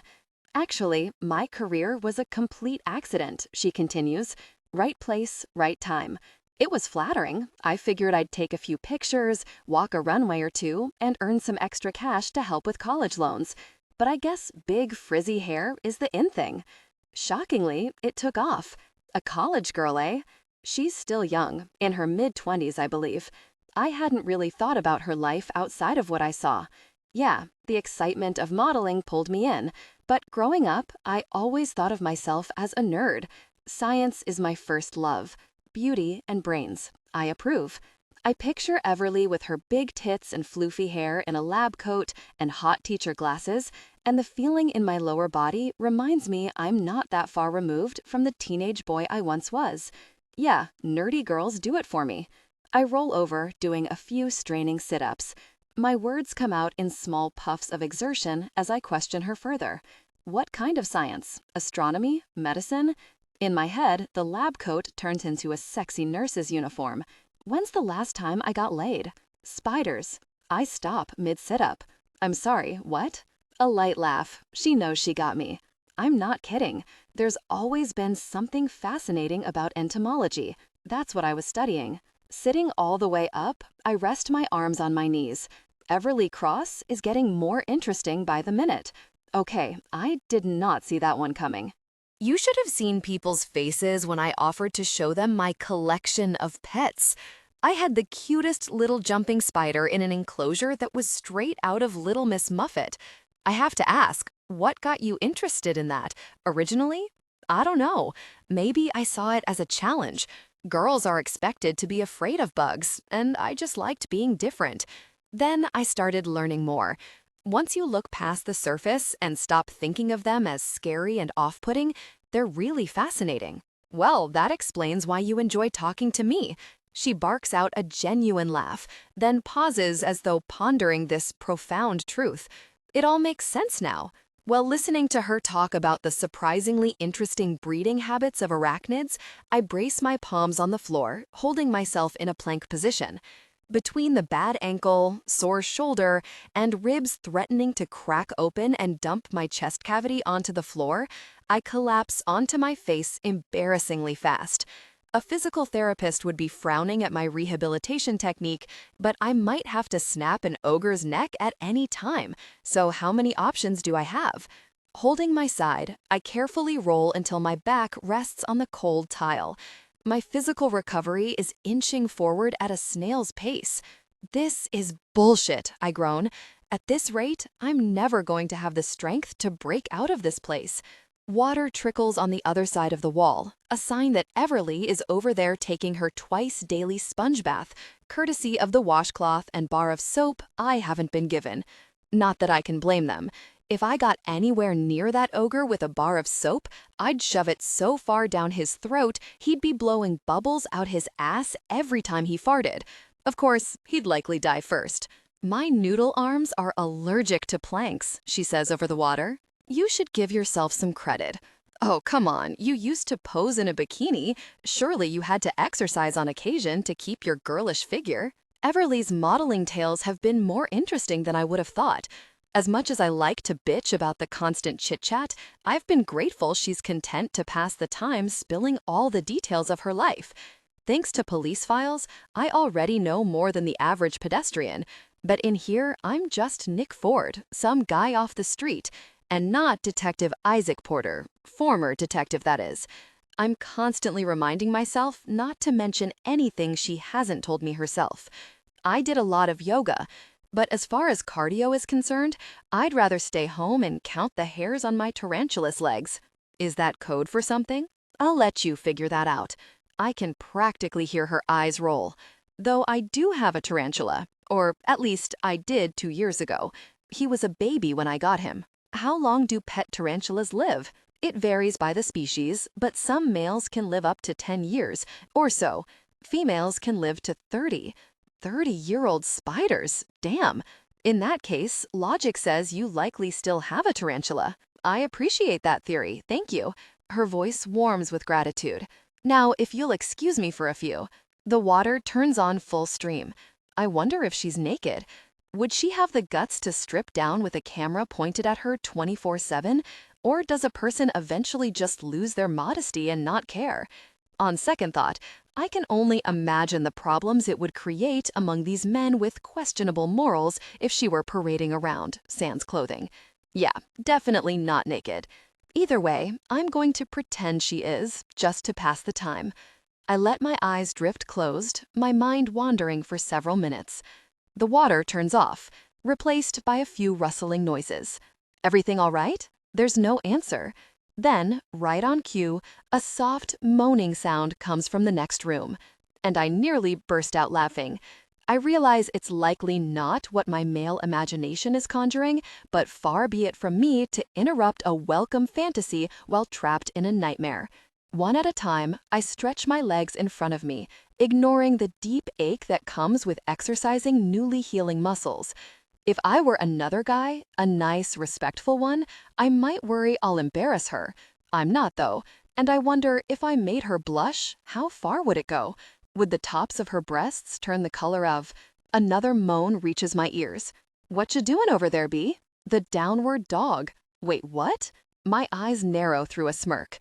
Is that what the kids are calling it these days? There's a pause, then the telltale creak as she settles onto her cot. What? I mean, I've heard it called a number of things. Flicking the bean, petting kitty, jilling off, but the downward dog, that's thunk. Creative. I barely manage not to laugh through the word. Are you sure you're doing it right? Are you kidding me? It's the loudest I've heard her speak since we became reluctant neighbors. Careful, Roger might hear you and catch you with your pants down. Thunk. And then another. It's a yoga pose. I'm trying to avoid atrophy, not... She huffs. You are unbelievable. Listen, I'm a man, and there's a naked woman on the other side of the wall. And what are you throwing at me? I'm not naked. She's clearly exasperated, while I'm clearly turning into a 12-year-old boy. Jesus, that was the lustful lumberjack. She's throwing her lady porn at me. I can't stop laughing. I counted 3 thunks. What were the others? Moonlight caress and 12 nights of passion. I hope you're pleased with yourself. I might have damaged them, and they didn't even hit your hard head. I feign an exaggerated gasp. Not 12 nights of passion. Chadwick and Alessandra are my favorite, too. You should make sure they're all right. Life in the 16th century is difficult enough without being flung at the wall. I realize I'm facing the camera with a ridiculous grin on my face. Roger must be wondering what I'm discussing with his favorite girl. I debate sending him a wink and a lewd gesture, but stop myself. Let's see. Everly hums, rifling through pages, while I picture her standing on the other side of the wall without pants on. Oh, here we go. With an audible breath that functions as a dramatic entrance, she launches herself into a character from another time, another place. Chadwick. Wetting her lips with the tip of her tongue, Alessandra's gaze flicked to his mouth. Her insides clenched with need. Have you ever been kissed? Curious as to where this will go, I settle back and let the cadence of her voice pull me along. His Adam's apple bobbed as his eyes fluttered closed. When he reopened them, his hand began gliding up her arm, past her shoulder, landing in her crown of chestnut curls. Tightening his fist in her hair, he pressed his forehead to hers and rasped out, "In my dreams, I've kissed you an infinite number of times. Please tell me this isn't what women are looking for in a man," I groan. My storyteller shushes me. Choking on a small cry, Alessandra leaned forward and crushed her mouth to his, desperate to bring his dreams to life. She'd never acted so boldly before, but when it came to love, there was no place for cowardice. There was no room for holding back. "Don't hold back, Alessandra." Everly clears her throat. Groaning with wild abandon, Chadwick parted his lips instantly, his tongue seeking and hungry. Urgent. Alessandra crawled her way into his lap, straddling him, her arms linking behind his neck, as their mouths made beautiful love. She kissed him with passion, with tenderness, moving to clasp his cheeks between her palms and cherishing him like he wholly deserved. His arousal, hard like a steel pipe, teased the juncture between her thighs, causing her to moan with wanton need. Did you really just compare his dick to a steel pipe? Don't interrupt. I'm making sure they're okay. Barely contained amusement dances through her reprimand. And those were Alessandra's words, not mine. "Alessandra," he hissed with lust, pulling back for a breath. "We're being foolish. This will destroy us." She kissed his bottom lip once, then twice.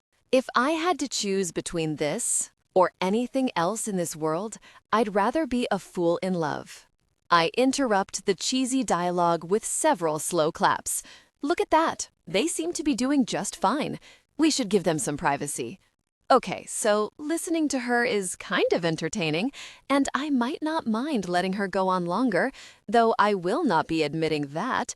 Just like I would never say that her laugh reminds me of the gentle tinkle of wind chimes on a breezy spring day. My eyes close. With my ear pressed against the wall, I barely process the series of beeps preceding a quiet click at my door.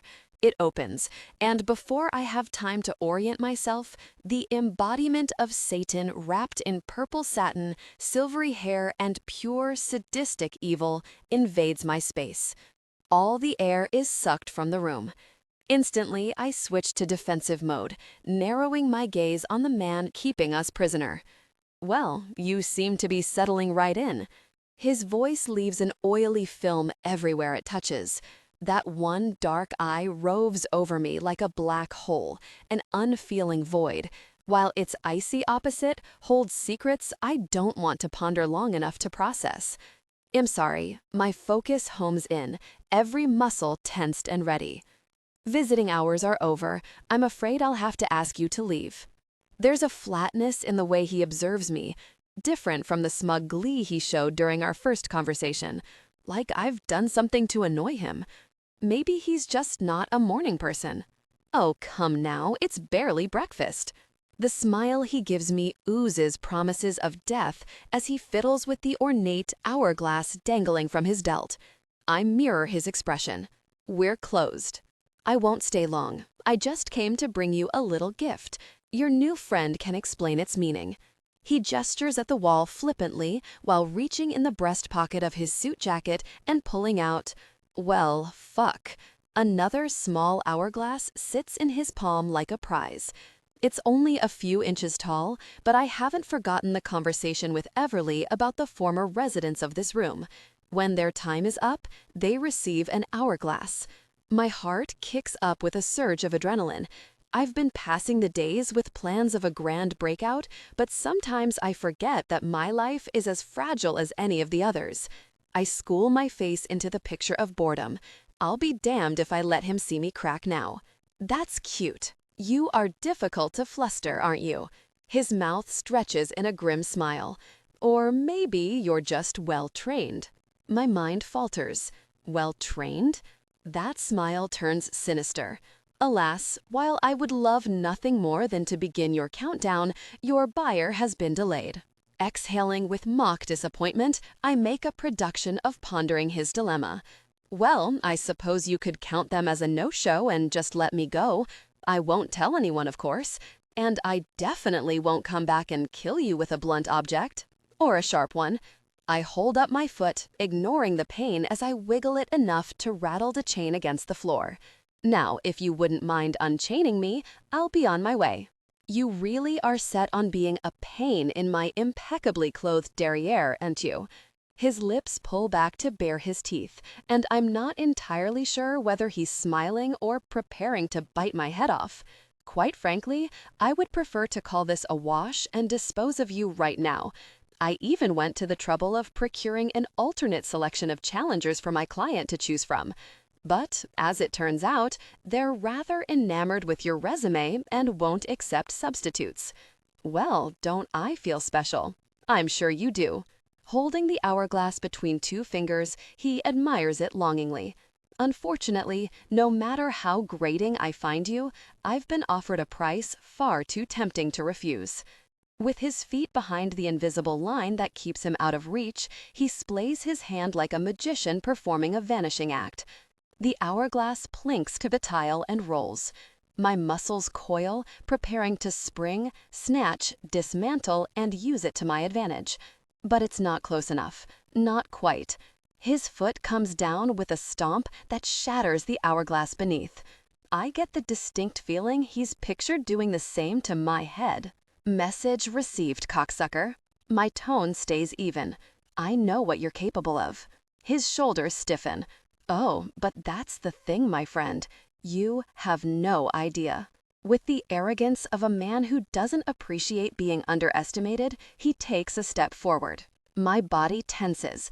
I know this, because if you did, the sole of his shoe crunches splintered glass, his temper rising to a boiling point. Come on, just a little closer. His face twists. You would have the sense to show. Crunch. A little. Crunch. Respect. The word explodes from him, echoing around the room. I half expect the fires of hell to rain down on me at any moment. I poked the snake, but I may have awakened something much worse. If he were any closer, I could yank him over that invisible line and snap his neck. But he knows. Every move is calculated, down to the centimeter. You see, my dear, helpless man. The tone is part kindergarten teacher, part loose cannon. You have no power here. I drop my eyes to the tile where shards of glass glint in the light, taunting me. Tiny, delicate-looking slivers. The things I could do with just one. Fingers laced, he slowly paces that intangible boundary. I know you think you're smarter, that you can sit there with your careless attitude and goad me until I make a mistake. Watch me, asshole. He sneers. But there's a flaw in that plan. With raised eyebrows, I wait for him to enlighten me. I don't make mistakes. Impressive, I reply coolly. See, I feel you fail to appreciate the scope of my capabilities. With a swivel of his foot, he grinds the glass into powder under the soles of his overpriced shoes. I could, for instance, steal a high-powered lawyer from his penthouse suite simply because his rare blood type matches that of an aging billionaire who needs his organs. Thinking back through the missing persons cases, I realize exactly who he's referring to. My jaw clenches. I knew it. Or I could acquire a particularly stunning would-be celebrity and use her to make beautiful babies for those willing to pay for the right genetics. There's no sound from the other side of the wall, of course there isn't, but she's there, listening. She should be grateful, you know. He levels a cruel smirk at the wall, as though he's looking straight at her. I could have used her as a proper broodmare and sent men straight to her room. An unexpected protectiveness rises in me.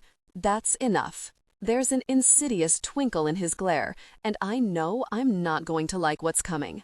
I could even take a pretty little musician off the sidewalk while she waits for a ride from a man who's too obsessed with his work to show. The air empties from my lungs. What did you say? That one was disappointing. She ended up being useless to me. My vision tunnels, and through it, I see that night. It'll have been 2 years next week. Sarah slings her guitar over her shoulder, her favorite blue dress billowing out behind her as she breezes by. You should come see me play. It's been ages. I hit send on a text to Tanner, arranging for him to join me for a witness interview, since no one wants me taking the lead on those. Can't get away tonight. You know how it's been lately. The public was in a panic after a recent high-profile break-in ending in a shooting and abduction of someone well-known. The media were like vultures. I couldn't afford taking time to watch a concert, even if my favorite musician was playing. I know those missing people need you. I'm just concerned you're going to work yourself straight into a breakdown. One of these days, you need to take a day off. Normal people call it a weekend. I've never been normal. Work is all I have. No, Isaac. Her face turns serious. It isn't. Call me and I'll pick you up. I don't care that it's a few blocks. You're not walking home after dark. She laughs. You're being a helicopter brother again. Better than becoming a statistic. Promise me. Fine, I promise. Hoisting the guitar higher, she reaches for the door handle. Love you. I toss a cheese puff, which she artfully dodges. It's as close as I come to sentiment, but it's fine. She gets me.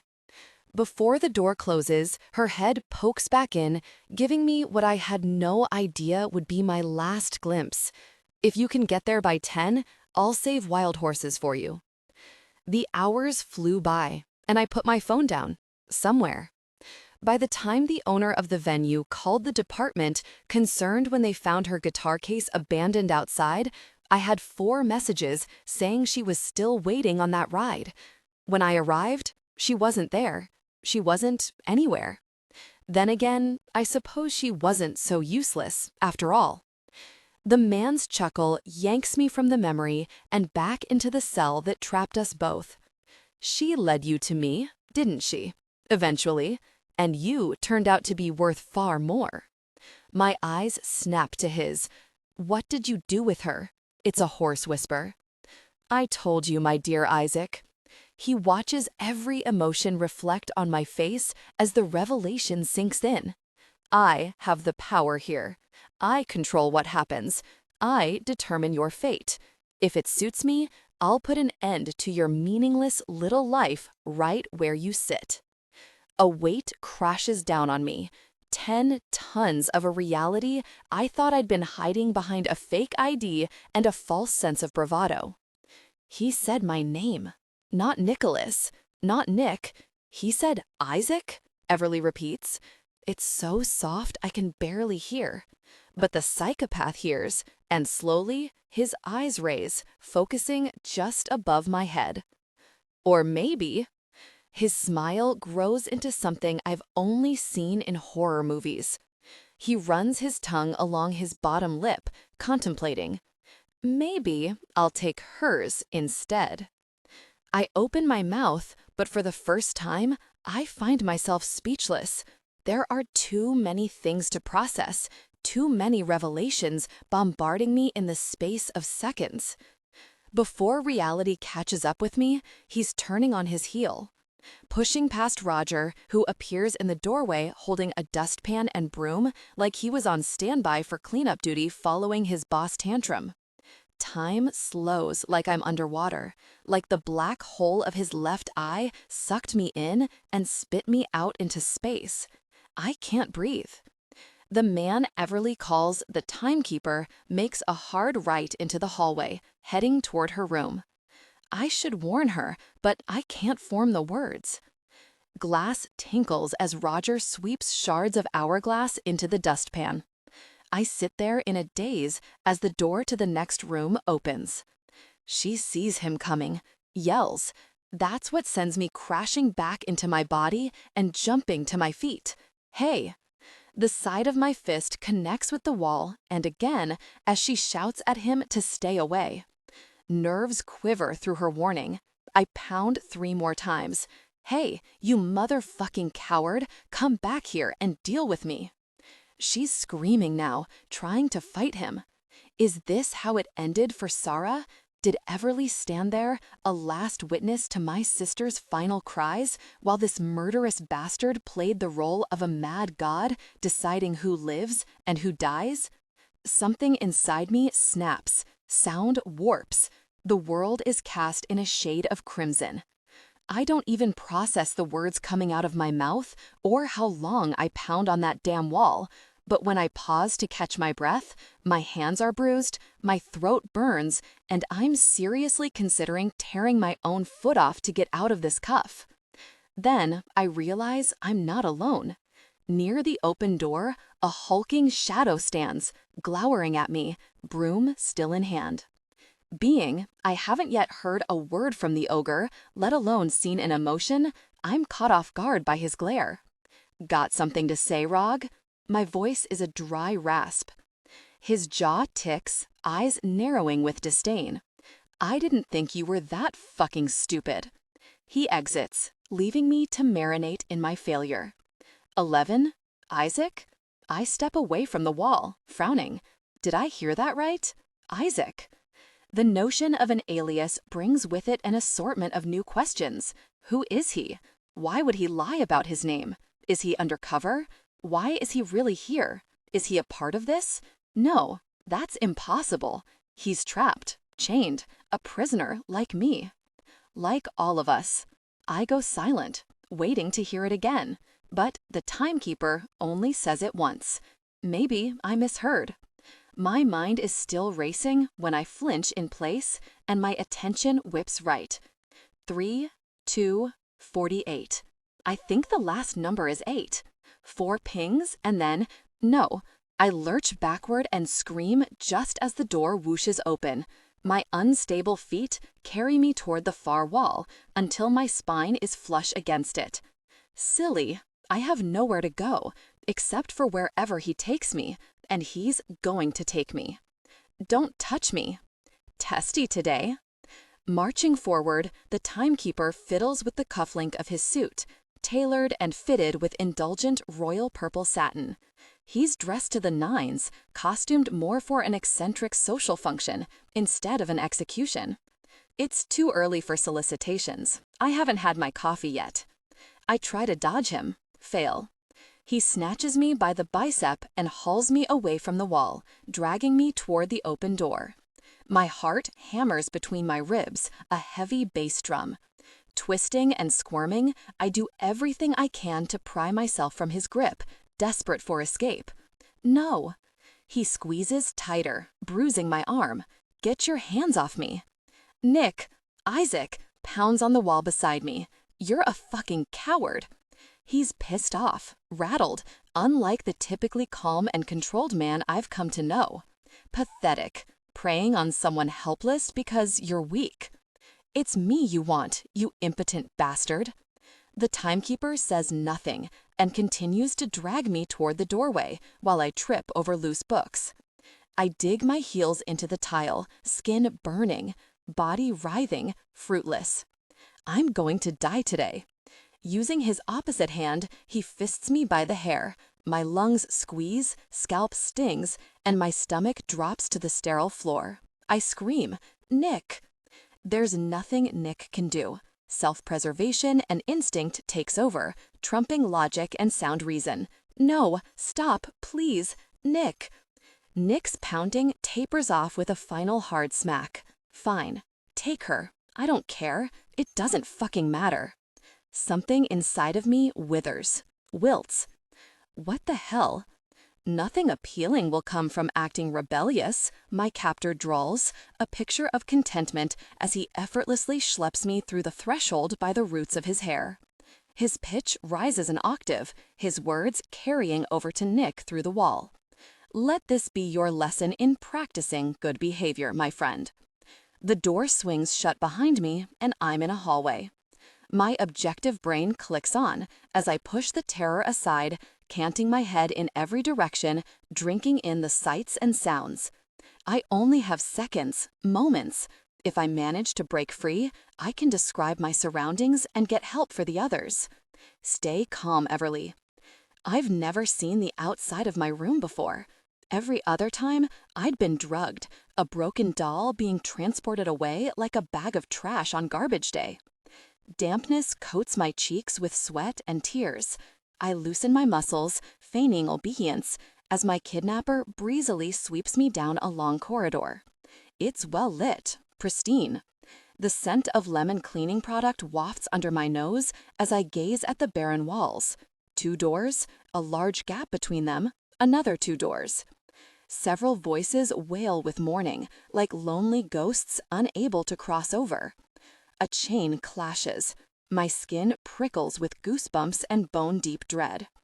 Victims, people with stories and dreams subjected to this horrific fate. I stay quiet, only letting out a squeak when my feet stumble over themselves and I almost faceplant. The timekeeper hardly flinches, lifting me back to wobbly legs while I try to remain balanced. Where are you taking me? I demand, though I know he won't tell me. He gets off on my fear. That would spoil the fun, now, wouldn't it?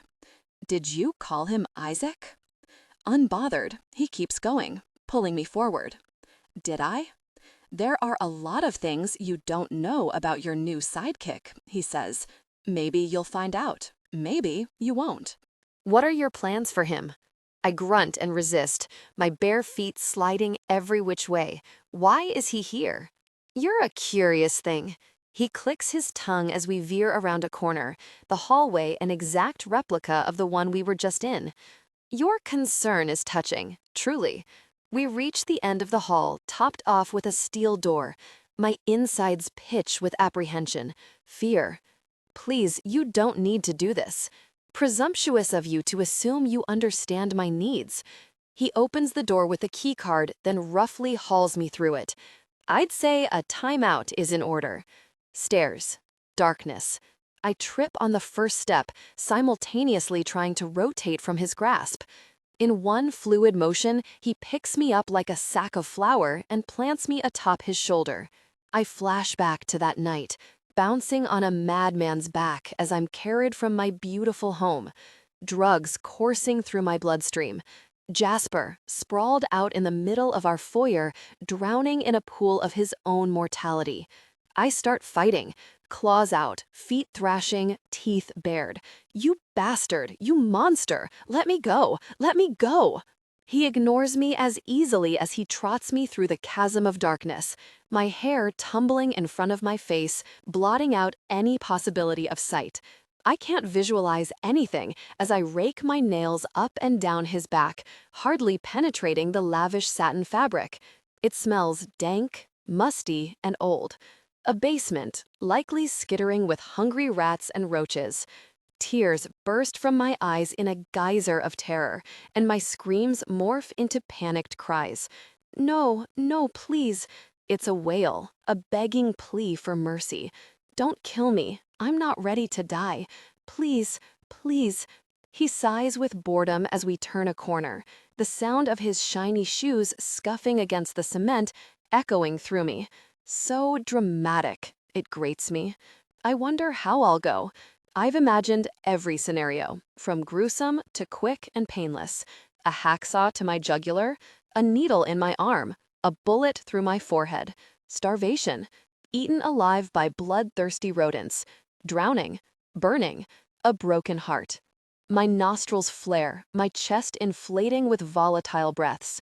No, I can't die like this. Not now. Not after surviving in this prison for 2 years. I refuse. You're not done with me yet, I hiss through clenched teeth.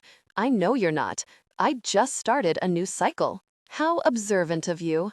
You still need me. Again, you presume my needs. That's never wise. Hauling me off his shoulder, he spins me around, then grips me by the nape of my neck and propels me forward. I'll have Roger bring you a glass of water and a slice of bread, multigrain. It's the least I can do. I drop to my knees, skidding across the dirty, cold pavement as tiny pebbles leave scrapes along my shins and kneecaps.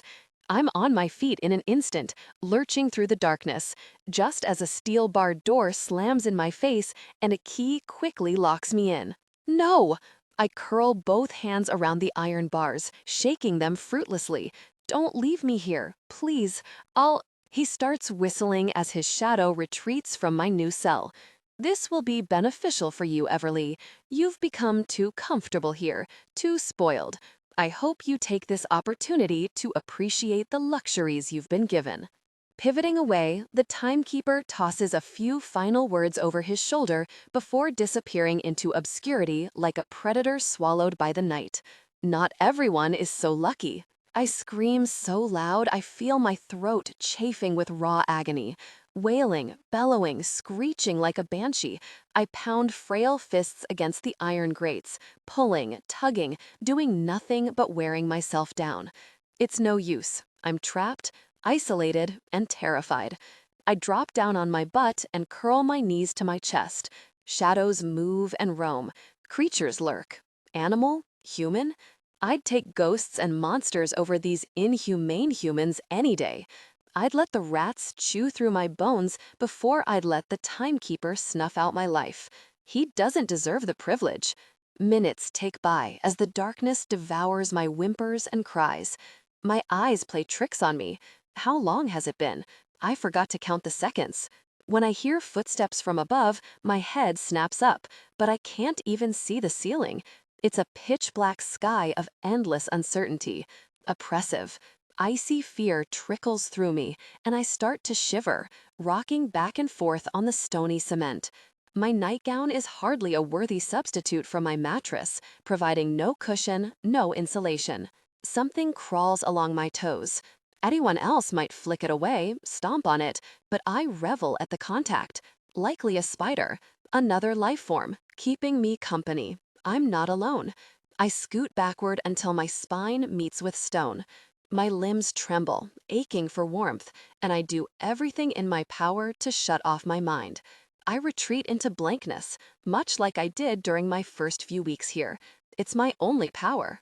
Roger finds me sometime later, minutes, hours, and I scramble to my feet, stumbling toward the ironclad door as I wrap my palms around the bars.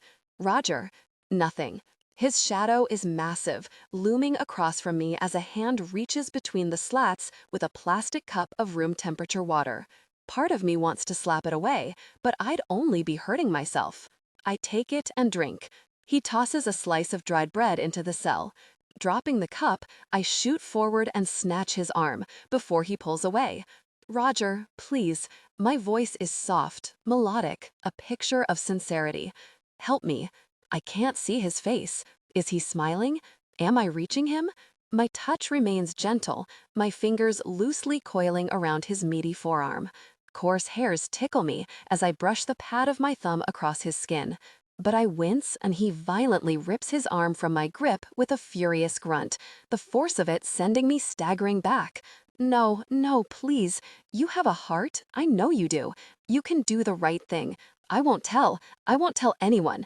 The shadow retreats, evaporating into the blackness as I grab my hair with both hands. Roger, please. A heavy door claps shut. He's gone. He left me here to rot. I collapse to the unforgiving floor and burrow into a one-person huddle, my arms around my knees, head bowed. Time trudges by in agonizing increments. I start counting the seconds. I count out loud, my raspy, torn-up voice reminding me that I'm still here, still breathing, still capable of surviving this. 52, 53. My hand sifts around for the stale piece of bread, and I nibble on the ends, counting between bites. 1087. I think of Nick, Isaac, whoever he is. I envision what he looks like, try to put a face to the gritty, masculine voice that often cracks with veiled vulnerability. He's not immune to this. He's hurting too. But he told the monster to take me away. I wonder if he's already forgotten about me. His image is hazy, a blurry, foggy face with dark eyes and darker hair. Handsome. I bet he's handsome in that rugged, unapproachable way. Tall, well-muscled. While Jasper wore form-fitting slacks and silken ties, always groomed to perfection, I picture Nick in a different way. Ratty jeans and t-shirts, with a disheveled tousle of inky hair. He's messy, disorder, a nightmare disguised as a dream. 10,039. My eyes begin to draw shut like age-old blinds, all sound drowning out. Even my voice fades into nothingness as vivid flashes creep into my psyche and haunt me with men in black cloaks.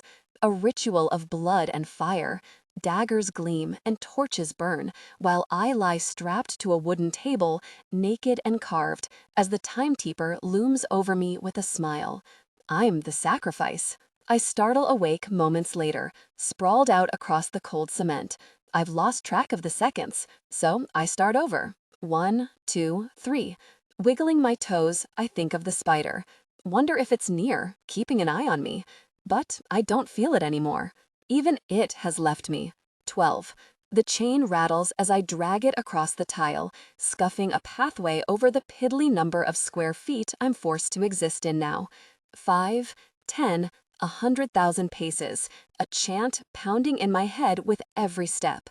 What the fuck? Clank, clank, clank. What the fuck? I've officially lost my damn mind. Isaac. He called me. Isaac. Me? Time blurs. I don't know how long I've been here, how long I've been pacing. Back and forth. Back and forth. My ankle nearly gives out, but I keep going until my walk turns into a pathetic sort of hobble. My muscles itch with the need to run several miles, injuries be damned. My brain can't process when I'm just sitting around like a useless asshole, so I hobble some more. Back and forth. Trapped. Trapped and alone. This place has turned me into the proverbial caged tiger, and I swear I'm going to rip my motherfucking keeper's throat out the next time he gets within my line of sight. 50,000 laps around my room or less, I don't know, and I keep rehashing everything he said. My name, the details of the night my sister disappeared, the desperate sounds Everly made as he was dragging her away. But first, she said my name. I wonder if Sarah called my name. Called, and I never came. Like an adder, my hand strikes out, slamming into the wall. Fuck. There's no response from the other side. Hasn't been all day. Hoisting the chain to shoulder level, I hurl it at the wall, cursing the monster who's keeping us here, the loss of everything that matters, and my miserable fucking existence. The chain clunks harmlessly to the ground, so I do it again, and again. That blank white barrier taunts me. I lift a hand and place it there. Bruises are already beginning to color the side. I'm not sure how long I beat on that wall, the names I called him, or what I threatened, but I remember the sound she made when I stopped. If it weren't for Everly's ominous tales of impenetrable reinforcements, I might bust my way through. After all, it's thin enough to carry on a damn conversation, and it wouldn't be the first time I've punched a hole in a wall. But the fact is, we don't know what's between these harmless-looking slabs, and the possibility of another injury wouldn't help my escape mission. And if I were to break through, then what? A vision materializes. Me, stretched to the limit of my chain, snatching her away from that purple-suited bastard and perching on the mattress while I hold her above my head, out of reach. My own doomed version of King Kong and Fay Ray. Me and Beverly without the B. Normally, that would amuse me, but nothing is fucking funny right now, and anything I might have tried would have only made things worse. Everly told me about one of the men who did his best to tear down the wall. He got nowhere. Spoiler alert, he's dead now. I guess that can be said for everyone though, except her. She seems to be the only one exempt from an untimely death in this hellhole, and that's only because she's got her own special nightmare going on. He's not going to hurt her. You don't keep a person alive for 2 years only to kill them for the sake of a temper tantrum. She's worth too much. More than Sarah, apparently. My head nearly exploded when he said that about her. She ended up being useless to me. My chest seizes. Everything I thought I understood was flipped on its head in the span of minutes, and I've got no idea what is happening anymore. He called me Isaac, not Nick. Isaac, the detective who was investigating a rash of serial disappearances. Isaac, whose younger sister was waiting for him to pick her up the night she disappeared from in front of the coffee shop where she'd been playing a gig that evening. She was here, and now she's gone. My breaths are shallow, uneven rasps, splinters in my side. Spots swim in front of my eyes. It's not until I begin to sway that I realize I'm hyperventilating, on the edge of passing out. I lean forward until my forehead rests on the wall. My breathing slows, but my thoughts keep spinning. Spin, spin, spin. Like a whirlpool bent on taking me under. He knows. That motherfucking kidnapping, human trafficking, murderer knows who I am. And I don't know what that means. I don't know. I don't know. I don't know. I don't fucking know. There's only one thing I do know. One thing I swear to this wall, to Sarah, and to the girl who is no longer chattering a mile a minute from the room next door. I'm going to kill this bastard. I'm going to kill him for all of us. 13, Roger hurls me back into my room the following morning, and I fall to my knees with a strangled cry, weakened and sapped as the door shuts behind me. His clunky footfalls echo down the hallway, waning from earshot. Bastard. My chest heaves with weighty breaths, my body limp and fatigued. I've only eaten a slice of bread in the last 36 hours, paired with whatever dirt particles and mouse droppings came along with it. Rooted in place on the floor, I curl my fingers into the shiny tile, grateful I can't see my reflection staring back. I'm certain my blue eyes have dimmed to gray. My complexion has faded to ash, hair brittle, face gaunt. Are you in one piece over there? I freeze. Slowly, I lift my chin and look up. A stinging lump forms in the center of my throat. More than thirst pangs, more than day-old bruising from my lung-crushing cries. I gaze at the white separator beside me, my greatest foe, wanting nothing more than to smash it to bits, turn it into rubble, and burn it to the ground. That damn wall. It separated me from all the other men and women who have come through here, my companions in death, tragic transients, friends. Right now, it separates me from him, the man I want to strangle. A hurricane of anger funnels through me as I jump to my feet and storm over to the wall between us, slamming a fist against it. Screw you. I'll take that as a yes. What the hell is wrong with you? My eyes spit fire. My tongue spews wrath. I pace back and forth, my hands curled into fists at my sides, blood pumping, heart galloping with indignation. You told him to just take me, that it doesn't fucking matter. His chain jangles as it slides across smooth tile, like he's moving toward the wall. I knew he wouldn't hurt you. You're too valuable, precious goods. And you're an asshole, not a revelation. I can't believe you were so flippant about my life, I bite back, white-hot tears nibbling at my eyes. I'm still pacing, vibrating with residual fear. My hand slaps the wall again because I'll take this fury over the cloud of defeat raining down on me. He could have killed me. Could have. Wouldn't have. He pauses for a beat. And didn't. That's beside the point. I hear his hands plant against the wall, inches from my face, causing me to flinch. What's the point then? His voice sounds closer than ever, like it's a tangible thing I can reach out and touch. You're pissed because I didn't tear down the wall with my bare hands, call him more names, threaten his life when I'm shackled like an animal to this goddamn chain? My lip wobbles pathetically, my fight draining. I swipe sections of unwashed hair out of my eyes, blinking at the wall as my rage fizzles out. He's right. I'm acting on emotion, and that will be my downfall.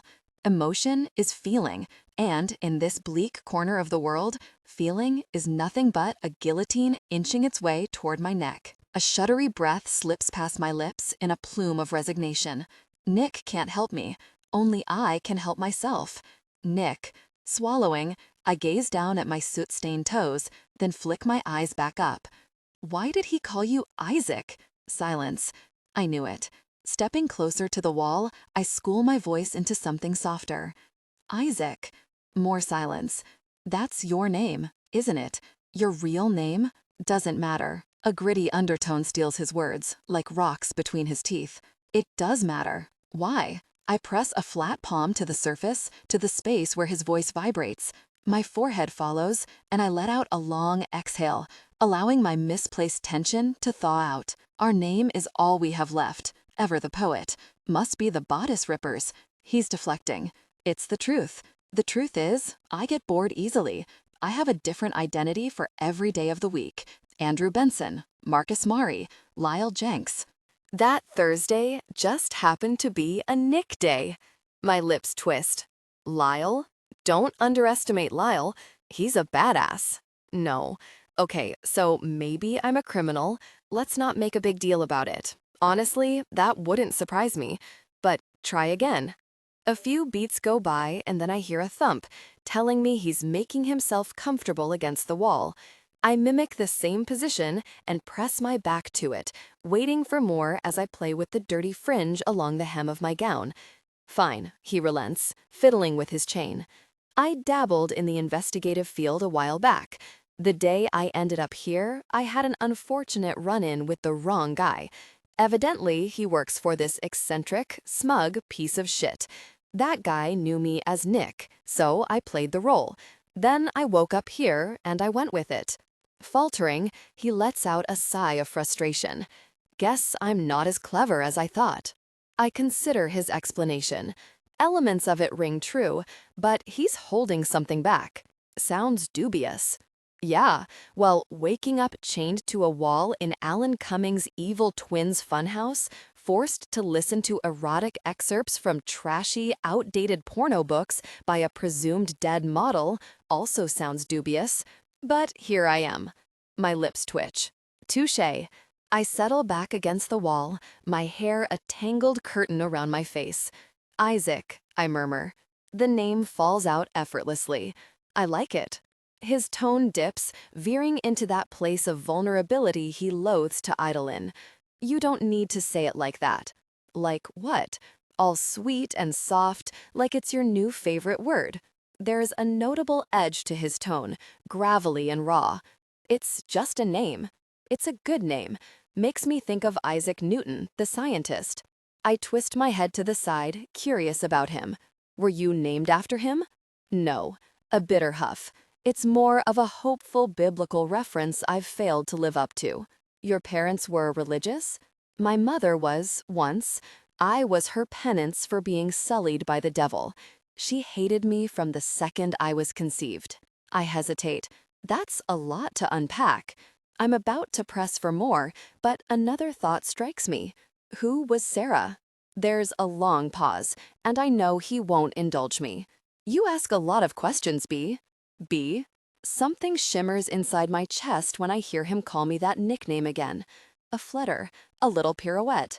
But then the metaphorical guillotine flashes through my mind, glinting silver and flaunting razor-sharp edges, so I press the heel of my hand to my heart and rub away the tickle. You're one to talk.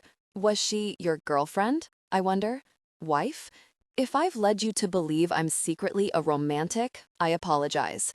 Sighing, I stretch out my legs. Sister? More silence answers me. No rattling chains, no grumbles or sighs of disdain. A handful of seconds tick by in time with my heartbeats as I wait for the sound of his voice. For something. She was... The closest I ever came to hope. I kick away the itchy blanket as it tangles between my ankles. I'm restless, on edge. The fluorescent lights have flickered out, signaling nighttime, and the room is now bathed in a muted red glow from my full-spectrum vitamin D lamp. For being such a depraved psychopath, my captor evidently cares about my bone density. Can't have me withering away before more costly follicles are suctioned from my womb. I turn over onto my side and face the wall. The mattress rustles, the only sound penetrating the eerie quiet. While these accommodations are like an all-inclusive beach resort compared to last night's sleep arrangements, I can't seem to get comfortable. Peace won't come. And maybe it's because I'm too afraid of the grisly nightmares, ready to strike the moment I close my eyes. Propping my cheek in my hand, I stare at the crimson-tinted divider beside me. Isaac? A light clinking sound breaks through the silence. I can't sleep. Congratulations, now neither can I. I collapse back down to the cot, letting out a sigh that makes my loose curls take flight. Want to play a game? No. 20 questions or something? You like questions. Not as much as I like sleep. Never have I ever? Isaac grumbles something incoherent, his chain rattling louder as he shifts in place. He's annoyed. I don't care.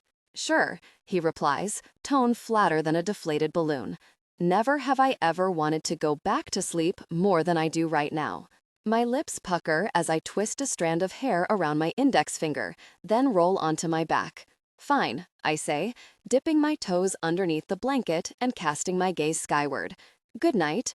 The ceiling looks like it comes alive with moving shadows, black and scarlet shapes. I squint, missing the mahogany ceiling fan above my bed.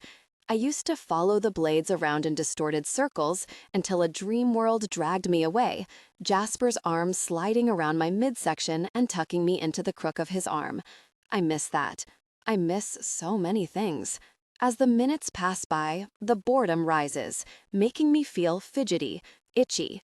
I sit back up, gathering my mound of hair in both hands and pulling it over one shoulder to make a braid.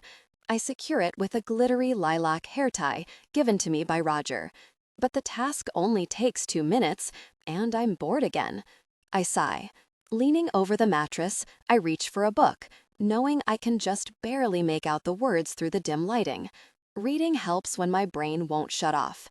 I've read these books countless times, yet there is always something new to discover. Sometimes I'll imagine myself as the main character, a grand Regency lady, a small-town spinster, or a sea wench on a storm-charged sail. Anywhere but here. But when the last page is flipped, I return to this torture chamber, this lonely, empty cell. And in that moment, I always feel undoubtedly worse. I prop myself up, my back to the wall, and bring the pages of warped ink close to my face. The words blur and jumble as I skim through a chapter filled with erotic prose. Soft caresses, molten heat, heady moans, throbbing rods, and moist centers. My nose wrinkles. Biting my lip, I plunk the book on my lap and glance up. Do you miss sex? A long pause. The longer it stretches, the more I second-guess myself. But I'm not shy about it, and it's not like I'll ever have to make eye contact with this guy. Something tells me he's not shy either. Finally, he responds, "Do you?" A smile hints. If only he could manifest his top-notch deflecting abilities into finding us a way out of here. Yes. Go on. I'm reading a sex scene. How are you reading in the dark? I have an LED light, I tell him. It's a vitamin D lamp, not glass though. Apparently, I live here now, and the sun doesn't exist in my world. Isaac's chain starts moving as he approaches the wall, newly intrigued by the shift in subject matter. Typical man. Read it to me. I glance down at the pages and make a face, scanning the chunky paragraphs filled with steely erections, aching cores, and quivering breasts. Do breasts quiver? I don't know. Slapping the book shut, I toss it onto the mattress and lean back. I don't think it's your cup of tea. And how exactly do I take my tea? With whiskey or bourbon. These characters prefer their tea with a splash of warm, low-fat milk. I hear a low chuckle rumble through the wall. How do you like your tea? Hesitation nips at me. I pull my feet up, moving into a cross-legged position while my head rests against the wall. My cheeks grow warm as I mull over a response. Use your imagination. He doesn't answer right away. I'm positive he's using his imagination, and the notion has my heart rate kicking up speed. Am I flirting?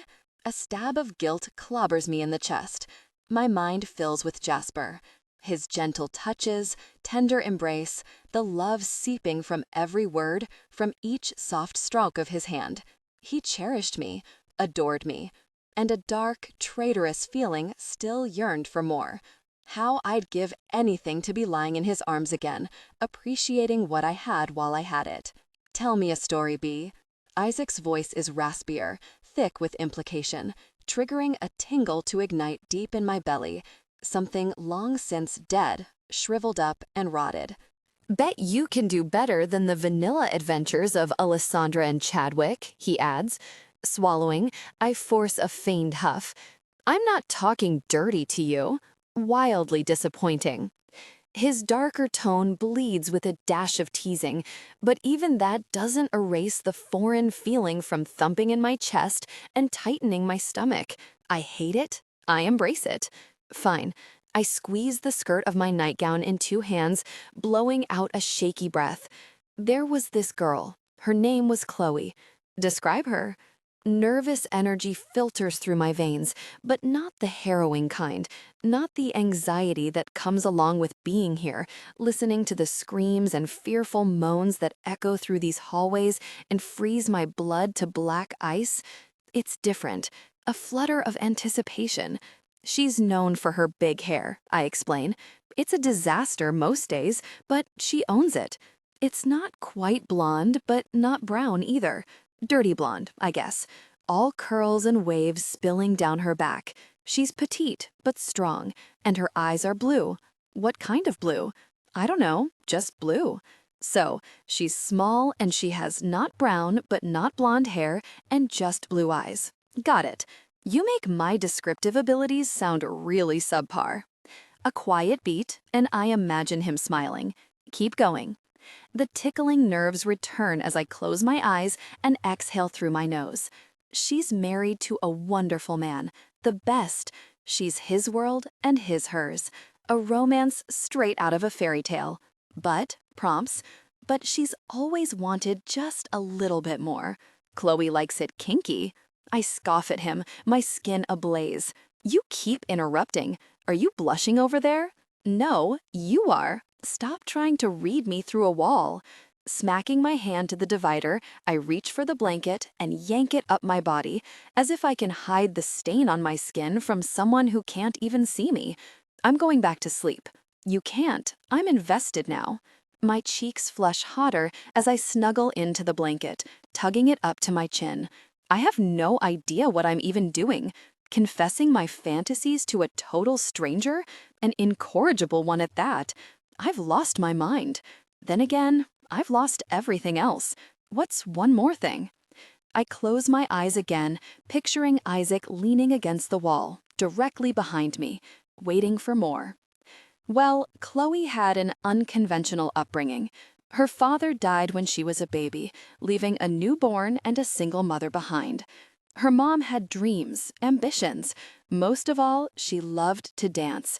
It was her favorite way to express herself. I pause, waiting for him to interject. He doesn't. Her mother worked as a waitress for a while until the low pay and meager tips weren't cutting it anymore. When Chloe turned 7, her mom transitioned into a new line of work. I pick at the frayed edges of the blanket, focusing on the tattered little strings. She became an exotic dancer. His silent, listening. Chloe never resented her mother for it. On the contrary, she was sort of inspired. She looked up to her mom, appreciating her drive and strong will. Her mother was gone a lot of the time, late nights, absent during the weekends, but the time they shared together was precious, filled with love and attention. You'd think her mother would have kept the truth from her daughter, a dirty secret, hidden in the shadows, but that wasn't the case. Her mom was proud and unashamed, and as Chloe got older, she started asking questions. Her mother always answered them truthfully. Chloe felt emboldened by it all. And while she never wanted that for herself, she respected her mother's choices. Pausing, I wait for a crass comment, but not even the tinkle of a jangling chain breaks through my words. Anyway, I guess sex just became this acceptable thing growing up. It was never taboo. And as Chloe became an adult, the idea of it was exciting, exhilarating.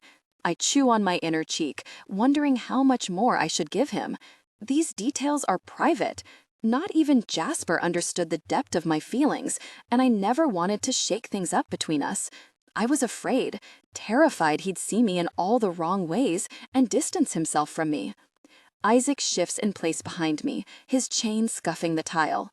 So, what you're saying is, Chloe grew up and found herself employed at a respectable sex club as a hot dominatrix with whips and handcuffs and there he is. No, God, no. Right, she was all about the strap-ons. You're impossible. I smack the wall again, despite the smile hiking up my lips. Chloe fell in love. She was studying for an exam at a wine bar. Every Friday night, she'd study by herself with a glass of red wine. Enter Jason. Jason was handsome, charming, smart, and savvy. He knew all the right things to say and how to sweep her off her feet. There was an instant connection that led to a marriage proposition 1 year later at that same wine bar. It was a dream come true, something out of a movie. When Isaac falls silent after my words trail off, I tip my face closer to the wall. Are you still with me? I'm definitely following. He clears his throat. By day, Chloe wants a nice gentleman who treats her like a queen and spoils her with pretty flowers and sunlit serenades. But by night, she craves a man who demands she gets on her knees so he can fist her by the hair and shove his massive cock down her throat while calling her his good girl. My eyes grow twice their size, my skin fizzing with neon heat. I open my mouth to reply, but I can't seem to conjure up any words. Isaac taps the wall. Something I said? That's... I swallow down the boulder in my throat. Descriptive. You should take notes. He pauses for a breath as a new wave of tension fills the room. But I'm right, aren't I? You're, Scratching my arm, I notice my skin is newly dabbled in a rosy blush. Or maybe it's just the lamplight. You're not wrong. Thought so. Another pause. All right, so Closy's tied to this marriage that's all love but no fire. She's restless, antsy, doesn't know how to express her needs to Justin. Sure, this Jason guy doesn't understand her, doesn't see her in the way she craves to be seen. His chain rattles lightly, but it's loud enough to make me jump. Then one day, this new guy comes along to give Chloe exactly what she needs. Let's call him Nick. We are not calling him Nick. Should we call him Isaac then? All moisture leaves my mouth like a sponge squeezed dry. Nick works. Great. So, this Nick fella, let's say he's around 6'3", works out, has a weakness for petite women with big hair and skilled mouths. She catches his ear, his eye, and knows exactly what she wants.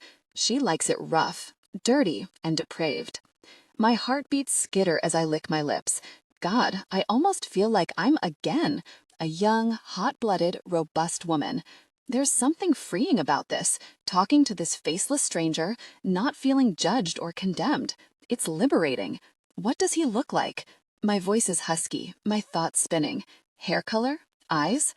Dark brown hair, kind of shaggy, always messy. Eyes are brown, lighter than his hair. The kind that show flecks of gold in the right light? Yeah, sure. Clean-shaven?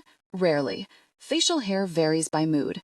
I paint a picture of him in my mind, and I realize it's not far off from what I'd already imagined. I bet he's attractive, I add. He might have heard that a time or two.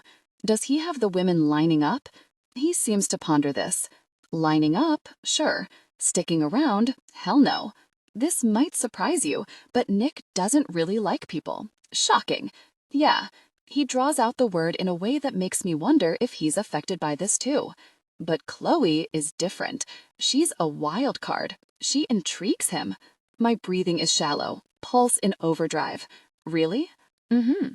All he can think about is how she'd look sprawled out beneath him, ass in the air, tied to his bedposts.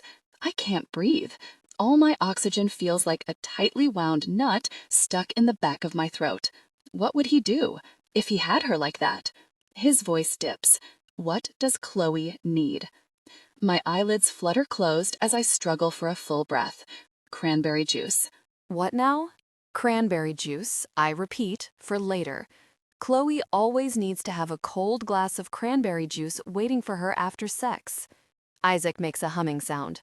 All right, Nick is adaptable. Perfect. I inhale, trying to regroup. Where were we? Nick has Chloe tied to the bed. What happens next?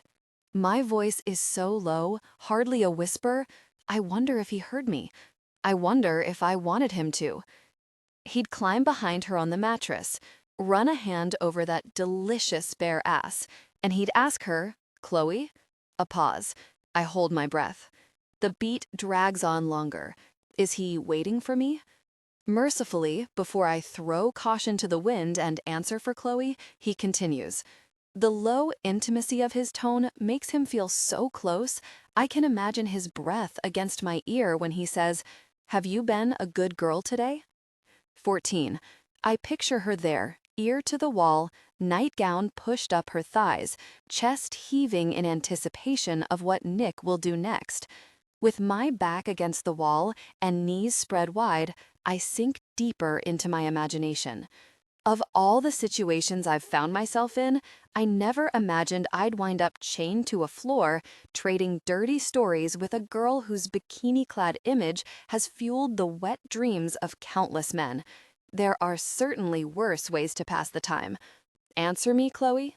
Tipping my voice to a dangerous pitch, I let the demand hang there.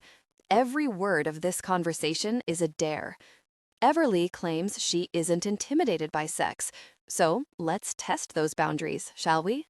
Fuck yes, I'm going to have fun with this. A hum full of dark promises resonates in my throat. Why do you think he has her tied ass up? Oh, a breathy sound falls from her.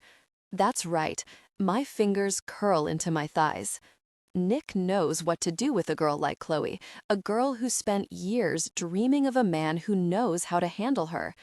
I allow myself a moment to imagine handling her. That smooth, bare skin, the way I could make it heat beneath my hands, the colors it would turn with every pinch and slap and rough caress. I might not have much to offer emotionally, but I have no problem giving a lady a quick and dirty foray into her darkest fantasies. She says nothing, so I keep going, letting my mind wander out loud. Behind her, he kneels between her spread legs, running a hand over her ass. Then his fingers dip lower to find out if the anticipation has made her wet for him. She's got to be pent up after all this time. Has it, Everly? I can't resist asking. Is Chloe wet for him? Maybe. Her pitch is lower in a way that blends sultry heat with just a hint of shyness. I can practically hear the blush rising to her cheeks. Yeah, perfect. A little, huh? I chuckle. Okay then. He rubs his fingers through that wet place until she's squirming. Then he reaches forward, grabbing a fistful of her hair and twining it around his fingers, pulling until she's arched backward as far as the ties on her wrists will allow. You still haven't answered me, he whispers, then unleashes a series of slaps to her ass and thighs, hard and fast. There's no response from the girl next door. I almost wonder if I took it too far. But no, I feel her there, hanging on every word, hoping I'll voice the unfulfilled desires she's been harboring. And oh, do I plan to. Fuck, is it getting hotter in here? I shift my position, stretching my legs, but it does nothing to alleviate the painful tent in my pants. Still with me, B? Don't stop. The urgency in her voice makes my dick even harder.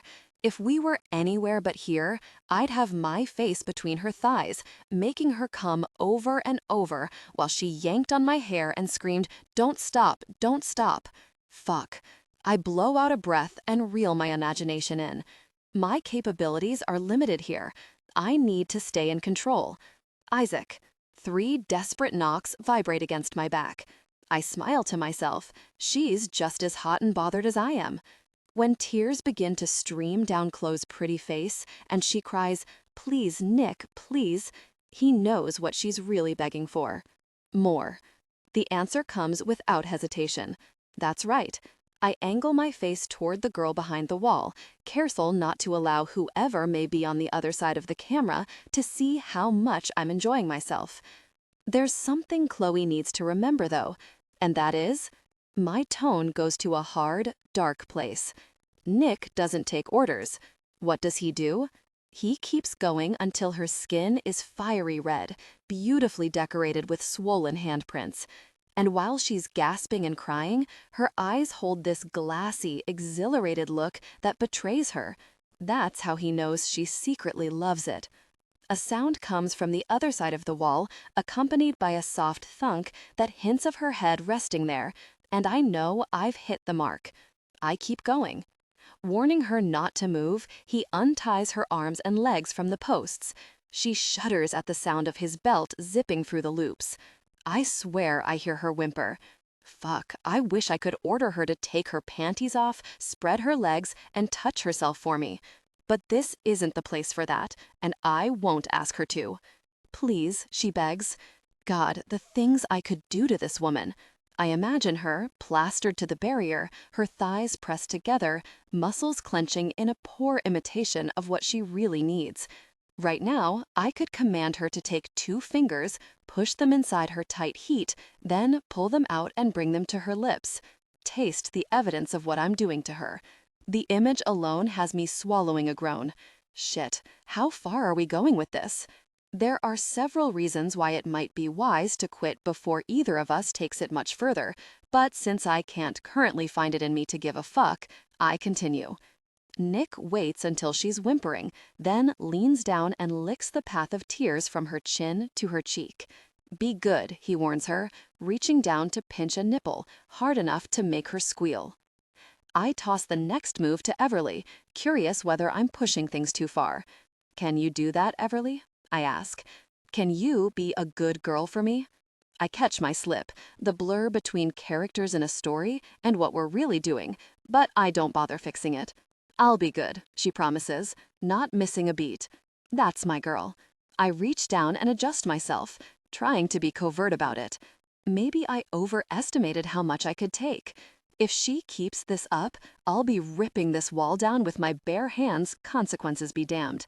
If she really pleases him, maybe she'll earn herself a reward. What does she have to do to please him? The words turn into a sultry purr that makes every muscle in my lower body tighten. Fucking hell. Whatever he fucking tells her to. I pause, just long enough to get a hold of myself. Wherever this ends up going, I need to stay in control, of both of us. I plot Nick's next move, playing it all out like a movie in my head. Moving down to the end of the bed, he clasps his hands around her ankles, sliding them up her legs, to her soft thighs. Kneeling between them, he grasps her by the hips, his fingers digging in hard enough to leave bruises. When she winces, he gives her a devious smile. She should know better than to encourage him. "Oh my God," she says, "you're really good at this. Way better than my books." You're interrupting. My correction is hard as steel, much like my tortured cock. Now I'm the one whose lips are curling into a devious smile. Catching her off guard, Nick grabs her by the back of the thighs, pushes them straight back to her chest, and smacks her already sore ass. For complimenting you? Disobedience has consequences, B. Now, as much as I'm enjoying this, it's about time to get to the proverbial climax before I lose it. Once he's sure Chloe remembers who's in charge, Nick lowers her legs just enough to bend her knees, keeping them tucked up to her chest and spreading them far apart.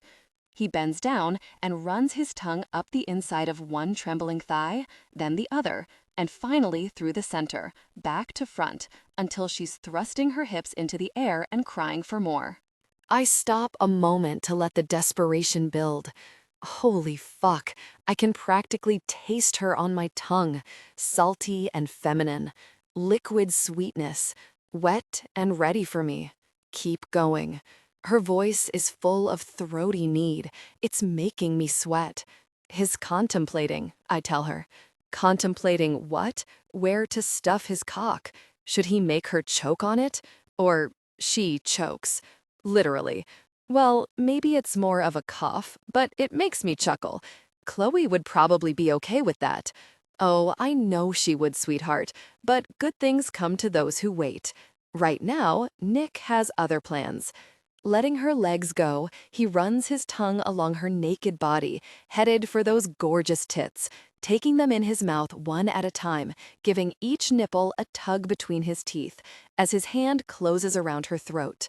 My dick pulses, knowing the only action it's getting is through this goddamn story. Settling his knees on either side of her chest, he straddles her. "You're fucking beautiful, all wrecked for me like this," he tells her, running his thumb along her pulse. "Now take my cock out." I'm debating whether to edge her until she's begging or to bring Nick and Chloe's bedtime story to its conclusion when she jumps in again. What does his body look like, she wonders. Without clothing, I mean. Christ, I wish I could turn her over my knee right now. You're really asking for it, aren't you? Maybe, she draws the word out. Does he have tattoos? She doesn't know. He stays fully clothed, only letting her take his sizable cock out of his pants. Chloe will have to use her imagination on the rest, for now. Hey, at least I didn't use the words steel pipe. She takes the bait. Exactly how sizable are we talking here? I don't know. Should we find a ruler? There must be one over here somewhere. Oh wait, you're the one with the stash of random objects. I meant Nick's. Like we're still pretending they aren't one and the same. Maybe I'll find another use for that ruler. She slaps the wall, equally amused and frustrated. Come on, throw me a bone here. My shoulders shake with laughter. That's the plan. Instinctively, I look down to where I'm about to bust through my zipper. To answer your question, it's much thicker than most. Above average in length as well. I don't think Chloe will be disappointed. Chloe can handle that all right. Oh, she'll handle that all right. But she'll have to take it slow first, if Nick decides to give her that option. It all depends on whether she keeps interrupting. Maybe she's doing it on purpose. I can tell she's grinning by the way the words pinch at the edges. Both Nick and I are aware of what she's doing, and she'll pay for that later. Right now, he stretches out so he's hovering over her, his hips flush with hers, her legs spread wide. Lowering his mouth to her neck, he whispers, "You think you've earned this, sweetheart?" She does, she says on a breath. Nick bites down on the curve where her neck and shoulder meet, hard, thrusting his cock into that tight heat at the same time. He isn't gentle, and she doesn't want him to be. Her nails scratch down the wall, slowly. I can imagine them doing the same to my back, and fuck, it's almost enough to make me blow, hands free. "Everything okay?" I ask. "Fine," she says on an audible exhale. Does he make her orgasm? Let's just say he knows how to make her scream so hard she'll forget her name and his. Multiple times. That sounds like what she's been missing? A long pause, then, yeah, he knows. I debate detailing the climax, wondering how ragged her breaths would get, how deeply she would flush, how her thighs would press together as she imagines Chloe getting thoroughly railed by Nick. But if I go too much further, I'm either going to be sitting here with my dick in my hand in front of the cameras, or I'm going to bed with blue balls. And Everly, all I can think about is Roger watching, able to tell how turned on she is right now, and something about that doesn't sit right. In fact, it kind of makes me want to rip his head off with my bare hands. In the end, I let us both off the hook. When she wakes up in the morning, she's alone. But just as she's beginning to wonder if she dreamt the entire thing, she notices something sitting on her bedside table. What is it? A glass of cranberry juice. Just like she requested. No longer cold, though. Can Chloe live with room temperature cranberry juice after being fucked so hard she passed out from exhaustion? Yeah, she says on an exhale. I think she'll be all right. I, on the other hand, am very close to not being all right. Of course she will. Chloe's a good girl.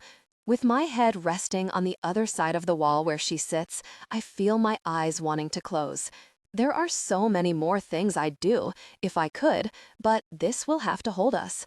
You can relax now, Bee. It's time to get some sleep. She hesitates, but doesn't argue. Okay. Good night, Isaac. Sweet dreams, I tell her, not bothering to keep the suggestion out of my tone. I roll over on the cot, fully prepared to dream about busting my way through this wall and finishing what Nick started. Her voice carries over to me. See you soon. I wake to the incessant glare of fluorescent lights. There's a fog in my head that comes from the kind of deep sleep I haven't had since I can remember, and an ache in my balls that reminds me of the trip to an erotic fantasy land I took Everly on last night. Gotta say, that was the last conversation I'd ever expect to have while being held captive by a twisted black market ring, but no complaints. I roll over and lay my hand on the wall. You awake over there, Bee? It's late, she answers. Breakfast has come and gone, and I've been busy for hours. Busy, eh? I can't help but chuckle at the innuendo running through my filthy mind. You shouldn't do that, not with eyes on you constantly. The camera in the corner looms like a threat. Oh my God, give me some credit, will you? I don't know, you sounded pretty worked up last night. Thought you might have woken up and decided to blow off some steam. Who's to blame for that? Thinly veiled laughter weaves through feigned annoyance. And if I really wanted to blow off some steam, as you say, I'd pull at my blanket and no one would be the wiser. Don't worry, I'm not over here putting on a show for the voyeurs. I'm jealous of your blanket right now. It's fucking freezing in here. Yeah, well, you'd probably figure out how to kill someone with said blanket, and they know it. I only got mine once I convinced them I had too much will to live to commit suicide. Fair enough. So, what's been keeping you busy for hours? Strategy. Plans. I'm not creative like you, but I'm trying. I've memorized the entry code to the door in case it ever comes in handy. Smart girl. I've gone too long without a proper strategy, and it's time to get creative. I think it's about time we took inventory of all our options. I'm not strangling Roger with a blanket. Nah, his neck is too thick. Unless you can trip him with it and hope he cracks his head open falling, having you take out the ogre isn't on my list. But that doesn't mean we can't still use him. I need to know what we have to work with first. Then we can look at how. There's a barrette. I considered using it as a weapon at one point when that awful nurse came in to give me an injection. Thought about jabbing her in the eye. There's a thought. The visual of Everly scooping out the bitchy nurse's eyeball is mildly entertaining. I'm glad you find that funny. I had nightmares for a week thinking about it. Eventually, I decided it was more likely to get me killed. She's not wrong. And while I might be able to make a tool like that work in my favor, expecting Everly to turn into a deadly assassin by way of hair accessories is probably something that works better in movies. All right, let's come back to that one. What else? Anything metal? Sharp objects? Let's see. She begins rifling through her collection, and for a long time, we get lost discussing her treasure trove of the dead. Maybe, if we're lucky, one of them can help us. Romantic atmosphere. 15. With my gun leading the way, I navigate the basement stairs of an old house I don't remember entering. Shadows call to me in voices from the past. People I've lost, loved, failed. The staircase is never ending, growing darker as I go. Even so, I descend further into my doom. A hand shoots out between steps, locking onto my ankle like a shackle. It's accompanied by a voice from nowhere. Have you forgotten about me already, Tanner? Porter? My foot slips. I look down, but there's no one, and no bottom in sight. My vision tunnels, spins. There's a distant awareness that I'm dreaming, but I can't open my eyes, can't make it stop. And I just keeps slipping. Tap, tap, tap, Tanner. My eyes fly open, met by a half-finished text I'd started before nodding off. For the third time. Shit, I hope I'm not too late. One of the newer officers, Livingston, is headed to a local prep school on a tip an administrator called in. The son of a billionaire known for his questionable moral compass was overheard bragging about his father pushing the boundaries of big game hunting. Then it got disturbing. For some reason, witnesses got the impression an upcoming expedition may involve human prey, and they swore the pig he mentioned didn't sound like wild boar. Hackles were raised, along with a few red flags. Likely nothing more than a kid running his mouth, but worth a brief interview to see if further questioning is in order, knowing a mess of lawyers will follow. It's probably unrelated, but if there's one thing Isaac Porter taught me, it's to trust my intuition. And when I heard a couple of rookies discussing it in the break room earlier, the hair on my arms stood on end. Been nagging at me all morning. Though it's technically not my assignment, I'm tempted to exercise my senior detective liberties and ride along, question this boy myself. A throat clears, drawing my attention upward. The imposing figure of Chief Nelson fills the doorway, a gleam of fluorescent lighting reflecting off his bald head. Months ago, the pursed lips and furrowed brow would have been a signal that I needed to wrangle my partner before the shit hit the fan. But I've been a lone wolf for a while now, and lately, well, let's just say, he's started dropping subtle hints that it's well past time to get my head back in the game. His fingers drum a rhythm on the frame. Did you get that email? I'll check. Truthfully, I can't even remember when I last looked at my email. I snatch my phone off the desk, hoping I'm not too late. Can I get back to you in a few? Just finishing something up. He doesn't budge. Right, with his stare burrowing into my skull, I barely glance at the phone as I finish the text, which I can only hope is intelligible. Hit send, then open my laptop.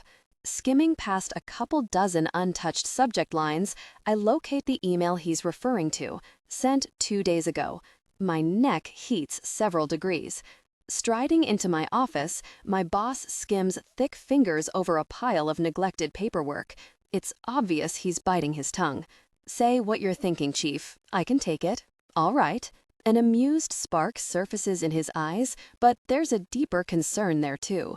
I know there's been a recent vacancy, but I never expected you to take up the mantle of problem child around here. Ouch. Hopefully he was at least half joking, but there's enough truth that I flinch inwardly. Just had a lot going on lately. I'll take care of it. Uh-huh. He gives me an appraising glance. When's the last time you slept? I pinch the bridge of my nose and exhale, all too aware of my disheveled hair and rumpled dress shirt with one too many buttons undone at the top. Between Dana serving me with divorce papers and my best friend disappearing, it feels like weeks. Plenty of time for that when I'm dead. Until then, I've got shit to do.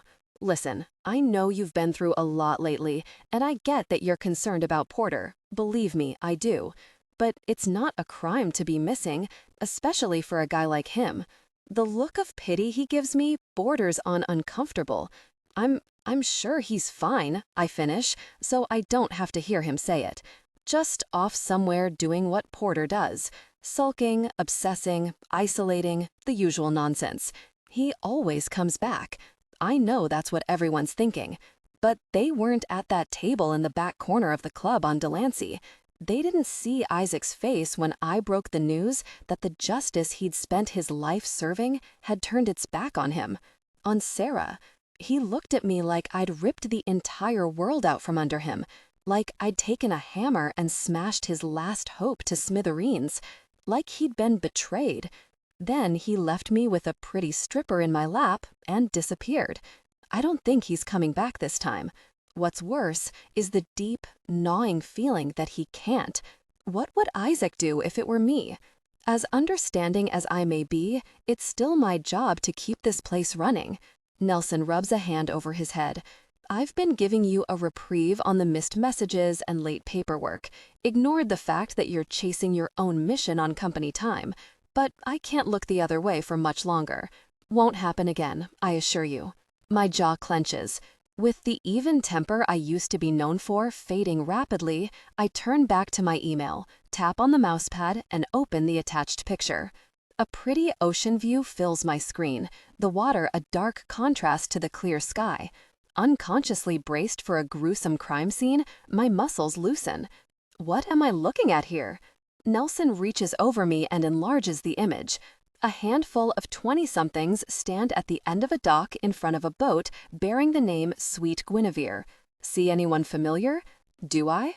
Work mode flips on like a light switch, and my vision tunnels, zeroing in on the couple front and center. Angled in a coy pose, a pretty brunette aims an exaggerated wink at the camera, her lips plastered to the cheek of the young man next to her. There's something distant in his expression, his body stiff, like he'd rather be anywhere else. An intangible sense of familiarity nudges me as I focus on his face.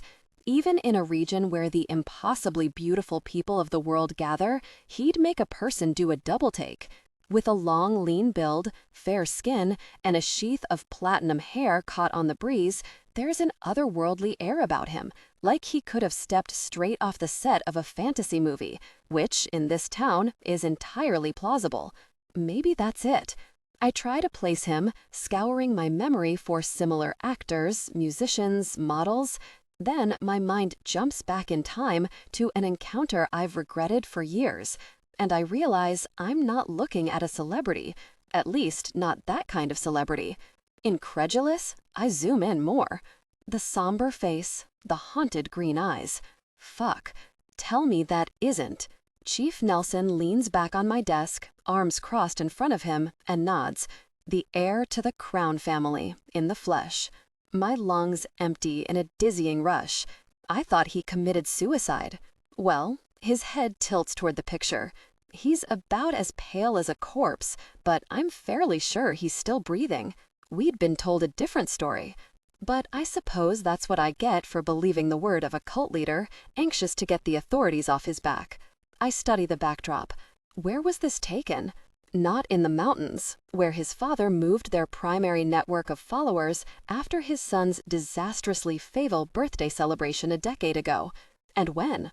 Just down from Redondo Beach. 4 days ago. Son of a bitch. Seems he's listed on the roster of the philosophy department at UCLA, master's program, building his own throng of groupies out of kids searching for the meaning of life, no doubt. He huffs an unamused laugh. I guess the apple doesn't fall far from the tree. His father, Alistair Crown, has a history of being a thorn in the department's side, using his brand of charisma and trendy existential philosophies to sway the displaced hopefuls of Los Angeles into joining his family of freethinkers. But last I saw his son, he was the exact opposite. Shy, withdrawn, even his body language in the picture screams of someone out of their element. So what's the theory? I tap the desk in a slow rhythm, guessing the chief's thought pattern. That Crown's chosen have been lying low until the dust clears, then Junior came back from the proverbial dead to set up shop here, pulling in the younger generation. Do you have a better one? I recall the first time I came across the kid, a ghostly 12-year-old with wide green eyes hiding under the floorboards while we searched his father's compound. What was it? 12 years ago? 14? Damn. Social services went out for a welfare check and ended up buying Alistair's claim that his son was on the spectrum and panicked when the cops invaded his home. But something about that story always felt off. Spinning my chair slowly from side to side, I contemplate the face in the picture, the man he's grown into. I've thought about him over the years, couldn't help but wonder about the horrors he'd seen growing up in a circus like that. Having no good answer to his question, I ask my own. Why bring this to me? Surely the feds still have their cult expert watching them. Had something happened? Granted, I managed to get closer to the elusive son than anyone in the department, but that was ages ago. It's not like I have any influence. According to Alistair's allegations, I traumatized him. Not yet, but people have a habit of dying when Ash Crown shows his face, and I don't want him here. He's got dubious connections, and he's in our jurisdiction now. We have the right to keep eyes on him. And I'm officially your eyes? Unofficially, for now. He smirks. Anyway, he taps the desk twice and heads for the door. I want to see you get back on track.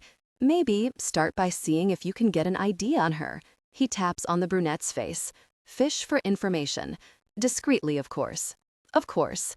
My eyes drift to the phone as it lights up with a text.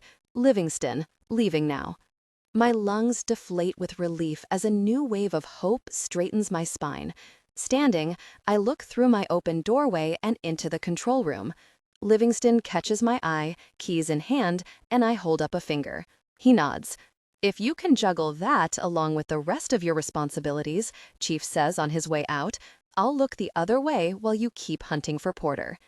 The mention of his name throws me back to the dream, the memory of his voice echoing. "Have you forgotten about me already, Tanner?" Hell no. Grabbing my phone, I follow the chief to the door, reminding myself of my purpose. The system, our system, failed one of our own. Sarah might not have been my blood, but she felt like it, and I'll be damned if I lose anyone else. Not again. What would Isaac do if our positions were switched? He'd fucking find me, that's what he'd do. So, while I sit in the passenger seat on the way to grill a spoiled billionaire's son on a hunch that he might lead to the whereabouts of my friend, I vow to do the same, no matter what it takes. 16. I press a hand to my bloated belly as I nibble an apple slice. A faint swirl of nausea has me uninterested in the fruit, but I've hardly eaten much since Nurse Ratchet jabbed me with a trigger shot full of egg stimulants 30+ hours ago. I've been counting down the days since my first injection, crossing numbers off on my internal retrieval calendar. 14 days. A slew of ultrasound checkups have been sprinkled in over the past 2 weeks, where I'm subdued with laughing gas and half carried to a sterile room for monitoring. What must be a rewarding, life-fulfilling experience for expectant mothers and egg donors across the world has become a nightmare for me. Cold, unforgiving, and cruel. I feel assaulted, exploited, victimized. And those babies born from my non-consent will have no knowledge of the woman who will likely be giving her life for them. Sadness leaks in as I collapse backward onto the mattress, shoving my plate of uneaten lunch aside. Moaning with discomfort, I glance down at my stomach, distended, stretched, and heavy. It feels like I'm carrying an iron basketball. Isaac's plate clinks against the tile beside me as I massage my swollen belly, imagining it full of Jasper's child. How different that would be. How tragic, knowing it will never come to pass. What would our baby look like? Fair-skinned, with inky tufts of soft hair? Hazel eyes or blue? Find anything resourceful yet? My eyes lift to the ceiling as I swallow back a wave of queasiness. Not yet. I'm sure they wouldn't have made it that easy for me. There has to be something. I've been saying that for over 2 years. It's useless. Tears blur my vision, and for a moment, the ceiling morphs into a pillowy white sky. Birds tweet and sing from the farthest corner of my mind. Sunlight drapes golden stripes across my face. Do you think my time is almost up? Considering Isaac seems to be the glass half empty type, I don't think I want his answer. Or maybe I do. After all, hope has gotten me nowhere. Isaac drags his chain closer to the wall, and I wonder if he senses the defeat bleeding into every broken word. "Don't know," he says, and it's nothing but honest. My guess is you're a giant payday for them. It wouldn't be their best interest to get rid of you. Lucky me. I close my eyes when the clouds above me fade into hopeless white panels. Have you ever made a decision that's haunted you? Way more than one. I guess we've all been there. My decision just came with a death sentence. Rubbing my lips together, I think back to the Galami's last good night. Before I was taken, I'd received numerous requests to become a surrogate for a couple. My husband wasn't on board, and I feel like I sealed my fate when I declined. Maybe it's unrelated. He pauses, knowing it's not. Regardless, there was no way for you to know. It's funny though, isn't it? How one simple choice can alter the course of your entire life. Sighing, I pan my eyes to the little friendship bracelet circled around my wrist. It hangs loosely at the edge of my palm, too big for my shrinking arm. I wonder what Joy did to end up here. Desiree, Mitchell, you. One wrong move, one split decision, and poof, life as we know it is over. I'm depressing today. A mere 24 hours have passed since our intimate chat that left me feeling bright and tingly's human. And now I'm dead inside, empty. Things change so quickly when trapped between these walls. My eyes puddle with more tears as I twist my head to face the wall, wishing for laser beam eyes, a way to see right through it. I wish I could see you. He's quiet for a few beats. That wouldn't do either of us any good. Maybe not, but I'd give anything for just one look. I've spent hours, days, trying to envision him. I don't think I've ever yearned to know what someone looks like quite this much, not even the countless men who came before him. Not even Joy. Not even Sarah and her songful voice. I loathe the connection that's been growing between us, and I want nothing more than to stomp it out like petals crushed beneath a heavy boot. But I can't. I've given it too much life already. Isaac's head thumps against the wall, as if he's leaning back against it. There's only one way for that to happen, he tells me, his voice edged with a hint of emotion. Find a way out. I hate that answer. I'll get right on that. Keep looking. Keep thinking. Work your magic on the ogre. He's got to crack one of these days. I've never given a woman flowers, let alone a trove of twisted hand-me-downs. Would you give me flowers? No. We've discussed this. He chuckles lightly. I'd give you multiple orgasms, a few spankings, and a collection of well-earned bruises. And then I'd send you on your merry way. I bite my lip to tamp down the smile. Swoon. It's a wonder I've been single my whole life. A lightness seeps inside, countering the gloom. I start fiddling with the bracelet again, allowing the pastel yarn to soften my hard edges. I roll the beads between my finger and thumb. Graze my fingertips along the worn fabric. I give it a pinch. And then I freeze. I blink down at the bracelet, squeezing again. Better yet, Isaac. I cut him off, my heartbeats pinwheeling, my cramped stomach doing somersaults. I think I have something. A few tense seconds roll by like a ticking bomb as he processes my words. What do you mean? Swallowing hard, I shoot up into a sitting position and yank the bracelet off my wrist, studying it, analyzing it. The bracelet. Elaborate. This friendship bracelet Roger gave me. The yarn is held together by a thin wire. Seems sturdy, though. Pure elation sweeps through me, and I can hardly catch my breath. A wire. We can use that, right? Shit. His voice is strained, eager. The cuff. I need you to find a way to get that wire to me. Get it to... I don't. Whirling with possible scenarios, I glance at my lunch plate. It was delivered an hour ago, meaning Roger will bring me supper in about 4 more hours. Okay, I'll figure something out. Work your flirty mojo on the ogre, slip it in his pocket somehow. He brings you your food first. I pull to my feet and start to pace. How can I get close enough to him? Is this even possible? Right. I bob my head, frazzled yet buzzing with new conviction. Okay, I'll try. I can do this. You can. His voice sounds closer, like his lips are a hair's breadth from the wall.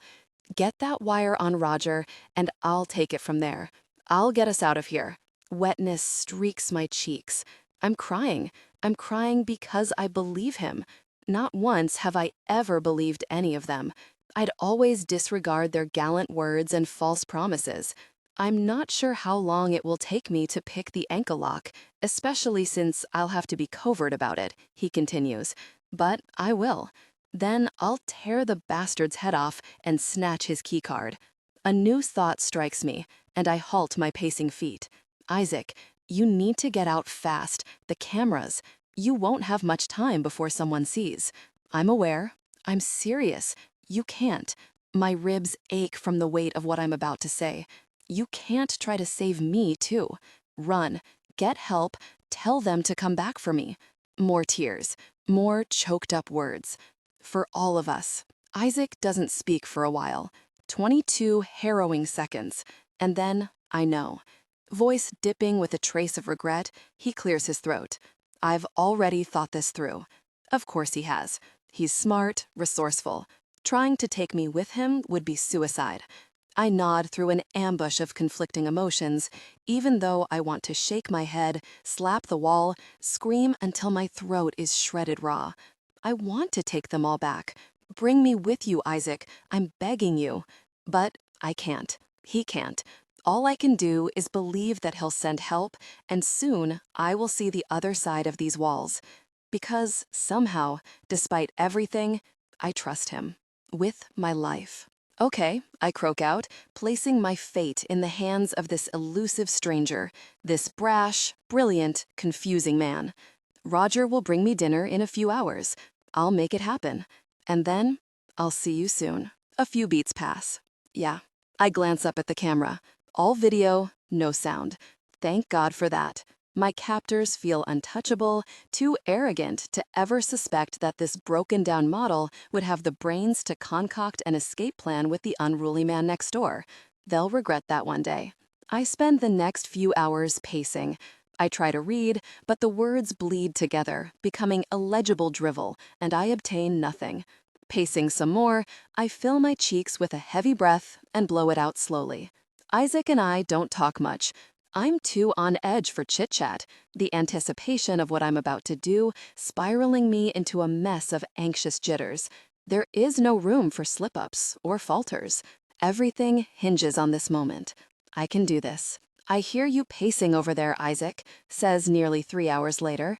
I move in aimless circles, wringing my hands together. I'm nervous. I can distract you if you want. Biting my lip, I almost smile. I've become well-versed in his version of distractions, and the offer is tempting, but I'm too wired for that. I can hardly remember how to breathe properly. Sorry, but Chloe is out of the office at the moment. A light laugh travels over to me. Nick must have really worn her out. He hesitates. You can do this, Everly. I stop pacing. A shaky breath journeys up my windpipe and hits the air like hope. Eyes falling shut, I drop my arms at my sides and curl my fists, allowing his words to give me strength. My body is weak, but I've spent years keeping my mind sharp, my wits keen. Maybe all I needed was someone else to believe in me. Licking my lips, I resume my pacing, walking up and down the length of the wall and dragging my fingertips along the cool surface. I know how you can distract me. Yeah? Yep. Conveniently enough, I've come prepared for bondage. He rattles his cuff chain for effect. This time, I do smile. I'll name a song, and you tell me something you associate with it. Isaac's chain jingles again, lighter this time, and I imagine him twisting on his mattress to face our wall. Not what I had in mind, but if that's what gets you going, all right. I clear my throat, surprised he agreed. Bad Moon Rising by Creedence Clearwater. A buddy of mine. He turned into an old married guy and got a boat. We'd go out on the lake every summer and blast CCR. A smile hints. So you do have friends. I had one, once upon a time, before life fucked me over and nothing mattered anymore. A twinge of heartache pinches me. I want to know more. I want to know everything about him. But that would be a mistake, and I've made far too many of those already. Even knowing his real name feels like something that will come back to haunt me one day. Do you think he's looking for you right now, I wonder? That's the kind of guy he is. He says it almost regrettably. I would do the same for him. I allow his answer to sink in before I inhale a breath and continue. Separate Ways by Journey. My sister playing that cringy music video that goes with the song in an endless loop. She was obsessed with 80s music. Drove me insane. Sarah? I don't push the subject. Too afraid to snap the moment like a delicate thread. I Kissed a Girl by Katy Perry. He scoffs. No. Hey, Soul Sister by Train? You have terrible taste in music. Next. A laugh slips out. Blackbird by the Beatles. He pauses long enough that I nearly give up. When his voice finally reaches me, it's low, strained with a tension that wasn't there a moment ago. My mother used to sing it while doing the dishes. 20 responses sit on my tongue. Everything from "that's nice" to "I love that song" to "tell me about your mother." That's the one I want to ask. The one his tone tells me not to ask.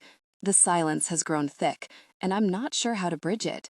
Then he adds, "It made me feel jealous." Jealous? I want to cry, and I'm not entirely sure why. It's a song about hope. It always felt like she was rubbing it in. I'm sorry. Doesn't matter now. He pauses. Give me another. Inhaling softly, I turn my face toward the divide between us and offer him one final song, my hand pressing firmly against it. The Scientist by Coldplay. He goes quiet. 7 charged beats pass between us, sounding as loud as my heart. When he replies, I'm already calmer. The low rumble of his voice, the strangest lullaby. But I hear it. You. And when the door whooshes open a half-hour later, I have all the courage in the world. It's not Roger. Why isn't it Roger? Terror infiltrates me, siphoning every bit of courage from my bones. I stumble backward until my spine hits the wall, shaking my head. Was there sound on the video after all?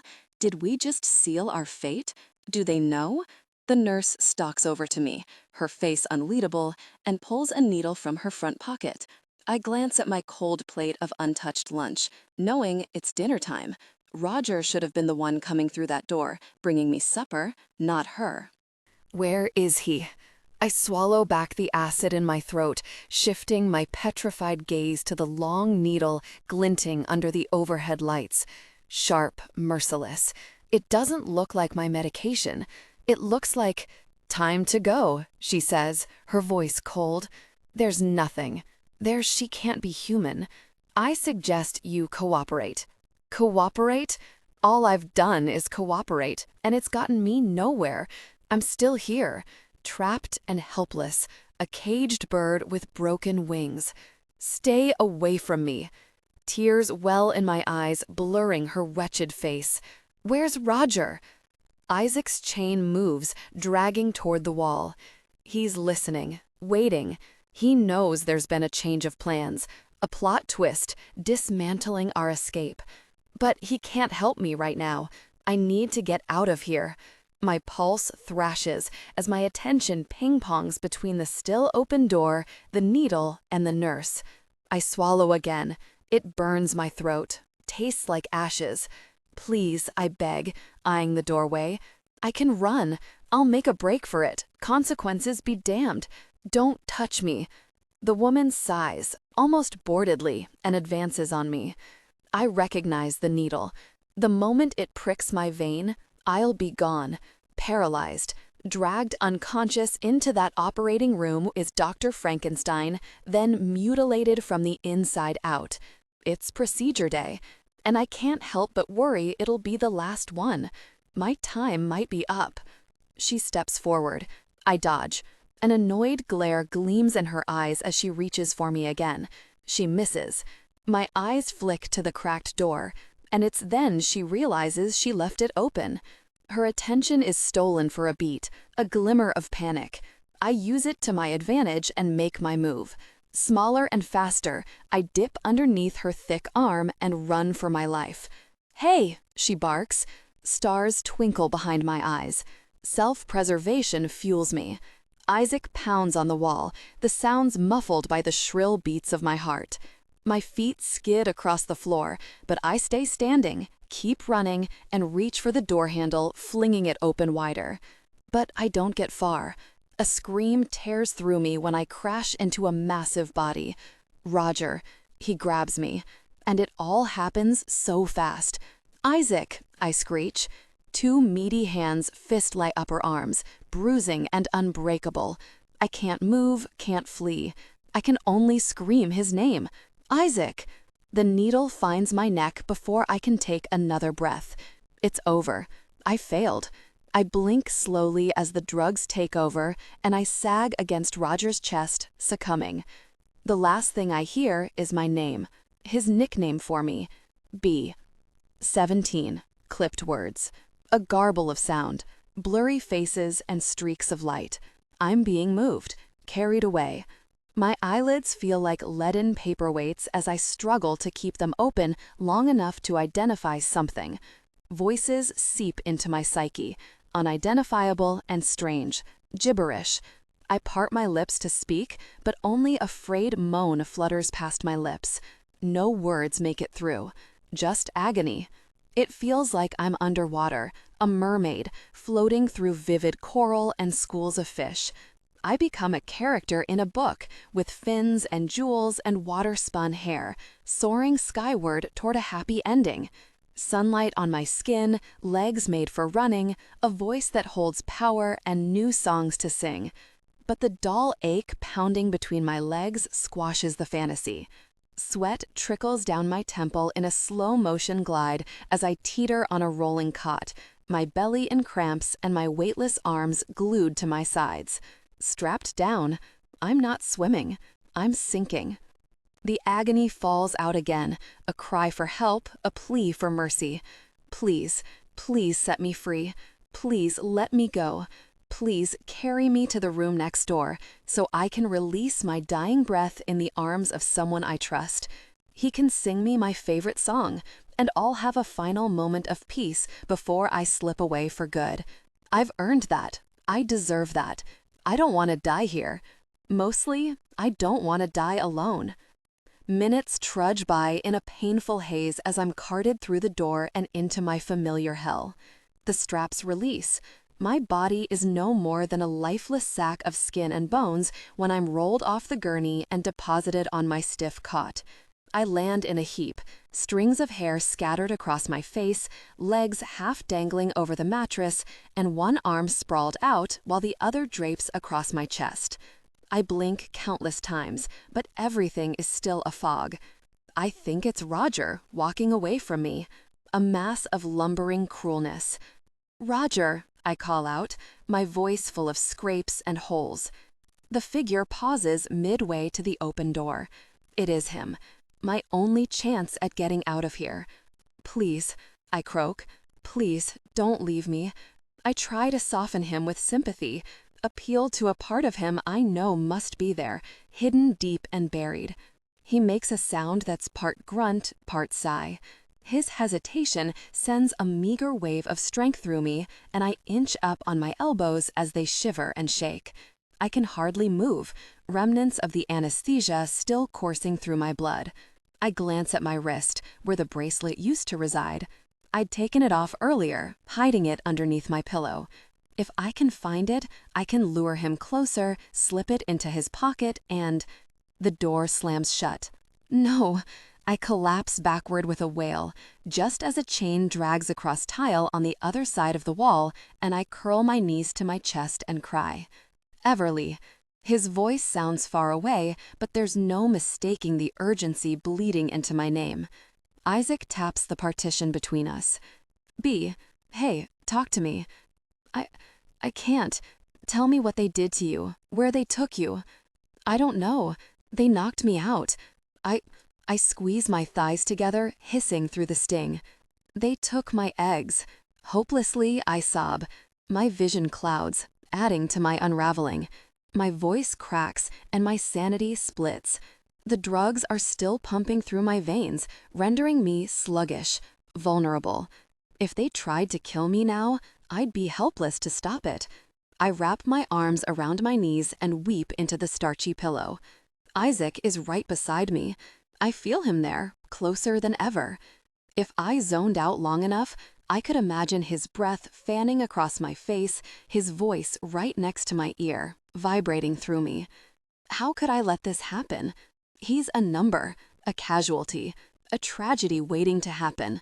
And somehow, I've come to care about his well-being just as much as my own.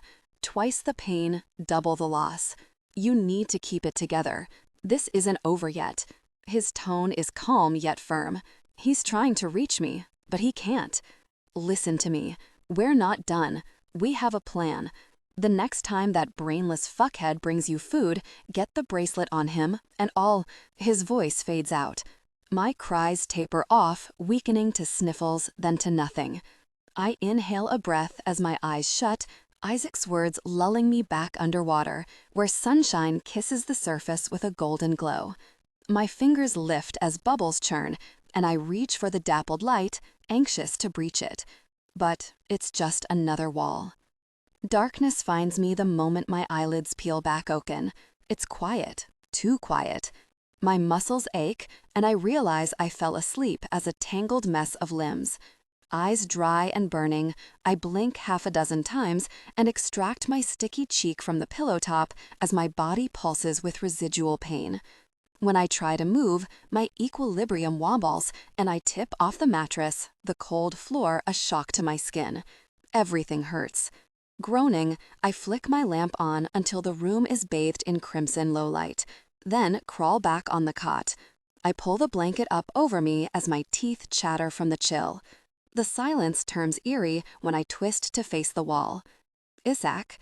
He was talking to me, trying to soothe my sadness before I drifted away, lost to the void. Panic creeps inside me, and I slap a hand to the wall, eager to hear his voice again. But it hardly makes a sound, my strength no more than a feeble breeze against a brick pillar. Isaac? Nothing. Oh God, did they take him? Anxious heat filters through me, only heightening the cramps and knots in my stomach. If he's gone, I won't survive it. I can't do this alone, not anymore. I curl my hand into a fist and start pounding. Isaac. My voice sounds like I've smoked 10 packs a day through a permanent lung infection. Isaac, say something, please. Slap, slap, slap. His chain moves. Relief sweeps through me so hard, I collapse back to the mattress like a puppet with its strings cut. You're still there? He makes a drowsy, grumbling sound, telling me he was asleep. To my profound excitement, I thought you. Tears prickle the back of my throat as I curl closer to the wall. I'm glad you're okay. His shackles drag over to me and his voice loudens. You okay? Okay is code for alive. Neither of us is okay. I'm not sure we ever will be again. I don't think I have much time left, I say brokenly, splaying a flat palm to the divider, pretending it's his hand to mine. Human touch. They took what they needed from me. They still need to implant the eggs into the recipient, yeah? That's how it works? He pauses. You have time. They aren't getting rid of you before the transfer is successful. And who's to say there won't be more? I swipe the wetness off my cheeks, absorbing his words. Maybe he's right. Maybe there is still time. For me, anyway. What about you? Do you have an hourglass? I realize I don't even know how long I was in that operating room. My plate of lunch still sits beside me, ice cold. How long was I gone? Few hours, maybe? Then you slept another 3 or 4. A short pause. No hourglass. I swallow, closing my eyes as I sprawl out on my back, pulling the blanket to my chin. I'm cold, I murmur. The pain in my abdomen throbs, and my teeth chatter at double the speed. I hurt all over. It feels like they eviscerated me. Fight through it. My eyes water again. I don't know if I can. You have to. There's no other choice. Choice. I had the power of choice once. My choices led me here. I don't have any fight left. Everything is so hard. He goes silent, and I wonder what he's thinking. His mind is a labyrinth. I'm constantly anticipating his next words, what he'll say to make me laugh, muse, question, or rage. Isaac has seen things, worse things than me, I'm certain of it. When he doesn't respond after a few minutes, a stab of loneliness tugs at me. Maybe I was fishing for a reaction, a grand speech or wise words, a shot of conviction to my despair.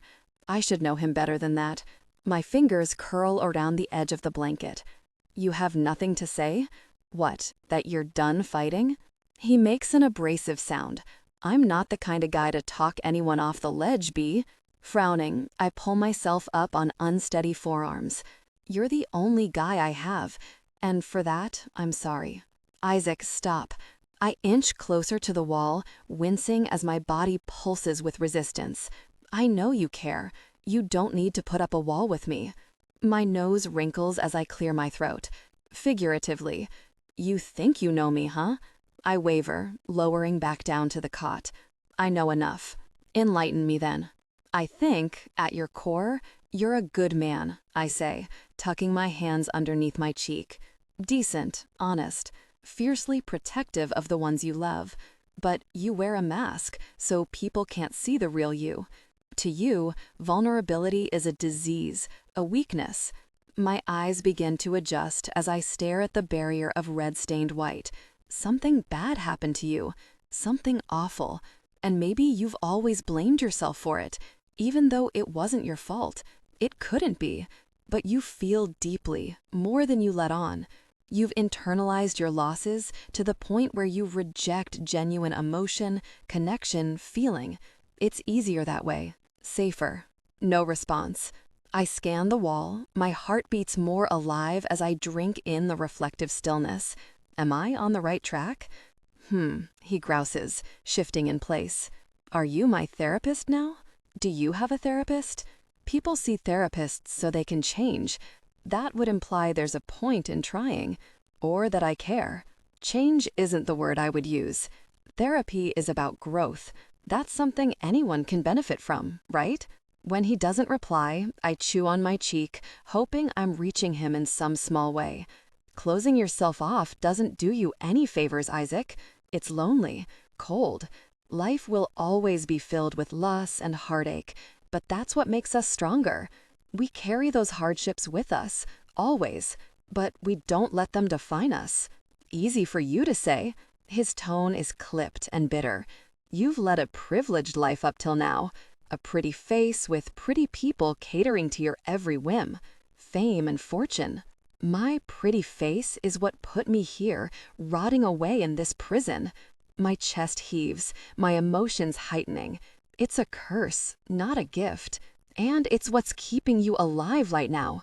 I release a humorless laugh. You think I haven't suffered, grieved, struggled? He doesn't reply. I sit up, wincing when I cross my legs. He's shutting me out again, pushing me away.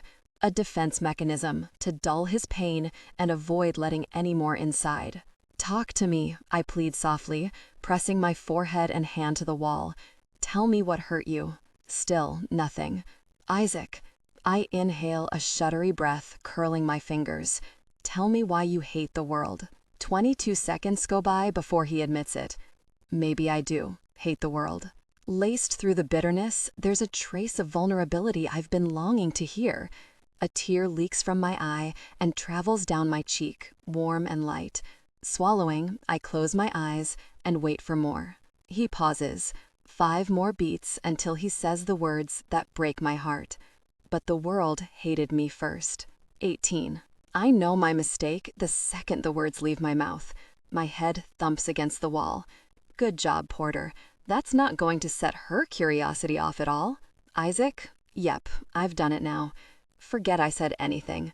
Why would anyone... She shifts against the wall, and I hear the strain she's trying to mask. That procedure fucked her up. You really feel that way? I didn't mean anything by it. We can let it go.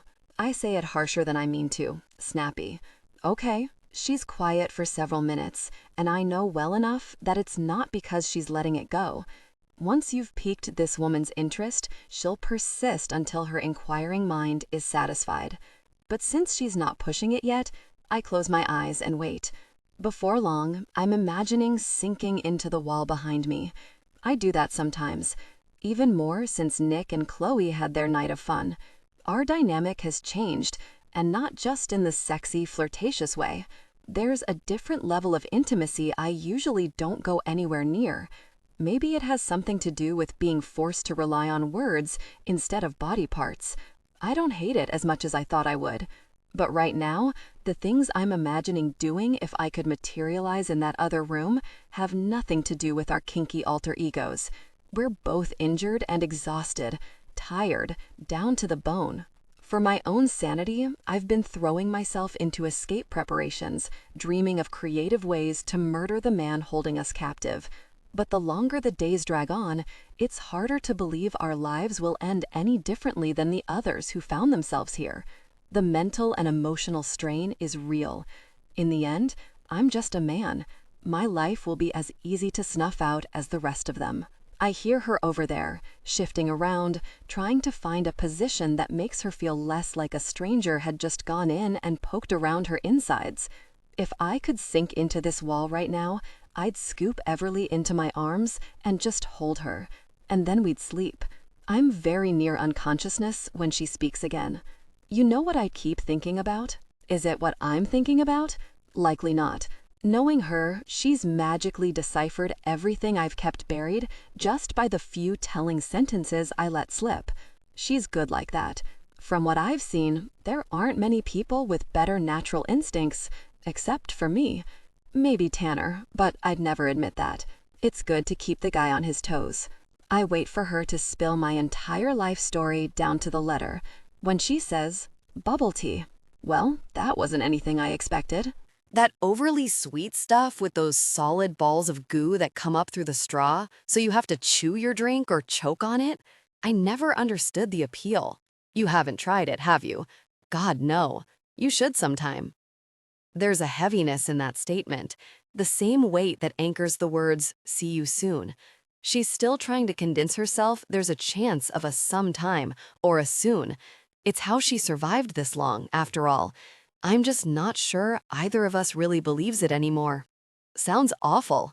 What else do you miss? Anything chocolate. I have a bit of a sweet tooth. How about you? I see this conversation for the reprieve it is. We were beginning to delve into heavy territory, and as usual, my involuntary reflex kicked in, and I got surly. This is my out, a way to keep our connection without dwelling on the heavy stuff. Thanks for that, Everly. I say, flippantly. I don't really. Before you go any further with that thought, you should know that I'm dubious about anyone who doesn't like chocolate, tacos, or dogs. So 2 out of 3 makes me around 66% passable. Truthfully, I'm more of a cat person. Any animal that can tell you to fuck off just by blinking is right up my alley. Whatever. At least I'm safe on tacos. Who doesn't like tacos? I guess I can't afford to be too picky. Her laugh ends in a pained groan that makes me wonder if she really has been eviscerated. Are we playing the game of torturing ourselves by salivating over things we can't have now? Yup, let's see. Are you a steak and potatoes kind of guy? I scoff. Doesn't matter much. Food is food. Gotta eat or you die. What I really want is a cigarette and a bottle of whiskey. I used to keep a bottle of my favorite whiskey in my apartment just to prove I could resist it. So, if a gourmet chef offered to cook whatever you wanted right now, you're telling me you'd ask for whiskey and cigarettes? Just cigarettes. I don't drink anymore. Okay, she lets that little tidbit go without further questioning. That settles it. You can bring the bubble tea, and I'll bring the cigarettes. It's tinged with a thread of hopelessness that breaks my heart. Getting us out of here will take a fucking miracle. In the quiet space that follows, I can't help but dwell a little too long on the thought of that whiskey, until I blurt something just as dangerous. Chicken pot pie. What? That's what I miss. Turn around, Porter. You don't want to start this Sarah's chicken pot pie. And there it is. I just pushed on a boulder that's balanced at the edge of a mountain, and there's no going back. Sarah. Everly swoops in on the subject, but she clearly doesn't know what to do with it. She was my younger sister. Half-sister, technically, but since she was the only member of my family who cared to claim me, it didn't matter. And now I'm all in. I can almost hear Everly trip over the thoughts. Sifting, discarding, needing to know more, but treading very carefully so I don't shut down. She knows me too well by now. Your sister? She liked to cook? No, she was terrible. I laugh, but she figured out how to make chicken pot pie, and it was the only kind worth eating. It was the first thing she made for me after she grew up and got out of the house. It was also the last, but I'm not touching that one. So she sang, played the guitar, and made chicken pot pie. That about sums it up. I'm full of shit. It doesn't even come close to summing it up. Will you tell me more? What else did she do? The desperation in that question makes me remember just how lonely the girl next door is. Sometimes I forget that my sister was one of her companions for a few fleeting moments, one she didn't have time to get to know well enough. Under different circumstances, there's no doubt they would have been friends. That's what she wants from me now, a lifeline, a connection to the girl who sang to her on the other side of the wall. She saved me. That's the raw truth of it, really. She saved my life. What did she do? There's a detectable undertone of awe there, and suddenly I can't remember why I hid her away for so long, why I refused to talk about her. Maybe I didn't want to bring her memory into this place of darkness and death. But the thing is, she was already here. For some reason, she believed I was worth something. God knows, most of the time I wasn't very nice to her. But once she made a decision, you couldn't do much to change her mind. One day, when she was 6, I beat up this bully on the playground, and she was convinced I was meant to be a superhero. "I'll be your sidekick," she announced, swinging from her knees on the monkey bars. "I can even have a nickname. What should it be?" "I don't want a sidekick. You'd probably pee your pants at the first sight of the Joker." "No, I won't. I can be brave like you." "Oh, I know." She pointed to a nest settled in the branches of an aspen tree. "I could be a bluebird. Nobody's afraid of a bluebird." I pulled one of the braids hanging upside down. Besides, that name is taken. I spent my weekend sitting on the floor of the local comic book store, reading. I knew these things. Why, if no one is scared of them? Because you're a pain in the butt, that's why. The next day when she went to school, she asked her first-grade teacher to help her come up with a name inspired by the birds. And when she returned, she announced herself as the Blue Jewel. Of course, I thought that was ridiculous. She followed me around for years after that, always afraid she'd miss out on helping me do something heroic. Objectively speaking, my fists were just prone to finding trouble. But in Sarah's imagination, I was fighting for justice, protecting the defenseless. That's the cutest thing I've ever heard. I didn't think so at the time. Sounds like a typical big brother, little sister relationship. It wasn't. Truth is, I had very complicated feelings towards my younger sibling. As we grew up, she was treated like a princess, like she was solely responsible for all the light and hope in the world, while I was born with a shadow attached to me, one I could never escape. I wanted to hate Sarah for what she represented, and I tried. But in the end, she was everything her parents saw in her, and as I leaned back against the barricade, my gaze fixed on the cot where she once slept, I let the essence of her bleed through my words. I bring her back to life, if only in memory. When I was finishing high school and deciding on a career, my mother looked me dead in the eyes and told me I shouldn't bother because I was destined for prison anyway. How could she say that to her own child? She had her reasons. My mother was a complex human, damaged in her own right. I believe she was hopeful once, but when life let her down, she turned bitter. Unfortunately, I symbolized the beginning of that. Anyway, it was Sarah who followed me out, who told me she thought I had a different destiny, that I was meant to save people. She believed in me so hard, it started feeling possible. Her dreams gave me this little pinprick of light at the end of the tunnel, just enough to keep me from giving up. I enrolled in the police academy because of my sister and her audacious dreams, but that's a secret I'm holding on to for several reasons. It doesn't really matter. That was a different life. Now I'm a prisoner, just like Everly, like Sarah. Our lives, threaded together between two cells, devoid of light, destined to end the same. Good. Everly's voice carries the same hard conviction my sister's used to. Because you are worth something. You're worth so much more than you give yourself credit for. Yeah, I smile to myself. You two are alike in a lot of ways. She ponders this for a few minutes, her inevitable question lurking in shadow. Why was your mother so cruel to you? What excuse could she possibly have? It's because of the way I was brought into the world, I tell her, since there's no reason not to anymore. I was the constant, enduring symbol of everything that went wrong for her. Did that have something to do with your father? It had everything to do with him.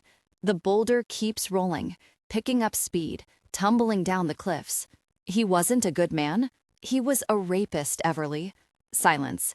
Seconds upon seconds of empty air. And finally, Isaac, I don't know what to... It is what it is, B. You don't have to say anything. What can be said for a man who made a career out of violently destroying other humans, who got off of it? Did you know him? Only by name. Court reports. Convictions. He took his own life in prison while serving 30 counts of sexual assault. There were more victims, undoubtedly, but that was all they could prove. I don't tell her that he was so notorious. If I said his name, she'd likely know it. I refuse to give that name power. I've always imagined him serving eternity, being eaten by maggots in the pits of hell. His legacy should go with him. As I stare at the chain anchoring me to the floor, the similarity to my feelings about the man who forced me into this world isn't lost on me. There's no response from the other side of the wall, and I don't expect one. I'd rather there wasn't. My palms are slick, the back of my neck sticky. But the tile is cold, even through my jeans. This place is kept fucking frigid, so I don't think it's the air temperature. It's more like, fuck, I could really use a cigarette. It's the first time I've said any of this out loud. Tanner found out by digging around, as detectives do, but aside from a brief acknowledgement when the bastard died, he knew to leave the subject alone. Other than that, there was my mother, my stepfather, who was indifferent toward me as long as I wasn't causing trouble for the family, and Sarah. Now that it's out, I feel empty as this room. I didn't even know who he was at first, until my mother felt the need to explain what was inherently wrong with me. That's horrible. No child should have to go through that. They shouldn't, but that's life. It's a crapshoot, and some people roll a shit hand. The day it all finally sank in is burned into my memory like it happened yesterday. It was the first time I got suspended from school for fighting, and my mother was livid. She retaliated by making sure I knew how much I'd ruined her life. What a mistake I was. In the past, when I'd asked about my father, she'd been evasive. But not that day. That day, she led me to her room, opened the very bottom dresser drawer where the evidence was hidden, and spread it all out across the bed. The court reports, the testimonies of women who sat on that stand when he was finally brought to justice. The pictures. I look too much like him to ever let her forget. When I asked her why she even kept me, she explained that she was young and naive and thought it was meant to be. Her family had been religious. They raised her to believe in the sanctity of life and told her everything happened for a reason.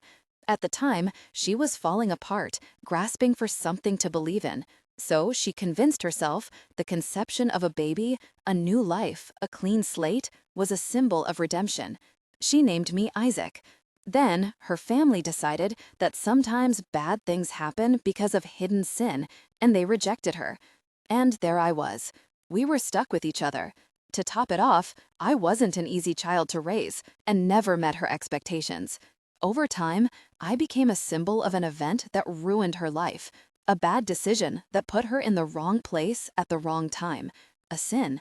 She was an ocean of PTSD and ruined dreams, and my presence was a toxic oil spill. We didn't mix, and as a kid, I never had a chance. Well, I let my eyes close again, pressing my fingers into the pressure points just above my eyebrows.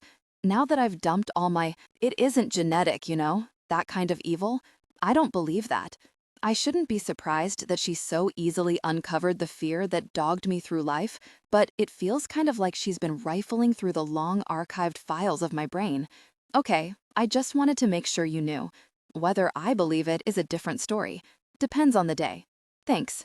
Mercifully, she drops the subject of my parentage because I've gone way past my quota for dwelling on this bullshit. My head feels like that proverbial boulder was dropped right on top of it. Did Sarah make music for a living?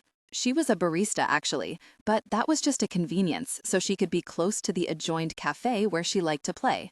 I can picture that for her, sitting on a little corner stage under a light, everyone stopping mid-conversation, mesmerized when she played her favorite song, and then running back behind the counter to make someone a half-calf non-fat iced mocha with a splash of sugar-free caramel. Nailed it.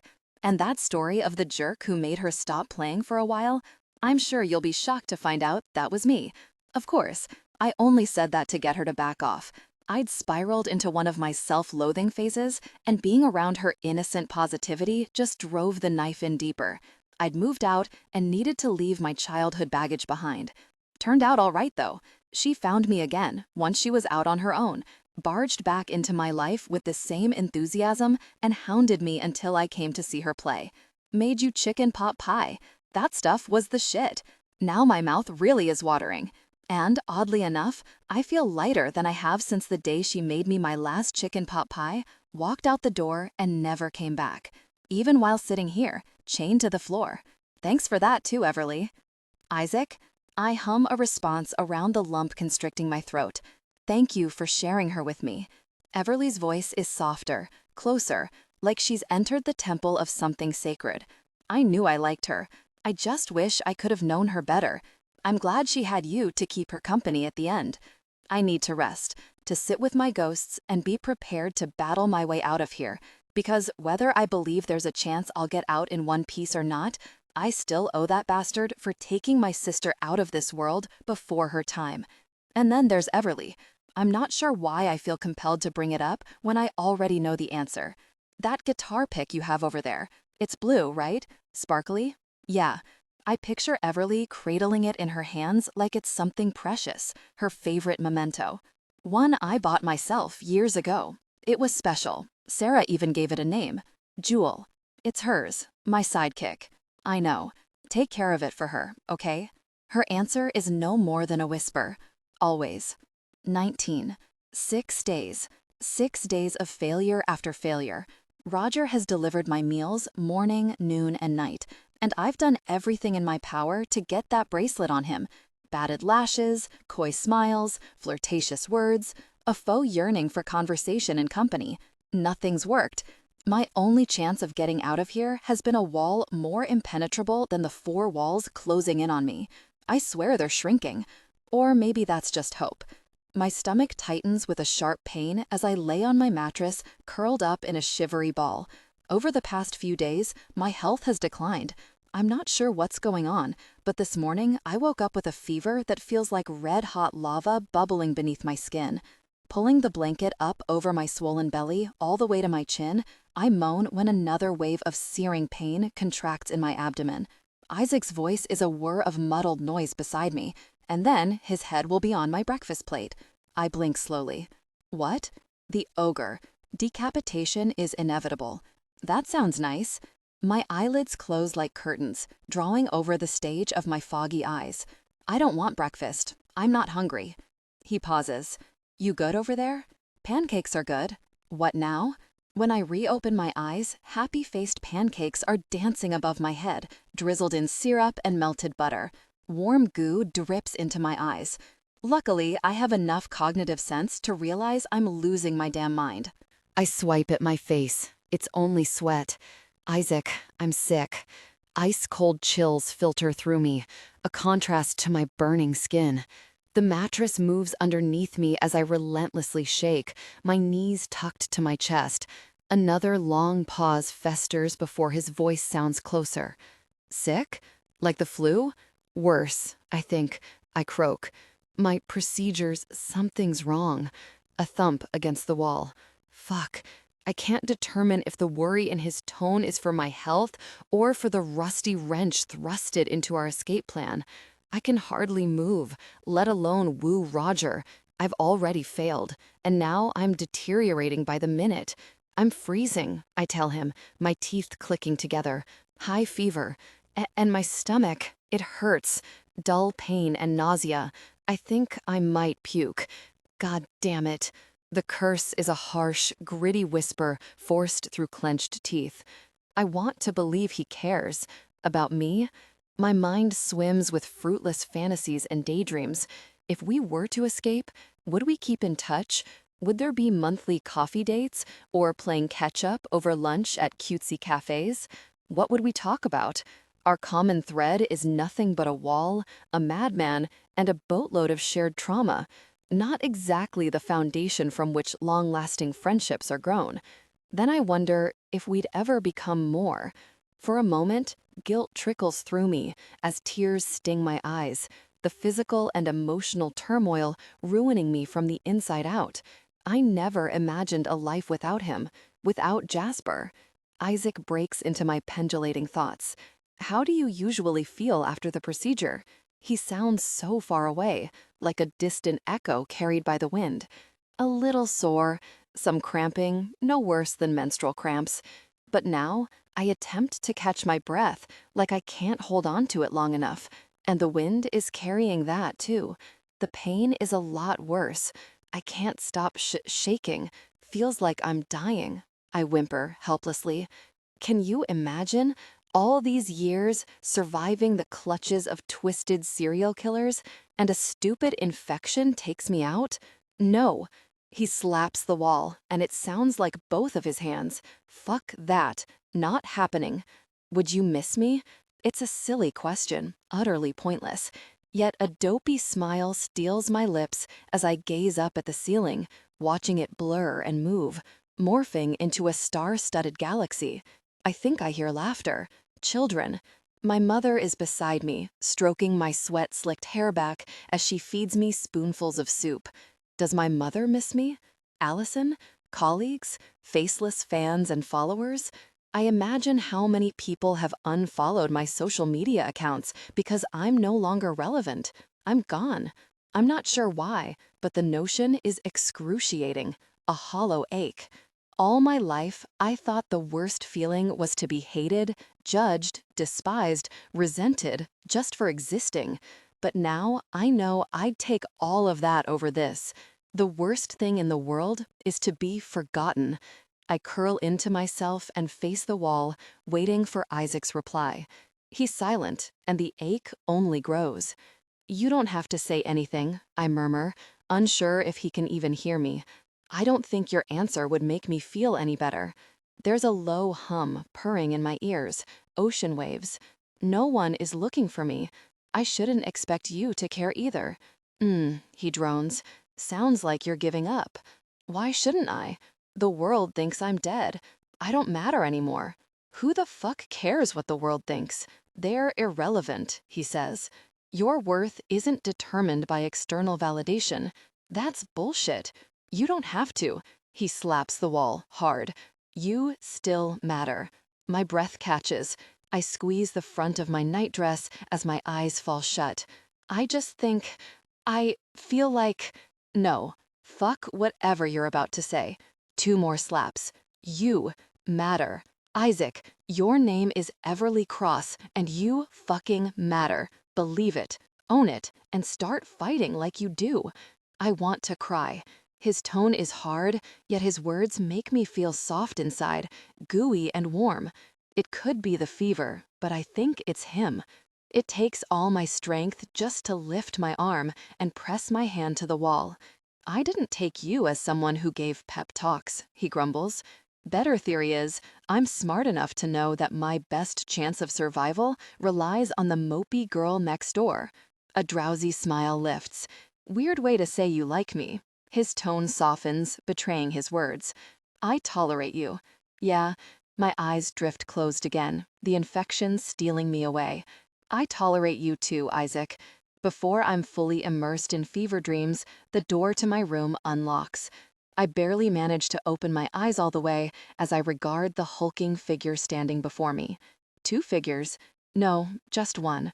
My vision is distorted and I'm seeing double. I swallow the sandpaper in my throat.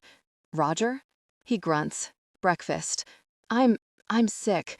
Can you—" I reach for him, for something, but all I do is slide off the mattress. My head pounds, my body aches. As I inch myself back up, my hand slides underneath my pillow for support, for leverage, and that's when I feel it. I remember, I have to do this, right now. Roger trudges forward with a blurry platter, and the sound of it clinking against the tile mingles with the feel of yarn-spun wire sliding into my palm. I cup my hand around it as I lift up, collapsing onto the cot. "Roger, please." I squeeze the bracelet, my heart ping-ponging between my ribs. "I need medicine." Another caveman grunt. "You'll live." "I won't. It's serious. Something went wrong with my procedure." Hesitating, Roger stares down at me with beady eyes, his bald head morphing into 2 heads, then back into one. I can't read him. His expression is stone, but he's still here. I raise my weakened arm, our precious escape plan hidden inside my fist. "Can you help me sit up?" He can tell I'm not faking it. I'm truly sick, sweating, shivering, and wrecked. My skin feels hot and flushed, and I can only imagine how I look to him. "Please, I need you." It hurts to say the words, but rotting in this cell hurts more. Isaac is quiet. He's listening, waiting, silently begging for me to get this bracelet on Roger. My heart races with adrenaline, a reminder that I'm still alive, still here. I still matter. "Roger," reaching for him, I try to move on my own, but drop backward with a small cry. "I can't do it. I'm hungry." Finally, to my heart-rending relief, Roger approaches. I catch him glancing over his shoulder at the camera before he looks back down at me. He doesn't say anything as he bends over and wraps his thick arms around my torso, heaving me upward onto my knees. I cling to him. I hold him tight, pressing my warm cheek to his chest. "Thank you." His big body freezes in my grip as I hug him, feigning care and comfort. He smells like bleach and cigarette smoke, like death and decay. But as my hands trail down his waist in a slow descent, I carefully slip the bracelet into his back pocket and give his butt a squeeze. Roger tenses on a low moan, pulls me closer, holds me tighter.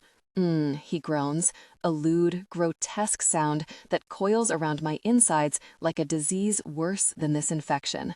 A meaty paw cups my ass, feeling me up through the thin gown. Oh God, what if he takes this further? What if he... Hey, a sudden ruckus unfolds beside me. Isaac starts pounding on the wall, rattling his chain, creating a scene, a distraction. My breath is quick and shallow as I try to wheedle free from Roger's grasp.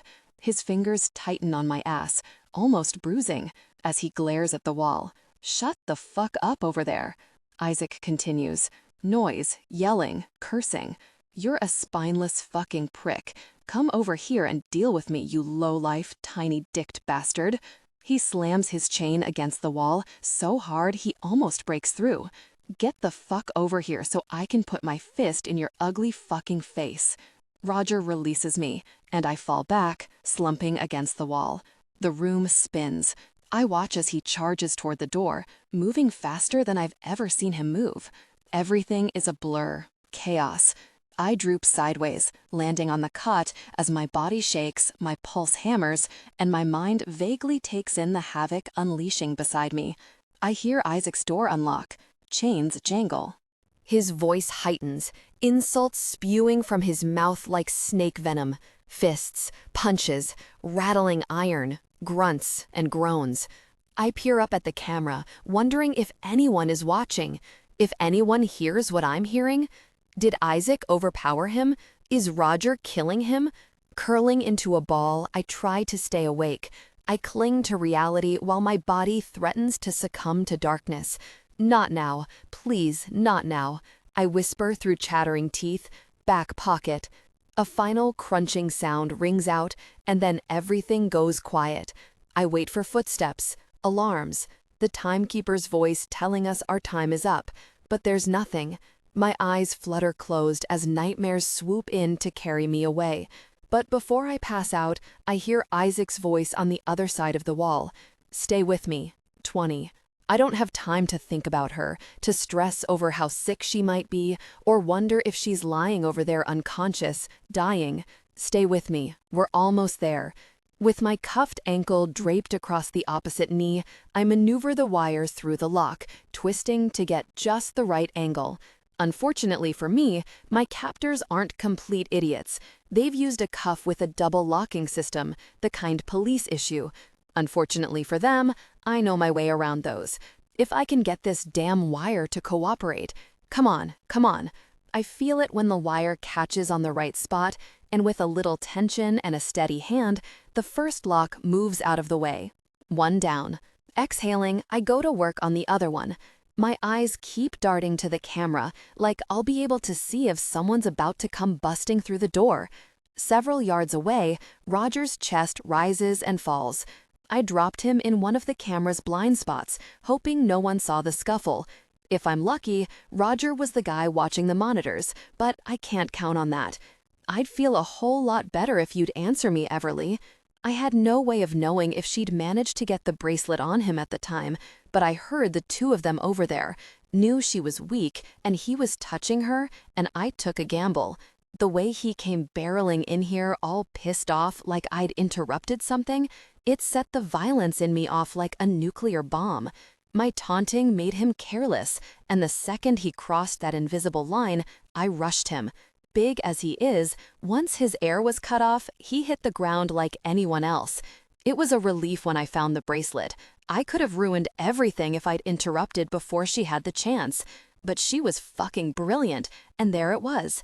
in his back pocket, woven around a nice thick wire, just like she said. While I was at it, I snagged his keycard because God only knows what I'm going to find outside this room. I also pulled his shoes off and shoved them on my feet. They don't quite fit, but I'm not running out of here barefoot like a dumbass. Assuming I ever get this yes! With a hook and a twist, the second lock lifts and I rip the damn thing off me, letting it clank to the floor. I'm free, but there's no time to celebrate. I've got to go. Hang on for me. I'm getting us out of here. But I hesitate a second longer than I should, laying my hand on the wall one last time. See you soon. Maybe there's a part of her that can hear me. Turning away, I push off that damn barrier and dart for the door, practically leaping over the ogre's limp body on the way out. The hallway is quiet, and Everly's door is right there, but I know death lurks around every corner. Stopping now would be a fool's mission, and I haven't come this far to screw it all up. It's disorienting, seeing the outside of the room for the first time. The plain, sterile-looking hallway appears to be an extension of the room I've been locked in, with the same tile floors and white walls. An industrial-type building, then. Glancing right, then left, I turn away from Everly's door and toward the stairwell sign at the opposite end. I'm exiting onto the lower level, moving as quickly as possible while trying not to draw undue attention, when an alarm goes off. Shit, someone found Roger. 21. Arctic water splashes across my face. Gasping, I shoot up with a start as cold liquid dribbles down my face and neck, drenching my nightgown. I'm disoriented, chilled to the bone. I blink icy droplets out of my eyes as I glance up, and a blurry face slowly comes into focus. An orange plastic bucket dangles from freckled fingers as a man towers over me. I'm still gasping for breath, choking on water and words. What? Just like that, my senses click back on, one by one. Briny well water coating my tongue, the scent of sweat and body odor, chattering teeth and puckered skin, alarms, sirens, footsteps, men barking orders from the hallways, the red-haired man, Dolph. My instincts kick in, and I scramble to my feet, slipping on a puddle and abruptly dropping to my butt. Pain shoots all the way up my spine, my tailbone throbbing. Dolph moves like lightning and grabs me by the front of my wet gown, yanking me back up. I struggle, my eyes pinging wide when I notice a pistol fisted in his right hand. No, please. He shoves me to the mattress. I'm still fevering, weak, and frozen as I glance at the wall. Isaac. Alarms blare, my heart skipping with each screechy siren. Did he escape? Is he out? Will they kill me before he brings back help? I crawl off my mattress toward the open door as a low chuckle rumbles from Dolph. His leg lashes out until a heavy boot connects with my side. More pain slithers through my body like a hot iron brand, and I roll onto my back, his foot holding me down by the chest. Wriggling and writhing, I grasp at his ankle with both hands, trying to push him off me.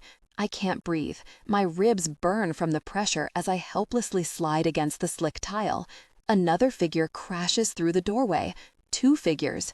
I twist my head, my eyes landing on the Timekeeper. And Roger! Roger! I shout, still squirming beneath Dolph's dirty black boot. Roger, please! Roger is shoved into the room, stumbling. Dolph lifts off me, snatching me by the hair and pulling me to my feet. Scalp burning, I try to flee, but his hold is too firm. The Timekeeper tusks from the threshold. Many things grate me, Everly, he drawls, adjusting the collar of his pink and navy checkered suit. Morons talking on speakerphone in public places. Chronic tardiness. Crying babies. Incorrect usage of the word seen. A slight pause. But would you like to know what's at the top of that list? I kick at Dolph's shins, to no avail. Sneering, the Timekeeper glances at me. Inconveniences. Please, you don't have to. Enough. His voice echoes loud enough to make me flinch. I highly suggest you keep that mouth shut before I slice you open from chin to cunt. My blood runs colder than the water at my feet as he plucks a pocket knife from his front pocket and gives it a flick. The blade gleams under the fluorescent lights. I stop squirming, my throat burning as I swallow down acid. That's better. His tone dips lower, more composed, the veins in his neck shrinking.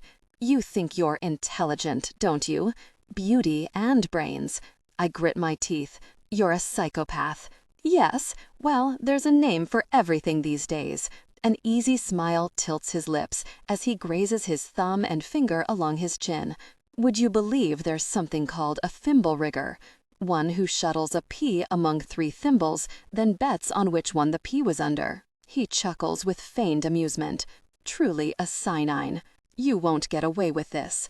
That hardly matters if you don't manage to get away yourself, and you won't. 2 mismatched eyes glint with menace. I own you, Everly, just like I own your new friend, who's being captured as we speak. He flicks the pocket knife again. Once, twice. My, how I cannot wait to hear the sounds he makes when I gut him, like a fisherman filleting his catch. My eyes burn with razor-like tears. Isaac! I whip my head back and forth. He's going to kill you. Painfully, I say, hissing the words through my teeth. I promise you that. The timekeeper blinks at me and returns the knife to his pocket. Hesitating for effect, he then pulls out a familiar thin wire, crooked and used. My breathing shallows. You think I don't know what you did? Taking a step forward, he turns his attention to Roger and holds up the wire, dangling it back and forth. What you both did. Eyes panning between the 2 men, I claw at Dolph's meaty forearm, leaving angry nail marks behind. His hold only tightens.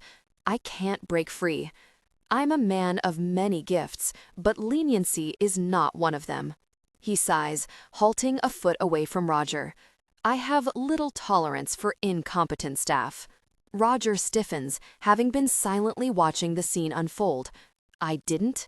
Shiny metal is pulled from the timekeeper's waistband. A shot rings out. I don't have time to process anything before Roger's head explodes. Blood erupts like a geyser, brains flying every which way. It's a blur, a smog of horror. I scream. The sound is a faraway howl, diminished by the ringing in my ears. Gunpowder chokes me. Brain matter lands on my skin and dress. I sag to the floor, held up by my hair, as Roger's body twitches and drops to the blood-smeared tile. Dolph doesn't even blink. His red-smattered face remains expressionless as he stares at the mutilated body at our feet. I'm numb. Sound drowns out. Wailing, alarms, sobs, all a pitchy hum of terror. Background noise. Look what you made me do, Everly. The timekeeper bristles, shaking his head. Now my favorite suit is ruined.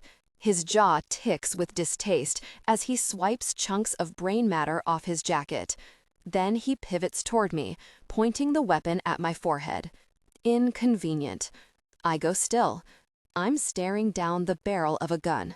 This is it. I squeeze my eyes shut, returning to the foyer of my home. Jasper, lying in a pool of blood with a bullet in his back. My husband, dead. My life, over. Memories unfurl, sweeping through my mind in vivid technicolor. Dinner dates, wine mixers, inside jokes, future planning. Dancing on street corners with my best friend. Falling asleep in my mother's arms as she strokes my hair and sings my favorite song. So many moments, so many dreams. But memories are fleeting, and now I dream in black and white, my colors running dry. Everything is gray. Everything except for him. Isaac. He's going to make it. It's too late for me, but hell, get out of here. He's going to be okay. I open my eyes and stare at the smoking barrel, a sense of peace washing over me. Finality. This was always in the cards for me. I know that. But there's hope for Isaac. He's already on the other side of these walls, bringing back help.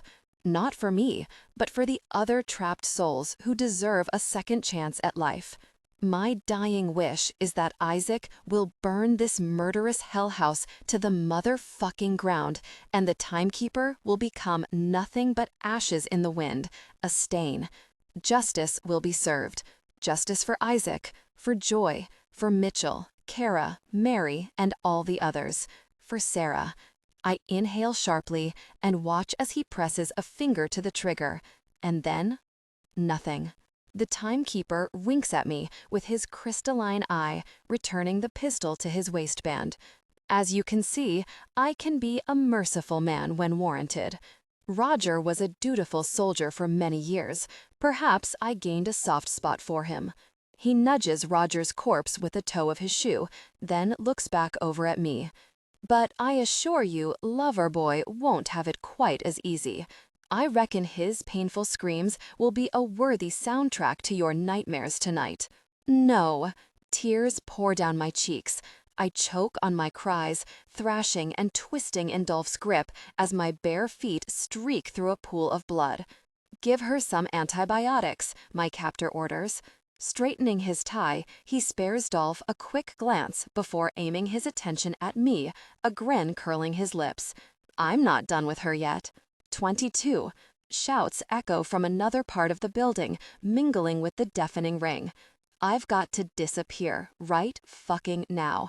With my heart speeding out ahead of me, I pick a direction and pray it's the right one, if such a thing exists around here.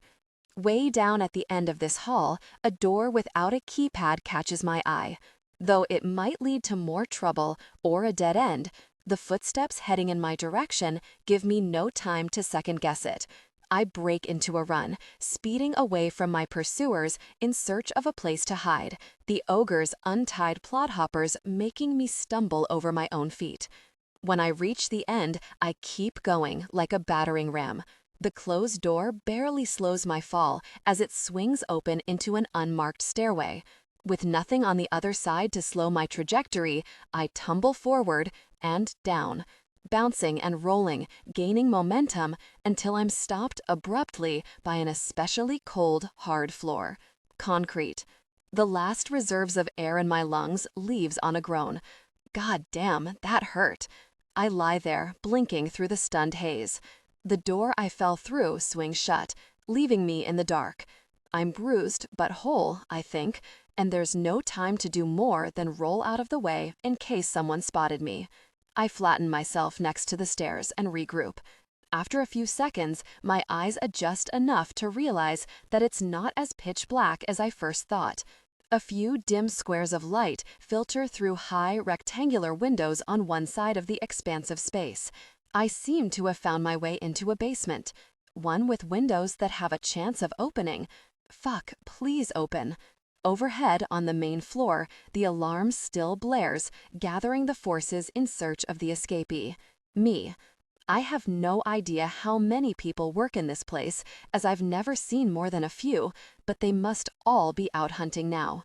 The trick will be to stay out of their way while they're distracted, so I can work on finding the best way out of here. Everly's life might depend on how quickly I can bring help back. There was something in her voice before Roger came in, and she faded out, like she didn't have much left in her. I swear, if she gives up 5 minutes before I get us the fuck out of here, the thought makes me vaguely nauseous. It's just a fever, she'll be fine. Rising into a crouch, I pan my gaze from left to right. The room sprawls out behind me into complete darkness. There's no telling what's back there, but beneath the windows, I can make out a few shapes lining the walls. Shelves stacked with supplies, some cages big enough to house very large animals, and a table in the center. Keeping myself bent enough to move forward, yet able to dive under something if that door at the top opens, I head for the windows. Passing the table, I see the glint of light off metal, and the adjustable legs ending in wheels that indicate medical equipment. My mind pings to Everly's procedures and whatever else might happen down here. I'm not going to think too hard about that. The windows are high enough that it will be tricky to pull myself up and out, especially considering my shoulder injury, and dingy enough to obscure my vision. Not optimal, but my other choice is going upstairs and out the front door. Balancing on my toes, I push up on the window frame. Nothing. Fuck. Next, I try pushing out. It sticks for a second, but gives, pushing out at an angle that stops halfway, which is going to be tricky to squeeze my ass through. That explains why they don't have this area secured better. Fortunately for me, there's a wire shelving unit close enough for me to wheel over and give myself a boost. Then, just as I get my head through the opening and take a breath of air that's less fresh than I anticipated, there's a noise at the top of the stairs. My heart hammers. My first instinct being to keep going and run, but my gut says that's a good way to get caught. I don't know what's out there. So I pull back in and drop down, squeezing behind the shelf, which does little to hide me, just as a sliver of light shines through the cracked door.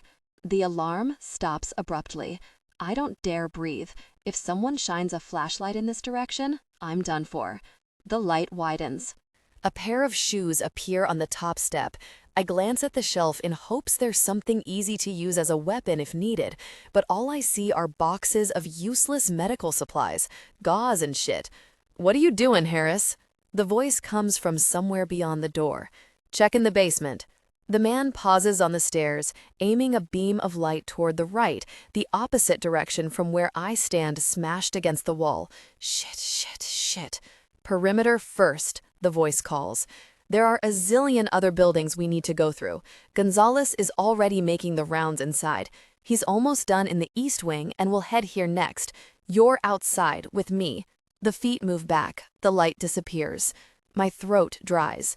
I've got to get out of this window and hide before Harris and his partner make it around to this side of the perimeter. If I stay here any longer, I'll have Gonzalez to deal with. Good news is it sounds like there are plenty of places to hunker down outside, as long as I pick one that's already been searched.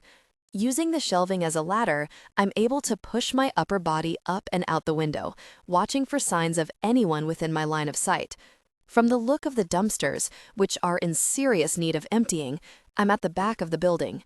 After a precarious push-pull-shimmy maneuver made more painful over a bed of gravel, I stand, pressing my back to a wall of old white-painted brick. In front of me, a tall wooden fence surrounds a square area, and from the rank, burnt smell, I'm guessing it houses an incinerator. We appear to be in the middle of nowhere. There are no visible roads, no buildings besides the numerous sheds and shipping containers that belong to whatever this place is. I have no fucking clue. The tree line looms an acre away, an oasis with a stretch of dry, brown grass in between. It feels like a taunt. You can hide here, but good luck making it that far without being seen. The crunch of footsteps alerts me to the presence of one of the men searching the perimeter. My nerves tingle, but panicking will do me no good, and I'd be a fool to try to make it to the trees in time. When he walks through the gate of the fenced area, I know he won't be in there long. That leaves only one place to go, and it's one they may not thoroughly search. Several seconds later, I'm buried among bags of stinking, rotting garbage. Not ideal, but it's better than being dead. Probably. I'm going to have to wait these fuckers out, possibly until nightfall, and hope this place isn't well lit. Then I'll sneak away, find a road, and get the hell out. But when my stomach curdles again, it has nothing to do with the stench surrounding me. Because once I leave here, there will be nothing I can do to help Everly until I get back with reinforcements. She'll be on her own. And how the hell did this happen? That's Harris standing right outside my dumpster. We've never had a problem with security. It was that fucking cop. I knew keeping him around for so long was going to be trouble. Well, I guess that answers the question of how much they know about me. There's the sound of someone rifling around garbage bags in a dumpster nearby. Flies buzz above me. Bile rises in my throat. My muscles coil, prepared to fight amid the garbage. Maybe I can vomit on them as a distraction. That seems legitimate right about now. Had a bad feeling about that motherfucker. How'd he get out? He was working with the bitch in the room next to him, the hot one. Damn, I hope she doesn't have a bullet in her brain yet. I was hoping to get a piece of that before she's finally offed. Been waiting for them to be done with her. From the depths of the dumpster, I seethe. I'm truly considering my odds of popping out of this pile of trash, catching them off guard, and snapping their goddamn necks before anyone has a chance to pull a gun on me. Then the sound of footsteps moves away. Come on, man, he ain't in there. Let's check the other buildings so we can say we did. Yeah, he's probably reached the road already. It's been at least 15 minutes since he knocked Oxley out, maybe more. A laugh. Wouldn't want to be him right now. That guy is so fucked. Oxley? He must mean Roger. Shit, I should have killed that bastard rather than running the risk of him causing trouble later. It might have taken extra time, but I could have taken him, then picked off everyone else in this forsaken place one by one. Then I'd find that hourglass-wielding motherfucker they answer to, lock him in one of those cages in the basement, and take my time before dropping him in the incinerator where he belongs. It's kind of funny how easy it's been to go from being an enforcer of justice to what the guys on the force would refer to as vigilantism. But from the moment I decided I wasn't waiting any longer for them to take their heads out of their asses, it was always the plan, to wipe this organization off the face of the earth myself. I didn't care if it was a suicide mission. I'm fucking over it. Hell, a couple months ago, I would have blown this place sky high, taken them all out in one fell swoop, without much thought of innocents getting caught in the crossfire, as long as these assholes were gone. And now, rather than taking the opportunity to smash these motherfuckers like the cockroaches they are, I'm running the risk of letting Sarah's killers get away while I go off to bring back help, of all things. It's a waste of time when I could take care of this on my own, the messy way. But all that time spent talking to the girl in the next room shifted my plans. The innocents are more than nameless, faceless casualties. And then there's Everly, who knows me down to the depths of my festering soul. Christ, I have a problem. I exhale, immediately regretting it, since it means taking another breath of garbage air. Forget the girl, Porter. You're a dumbass. But being out of that room has given me clarity, and I can't shake the feeling that after 2 years of surviving in that tiny room, Everly Cross won't be leaving this building alive. That after coming this close, she won't be seeing me, or anyone else, at all. I feel it in my gut. As the men leave and I lift myself out of the dumpster, I remember something she once said.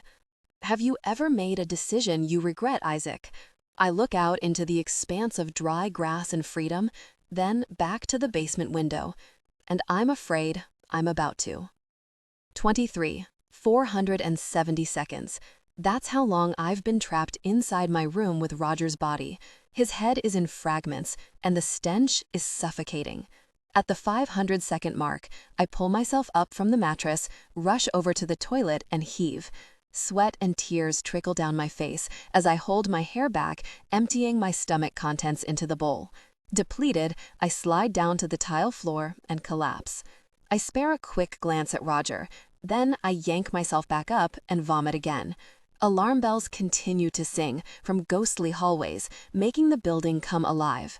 Pressing forward on the toilet rim, weak and out of breath, I turn to look at the wall, imagining Isaac's voice seeping through.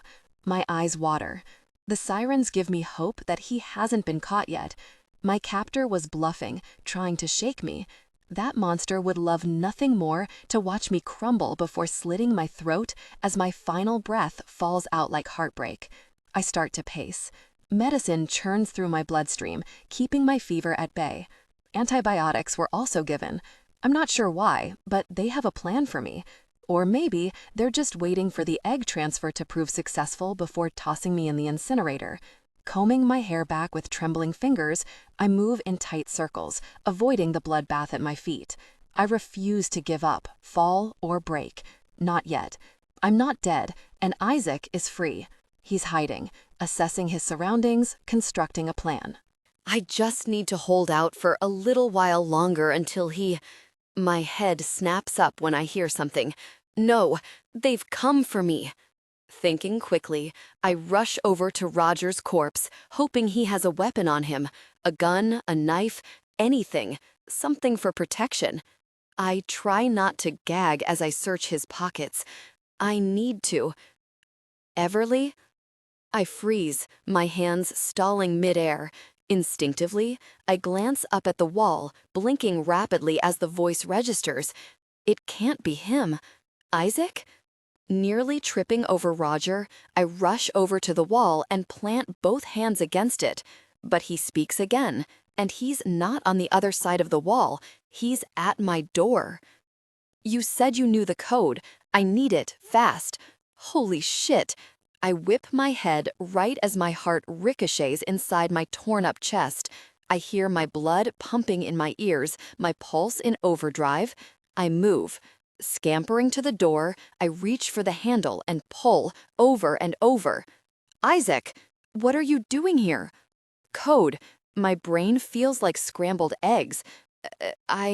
3, 2, 4, beep, beep. I think I've memorized the tonal composition of the first 3 digits, but the 4th number has always remained elusive. It's farther away from the others. Beep. I tug on the handle. Nothing. Panic buzzes through my veins as tears glide down my cheeks in salty streaks. Isaac, you came back. He presses the numbers again, but they don't work. I choke out another cry and press my forehead to the metal door. Try 9.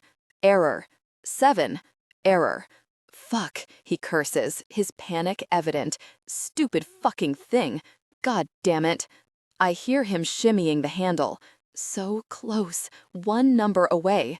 My knees wobble as I bounce up and down, frantic. Please, hurry. Oh, God. In another second, I'll see him. He'll take my hand and we'll run. We'll breach the other side of these walls together. I start second-guessing the first order of numbers as we both jiggle the door handle with sickly desperation. Try 2, 3, 4. I'm such an idiot. He practically growls the words as he fumbles through more number sequences. Fucking idiot.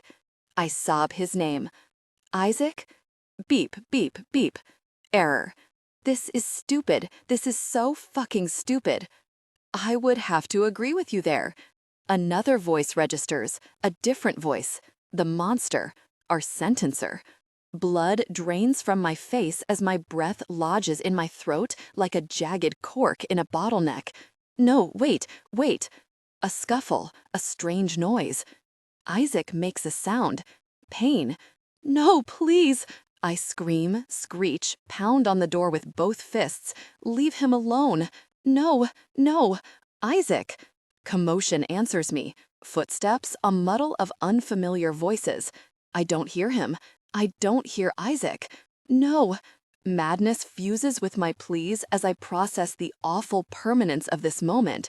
A heroic rescue eclipsed by goodbye.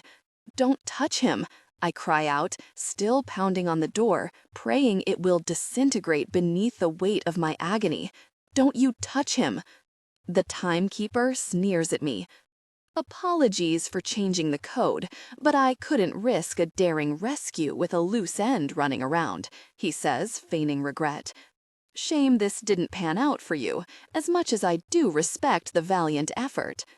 Wailing, I fall forward, my lips kissing the surface of the door, hoping that the closer I get to him, the more power my words will carry. But it's too late. Only silence greets me. I drop to the floor beside Roger's lifeless body, curling into a shivering, hopeless ball, surrendering to the creeping numbness of my slow death. He came back. Isaac came back for me, and that choice cost him his life. 24. Reality swims in front of me, then darts out of my grasp like a fish in murky water. Christ, did someone toss my brain in a blender? I blink until the pieces fit together. I'm sitting on a chair under a haze of dingy lighting. Ratchet straps around my chest and thighs keep me stuck fast. My wrists are locked behind my neck, and my legs, I try to stretch but get nowhere. Cuffed together at the ankles. Fantastic. I remember being outside Everly's door. That's right, I did it. But the fog continues to lift, and the shit I've gotten myself into becomes clear. Groaning, I look around as much as my position allows. The shapes are familiar. Cages, a table, medical supplies, the basement.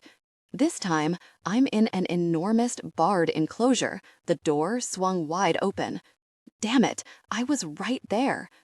But just as I realized I wasn't alone, a surge of lightning zapped through me. Static in my ears, burning in my veins. My muscles are seized up in one big Charlie horse. A stun gun. Damn thing dropped me like a rock, allowing them to drag my useless body away. Well, I mumble, I was right. I regret that decision with every fiber of my being. Yes, well, I like to call that reaping the consequences of your actions. A smug face appears in front of me, the Timekeeper. Fuck, I really need to find out this asshole's name.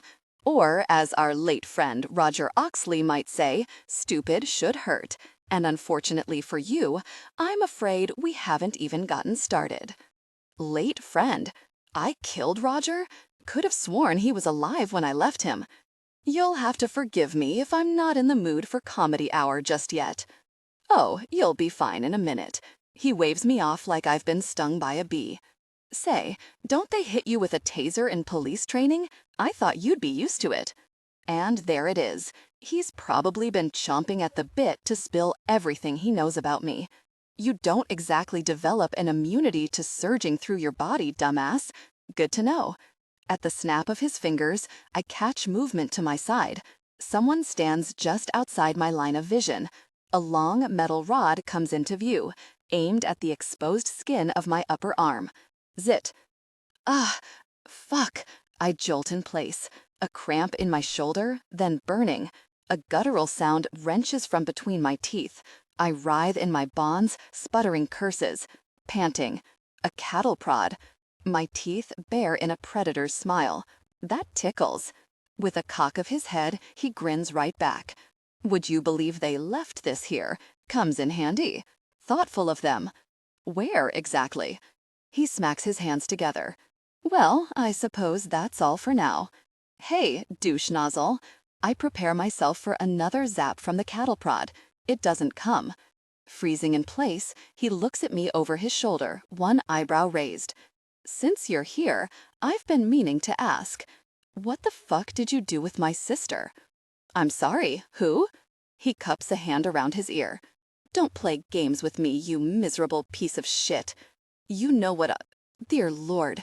He grimaces, waving a hand in front of his nose. Your aroma is offensive. What have you been crawling in? Why don't we take a walk out back and I'll show you? Menace oozes through every word. Childish taunts. He clicks his tongue. Really, I expected better. But I suppose you have been through the ringer lately. And I'm sorry to break this to you, but you don't even know the half of it. Kidnapping me, my sister, and murdering countless people isn't enough? Answer my question. Where is she? Still so fixated on one girl? My sister. I roar the words. Sarah. Not one girl. Sarah Carlyle. I hear her voice in my head. My father should have adopted you. Then you could be a Carlyle too. She had just come back into my life, eager to make up for our family sins. I could change my name to Porter. It's only fair. My sweet, justice-loving sister. I didn't deserve her. I'll give you justice, Sarah. Why her? It's practically a sob. Why did you have to take her? A flippant shrug. I don't know. Why do I choose anybody? She came to my attention and had the qualities I was looking for. After our pretty little birdie, Everly, proved so lucrative, I thought a crooning canary with striking genetics might fetch a good penny too. It was a disappointment when she wasn't compatible. You killed her because she wasn't compatible? I killed her because her prolonged upkeep no longer suited my purposes. I needed to free up a spot. He shrugs matter-of-factly. But you'll be happy to know I respected the wishes on her driver's license to donate her organs. Not a part of her went to waste. You motherfucking I swallow the rising bile. I'm going to disembowel you. Seething, I let him see the truth in my eyes. He chuckles as though my threats are no more than a swat from a kitten. Hell, find out. You really would rip my head right off my shoulders if you could, wouldn't you? With my bare hands. Such violence. Your buyer is going to love that. Excitement glimmers in his eyes. Now, I hate to dash, but I must prepare. First impressions and all that. However, I do have a memento for your entertainment while we're waiting for him to arrive. I don't react. Hell, tell me anyway. Oh yes, did I forget to mention, the man paying for you is on his way. In the meantime, movies. He claps his hands. Chop chop. This guy is unhinged. Dolph wheels something into the cage while I slump, limp, and numb, still feeling the aftershocks. Sit him up, he orders. He won't want to miss this. I'm turned abruptly to face a television, my head lifted by the hair. The thought clicks. Has Everly suffered from my actions? If she's on that screen, dread curdles my insides. Everly, my voice is wrecked, but I need to know. Where is she? What have you done to her? I shouldn't show him I care. Hell, I shouldn't care, period. But it's too late for that. It's too goddamn... What do you want from me? A woman's voice calls from the screen. My head snaps up. It's not Everly. You've made a big mistake. On the screen, my sister stands with her chin lifted and eyes blazing. You have no idea what you've gotten yourselves into. Confusion swims in my head, thumps in my chest. Is she alive? No. I see now, as she stands with her feet planted firmly, telling them exactly how fucked they are.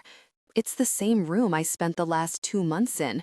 She's wearing a flowing blue dress, the one she wore when she walked out the door for the last time. One shoulder is ripped and hanging, and it looks like someone tackled her into the mud. My brother is going to find you and make you wish you were never born. My heart shatters, lodging in my throat. I'm so sorry, Sarah. I was 2 years too late. She curses them, calmly, fiercely. Her voice is low and dangerous. And despite the ache in my chest, despite knowing she never made it out, seeing her like this fills me with... Wait, I can hear her. I can hear her from inside the room. The cameras. How? All those things Everly and I said to each other, the plans we made, she was sure there was no volume. Were we wrong the whole time? Was this part of his game? Oh, you thought there was no sound, the asshole chuckles lightly. Incorrect, but it only picks up louder noises, yelling and the like. It's an old facility, you know, and replacing the original security system was hardly worth the cost, since I can't find it in me to care about your pointless chit-chat. This tracks when Sarah moves to the familiar wall, laying her hand against it. I know exactly who is speaking from the other side. When she speaks, I can't hear a thing. A surge of emotion wells up inside me, sticks in the back of my throat. For several minutes, all I can do is watch. Reluctantly, I take my eyes off Sarah long enough to slide a look toward my tormentor. So, this is what you do? Lock people up and watch them suffer? Goodness, no.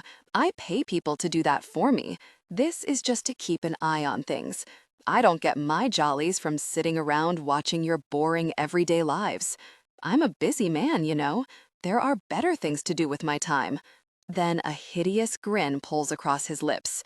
But it is quite interesting to watch a person's behavior when they know their death is impending. The hourglass. You sick bastard. He chuckles.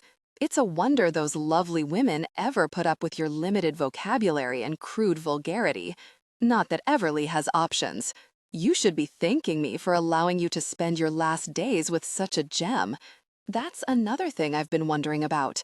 Tell me something. If I can do nothing else from this chair, I'm going to get some answers. With a place this big, isn't it pretty fucking stupid to put 2 people in rooms next to each other, only separated by a thin wall, when they could be plotting against you? Oh, that. He moves in front of the screen, blocking my view of Sarah as she wanders the room, skimming her fingers over the wall. I do love how you assumed that wasn't on purpose. I do love how you make no sense whatsoever. My voice drips venom. Wait, no, I don't. It's obnoxious. I find myself easily bored. Obviously, this isn't my only facility. I'm too brilliant to keep all my eggs in one basket. But since I do spend a good amount of time here, I like to keep things fresh. Your little neighbor girl might be pretty to look at, but she's about as interesting as watching paint dry, sitting in that room, talking to herself. Most of the others haven't been much different, once they give up and stop screaming.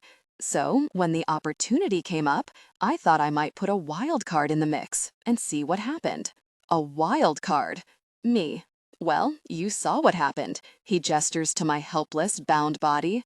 As did you. You only caught me, I simmer, because I came back for. He's smiling, broad and knowing. Fuck. Rage coils in my gut, but I keep it on a leash. For now. You're playing with me? Yes, well, that is what I do. You kidnap people to play games with them? Oh no, I choose people based on their value to my business. Everything else is more of a hobby, a personal quirk, if you will. He unclips the hourglass from his belt loop and holds it to the light. My stomach drops. But he merely admires it. That's why I fancy these, you see.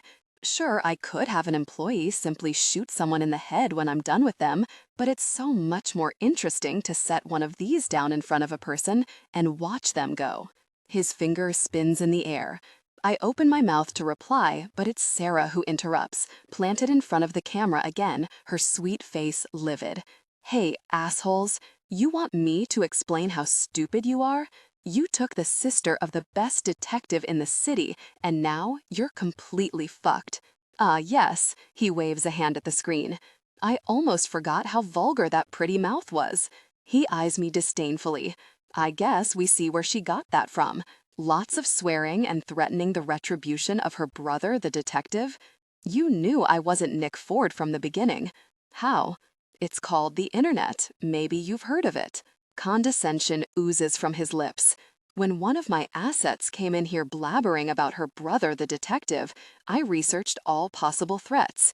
I've known who you were for 2 years, but you were of no interest to me as long as you remained clueless about my operation. Imagine my surprise when Ralph brought you in the hard way. I'm surprised you didn't just kill me. Oh no, I was delighted, actually. I'd been looking for the perfect fit for my client. Someone well-trained, police, military, it didn't really matter. You happened to pop in at just the right time. How fortunate for me. Indeed, he glances at the hourglass. Oh, look at the time. I've dawdled too long, I'm afraid, so I'll leave you with the lovely Sarah for now. How about we just fast forward to the good part? He picks up a remote from next to the television and presses a button. I'm going to kill you, I tell him, calmly. Yes, you mentioned that a time or two. Consider that a promise. His eyes are on the screen. Any minute now. He forwards the recording to an image of him walking into Sarah's room. My heart kicks up pointlessly. Here we go. Pressing play, he watches himself casually set an hourglass on the floor just out of Sarah's reach. What is this? What does it mean? She yells as he exits. She tries to lunge for the hourglass, to snatch it away, but no matter how she stretches, her fingers fall just short. What kind of sick game are you playing? No, fuck no, don't make me watch this. Fear not, he calls over his shoulder. Things are about to get interesting soon enough. I'm left alone in the cage with the ghost of my sister talking on screen and a surly Scandinavian. And when I smile, I make sure he sees all my teeth. Hello, Rudolph. This time, when the instrument is held to my skin, I barely flinch. My sister sits cross-legged, as close to the hourglass as the cuff on her ankle will allow, her eyes glued to the thing like it's a black mamba, ready to strike if she does so much as blink. I watch her like she could disappear any minute, because I already know she will. There's a temptation to close my eyes, to rebel against this insidious method of torture. But Sarah deserves more than that, more than being locked up in a room to face the end alone. It's the past, and with no way to change the outcome, she should at least have a witness to her last moments, no matter how painful they might be. That witness was always meant to be me. Not allowing it to be torture is how I rebel. You're a sad, sorry motherfucker, you know that?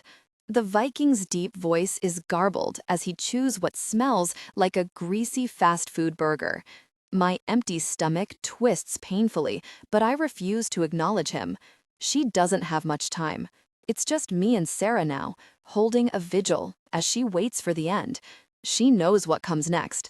I can see it as the minutes drain in a slow stream of sand.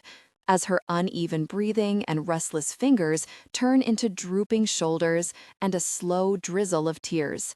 Then, finally, as the level in the hourglass drops to less than half, she raises her chin, straightens her spine, and takes a deep breath. Her eyes drift closed. Another breath, then two, and she begins to sing.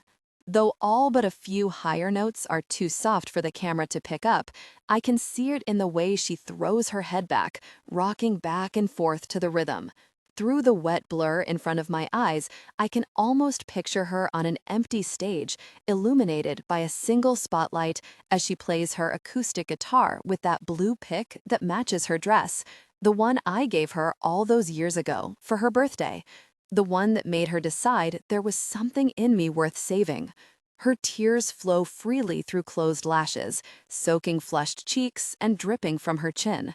But there's a fierce resolution in her expression, the knowledge that she fought as hard as she could, and when she saw the inevitable end, she chose to meet it on her own terms, peacefully, with the thing she loved most, music. The air burns my lungs, every breath pushing my chest against the unforgiving straps that hold me to this chair. They say life flashes before your eyes when you know you're about to die, and I don't know if that's what she saw as she sang, but it's what I see now.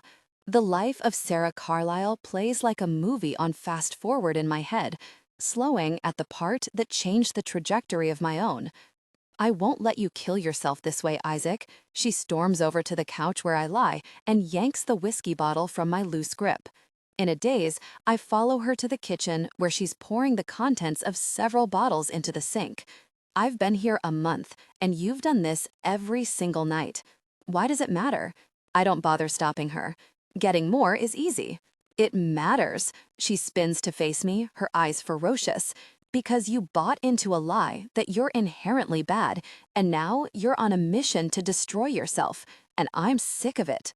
Sliding onto the bar stool, I rest my head on the countertop.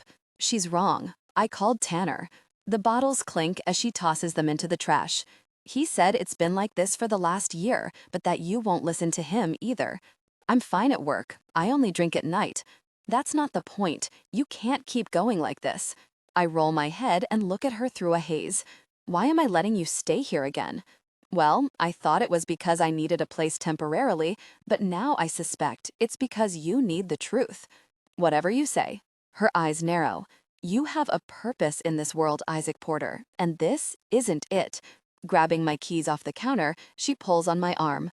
"There's a meeting a few blocks away that starts in an hour. I'm driving." I'll humor her, but I don't plan to stop. I enjoy being numb too much. Still, I let her take me to that meeting, and the one after that, because maybe I hope she's right. Sarah's door opens. The timekeeper walks into the room. Seconds later, the same man is standing between the television and my chair, blocking my view. I didn't even notice him enter the cage.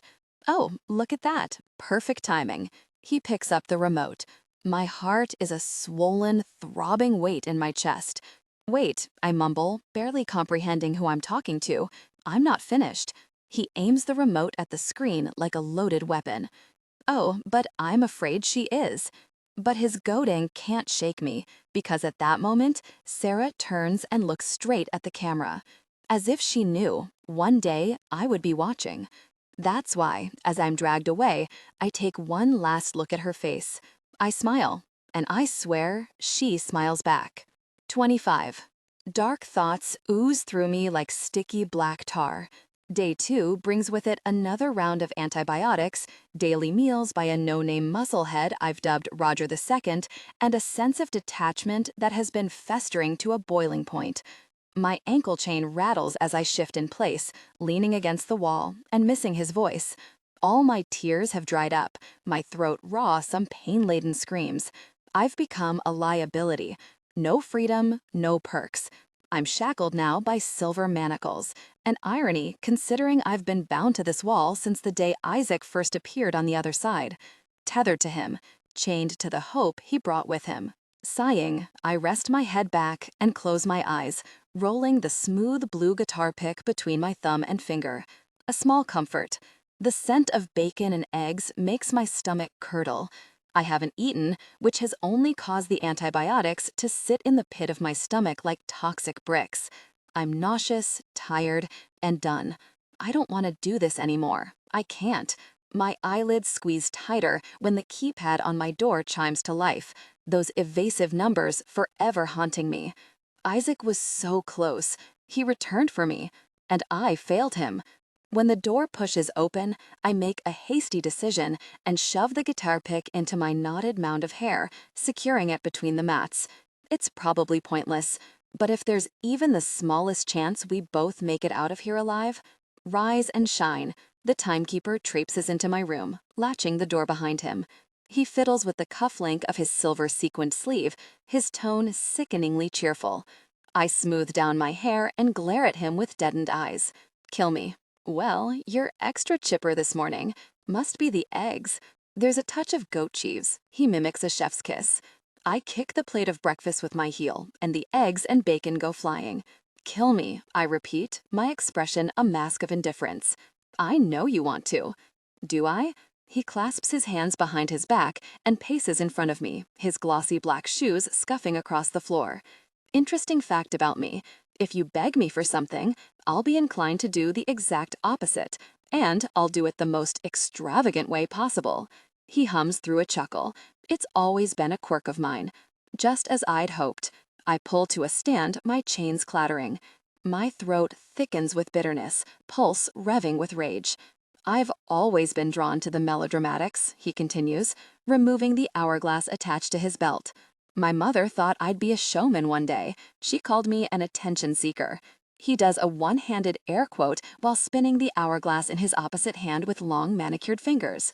I prefer the term opportunist.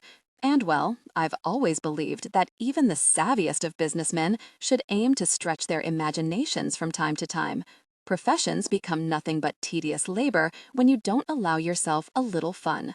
Smirking, he fondly studies the hourglass in a loose grip before glancing at me. Don't you agree? I curl my hands at my sides. Is that for me? Swallowing, I look at the hourglass and shrug. I don't need a timer, just get it over with. He tilts his head to the side, studying me with an air of pity. It's as if you haven't heard a word I've said. Oh, I heard you, loud and clear. You're a spineless, evil stain on humanity. You enjoy pain, torture, and death. You're a cavity, an infected wound that rots and spreads, poisoning everything around you. I spit at his shoes but miss. You can't hurt me anymore. He lifts a finger with glee. Ooh, I do detect a challenge. You've already killed me, I volley back, stepping closer. Might as well make it official. Licking his lips, he rolls his gaze over me from head to toe as excitement gleams in his multicolored eyes. One brown, one clear blue. Both might as well be black. Oh, Everly, you're not dead yet, not even close. He meets me in the center of the room, just out of reach, and I'd like to prove that to you. Something icy prickles the back of my neck. Fear. Let's go for a walk, shall we? I frown, my heart thumping. What? The timekeeper returns the hourglass to its chain, then removes a piece of black cloth and a key. He approaches me. My eyes narrow as I inch away. His dress to impress, wearing a tailored suit and a mint green tie. But the scar that travels along the side of his neck like a jagged river tells me he failed to impress somebody. Lifting the cloth, he grabs me by the hair and starts tying it around my eyes. A blindfold. Don't touch me. I try shimmying out of his grip, but he's stronger than he looks, and I'm weak, broken down, and battered. Now, no need to waste your strength. If I wanted to kill you, I would. You want to watch me suffer? I spit out, my vision blackening. That is more fun. I hear the key breach the cuff around my ankle, and I'm free. I shove at him, moving to get away, but he snatches me by the arm and hauls me forward. Let me go. Kicking my legs, hoping to connect with something, I hardly manage a light knock to his knees. "Stop, please. I don't want to go. Just let me rot away in this cell. I'd rather die here." This was the last place I heard his voice. Tears moisten the fabric of my blindfold, my survival instincts peaking. The timekeeper curls his vile fingers around my arm, then grips me by the hair with the other. We're moving. I'm stumbling. He holds me upright as I kick and punch the air, shouting and cursing through clenched teeth. My equilibrium teeters, my lack of sight throwing me off balance. "Such a feisty thing," he snarls against my ear. Warm, noxious breath makes my skin crawl. "Save that fighting spirit. You'll need it." I cry out as he drags me down long corridors, my feet sliding, toes stubbing on cool tile. A minute passes and I'm thrown into a room, landing on my hands and knees. The sound of a door shuts behind me. I curl my fingers into the floor as I try to catch my breath, fear coiling around every inch of me. I hear my life force pumping in my ears, my skin puckers with goosebumps. The timekeeper holds the blindfold tightly around my head as I try to yank it off and scratch at his hands. And then I hear it. I go still. A song. The first few notes ring out, freezing me to the floor. I stop moving, stop clawing, my heart beats a frenzied dance to a melody that's never far from my mind. The Scientist. I'm breathing heavily, drinking in the chords and lyrics as the singer croons the theme song to my soul. Tears well, trapped by the itchy cloth. "What is this?" I croak out, weeping with bone-deep emotion. "Oh, you know, silly," he chuckles, tugging the blindfold off my eyes. "It's your favorite song. I thought this moment was deserving of a soundtrack." How did you? Has he been listening to us after all? I blink rapidly, trying to rein in my muddy vision. We're in a tiny holding room, sterile, blank, no different from my cell. Glancing around, I try to make out something of relevance, but there's nothing. Well, it would be irresponsible of me not to educate myself on the ins and outs of my long-term residence, don't you think? Especially when it takes nothing more than a quick Google search to pull up that interview you did on social media just before your life took such an unfortunate turn. Bile burns the back of my throat. He's toying with me. Stand up. He nudges me with his foot until I rise to shaky legs. Walk. Moisture slides down my cheeks as I step forward, the song playing from an overhead speaker system. He jabs me again, toward another door.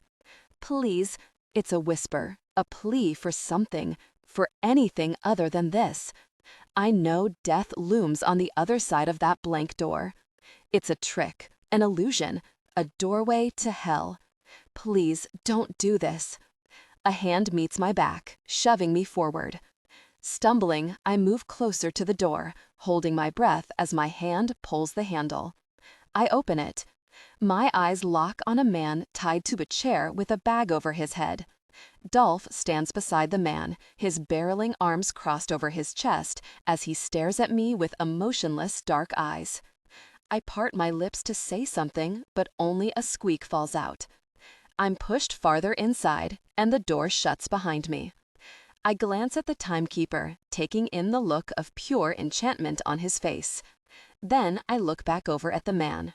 His head is bowed, both corded arms locked behind his back with thick rope. Dirty jeans taper 2 long legs, his feet bare, ankles chained to chair legs. A navy t-shirt is glued to his muscled torso, torn and tattered, stained with dark brown blood. My chin quivers. Who is this? The man's head snaps up, every muscle tightens, his veins popping. Everly. My eyes widen as all the air whooshes out of me. I can't breathe. The song plays, my heart twists, and my body lurches forward. Isaac! He's alive! He's alive! My tears fall harder as I rush over to him, desperate to pull the bag off his head, needing to see his face. But I'm caught by my hair the moment I'm within reaching distance. No! Isaac works his chains and ropes, shaking the chair so hard it nearly tips over. Don't fucking touch her! Isaac, I wail, held back by a firm hand as I twist and writhe to break free. Let me go! Let me fucking go! The timekeeper sighs. Sweetie, vulgarity really isn't becoming on you. Then he clicks his tongue. Dolph saunters forward, taking over, extracting me from my captor's grasp and holding me with 2 solid arms. I keep fighting, kicking, screaming. I'm going to skin you alive, Isaac sieves, his words muffled by the bag. So dramatic, the both of you. He unhooks the hourglass from his belt and holds it in the palm of his hand, his head tilting as he studies it with whimsy. They say life is like an hourglass. Poetic drivel, if you ask me. Isaac yanks and tugs on his binds through angry grunts, his muscles bulging with fury. I bite Dolph's arm, causing him to shove me to my knees as he palms the back of my neck in a death-like grip. Whistling the chorus of the scientist, our captor strolls over to Isaac and sets the timepiece in front of him, far enough away from his flailing chair legs. Sand gently pours from top to bottom. I sob, my heart caving in on itself with every passing second. You see, I have this client, he presses on, pacing back and forth, a picture of composure. A big game hunter, if you will. He's looking for a challenger, a worthy prey. Ice trickles through my bloodstream. A hunter of people. I gaze helplessly at Isaac, knowing where this story is going. Take me, I blurt out, squirming in Dolph's hold. I'll do it. You. The timekeeper smiles, assessing me. How noble. I admire that. I'm small, fast, quick on my feet. My stomach lurches with crippling anxiety. I can be a worthy challenger. Not a fucking chance, Isaac growls. Everly, stop talking. The chair jerks and shudders, scraping against the floor. Come on, let's get this over with. No, please let me do it, I beg through my tears. Everyone is so quick to fall on the sword. The monster purses his lips, glancing between me and Isaac. However, I do have a better idea. I'll give you a choice, Everly. You can decide who this hourglass belongs to. I stop thrashing, waiting for the punchline. I told you, I'll do it. The timekeeper gestures at the door. Dolph tightens his hold on me as he steps backward, then pulls it open by the handle. Twisting around, I watch in confusion as 2 guards drag another man into the room by his armpits. Khaki pants, a burgundy button-down dress shirt, black socks. There's a burlap bag covering his head, just like Isaac's. A frown bends my brows as my heart rate escalates. What is this? The stranger is tossed into the room like a sack of rice, passed out cold. He lies sprawled across the white tile, a few feet away from me, while the 2 guards slam the door shut. Silence echoes, save for the song chiming overhead. It starts over, the opening chords replaying. I swallow hard. I don't understand. No worries, I'll explain. The timekeeper bends to pick up the hourglass, then floats across the floor toward the second man. He pauses before walking back to Isaac, the glass piece gleaming under the can lights. I have a proposition for you, Everly. Until recently, you've been a well-trained prisoner. 0 hassles. I appreciate that. He grins with omen. I thought I'd reward you for your years of good behavior. Adrenaline spikes and my stomach cramps. As I said, my client is looking for his next challenge, and these 2 men have made the cut. But I only need one. His eyes slice to mine. I'll let you choose who is set free. Your new friend, Isaac, or this man. My gazes ping-pongs between the 2 men. No, I'm not choosing, I hiss. That's sick. Then they both die, and I'll find a new contender. A shrug. At least this way, you won't have 2 senseless murders plaguing that pretty conscience of yours. He places a flat palm against his chest. I'll let the other man go home. You have my word. Oh God, I can't see through my tears. No, please, I can't. Isaac's arms twist, legs kicking, chest heaving. Pick me, he grits out. Choose me, B. I'll tear his fucking head off and get us all out of here. You know I will. My wide, teary eyes remain fixed on him as liquid heat swims through my veins. Of course I need to choose him. It's Isaac. He would do the same for me, in a heartbeat. He already did. I whip my head back and forth, nails digging into Dolph's flesh so hard blood seeps to the surface. Isaac, I say, forcing back the guilty bile. I choose Isaac. A smile lifts on the timekeeper's mouth. Are you sure? I'm sure. Let him go. Our captor stalks forward, approaching the body lying motionless in front of me as the man's chest lightly expands with each shallow breath. He leans over to set the hourglass in front of him and hesitates. You're certain? This one looks a bit scrawny. He pokes the man's hip with the toe of his shoe. I don't reckon he'll last very long. Isaac seems to be the wiser participant. White-hot guilt filters through me, and I do everything in my power to keep myself from vomiting. I look back over at Isaac, who is still trying to escape his binds. He won't. He can't. Everly, listen to me, Isaac pleads, tone gritty with desperation. I will get us out of here. He's growling, spitting against the bag. Pick me. I've got this. Trust me. Isaac, I shout again, slamming a fist to the floor. My throat is scraped raw with my cries as I internally beg for this moment to be over. I've made my choice. Please, end this. I don't know. A sly look is sent to one of the guards. Perhaps you need more context. He flicks his finger. A burly guard crosses the room toward the other man. I'll give you one more chance to make a final decision, so choose wisely. Once the choice is made, it cannot be reversed. The timekeeper sneers in my direction. I hope you can live with yours. I watch with a flimsy heart and tear-glazed eyes as the guard bends over the man, reaching for his bag. Time stops. My blood freezes. In a blink, everything changes, shifts. The walls shrink. The room closes in on me. I stare, shell-shocked, as the burlap sack is removed from the man's head. Slapping a hand over my mouth, I let out a strangled cry of disbelief while horror surges through me like a deadly tsunami. It can't be. This isn't real. No, no, no. Isaac goes still, taking in the moment, drinking in the sound of my blood-curdling screams, my devastated heart. Everything around me spins and blurs as I collapse to the floor with a thunderous wail. Jasper, 26. Well, fuck. 27.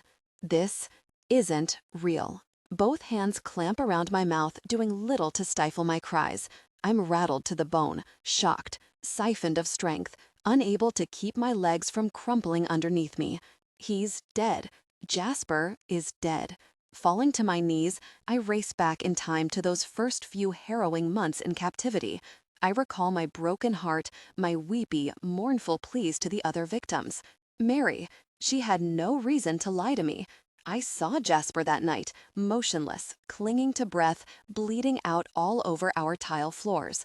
Red on white, a forever stain on my memory.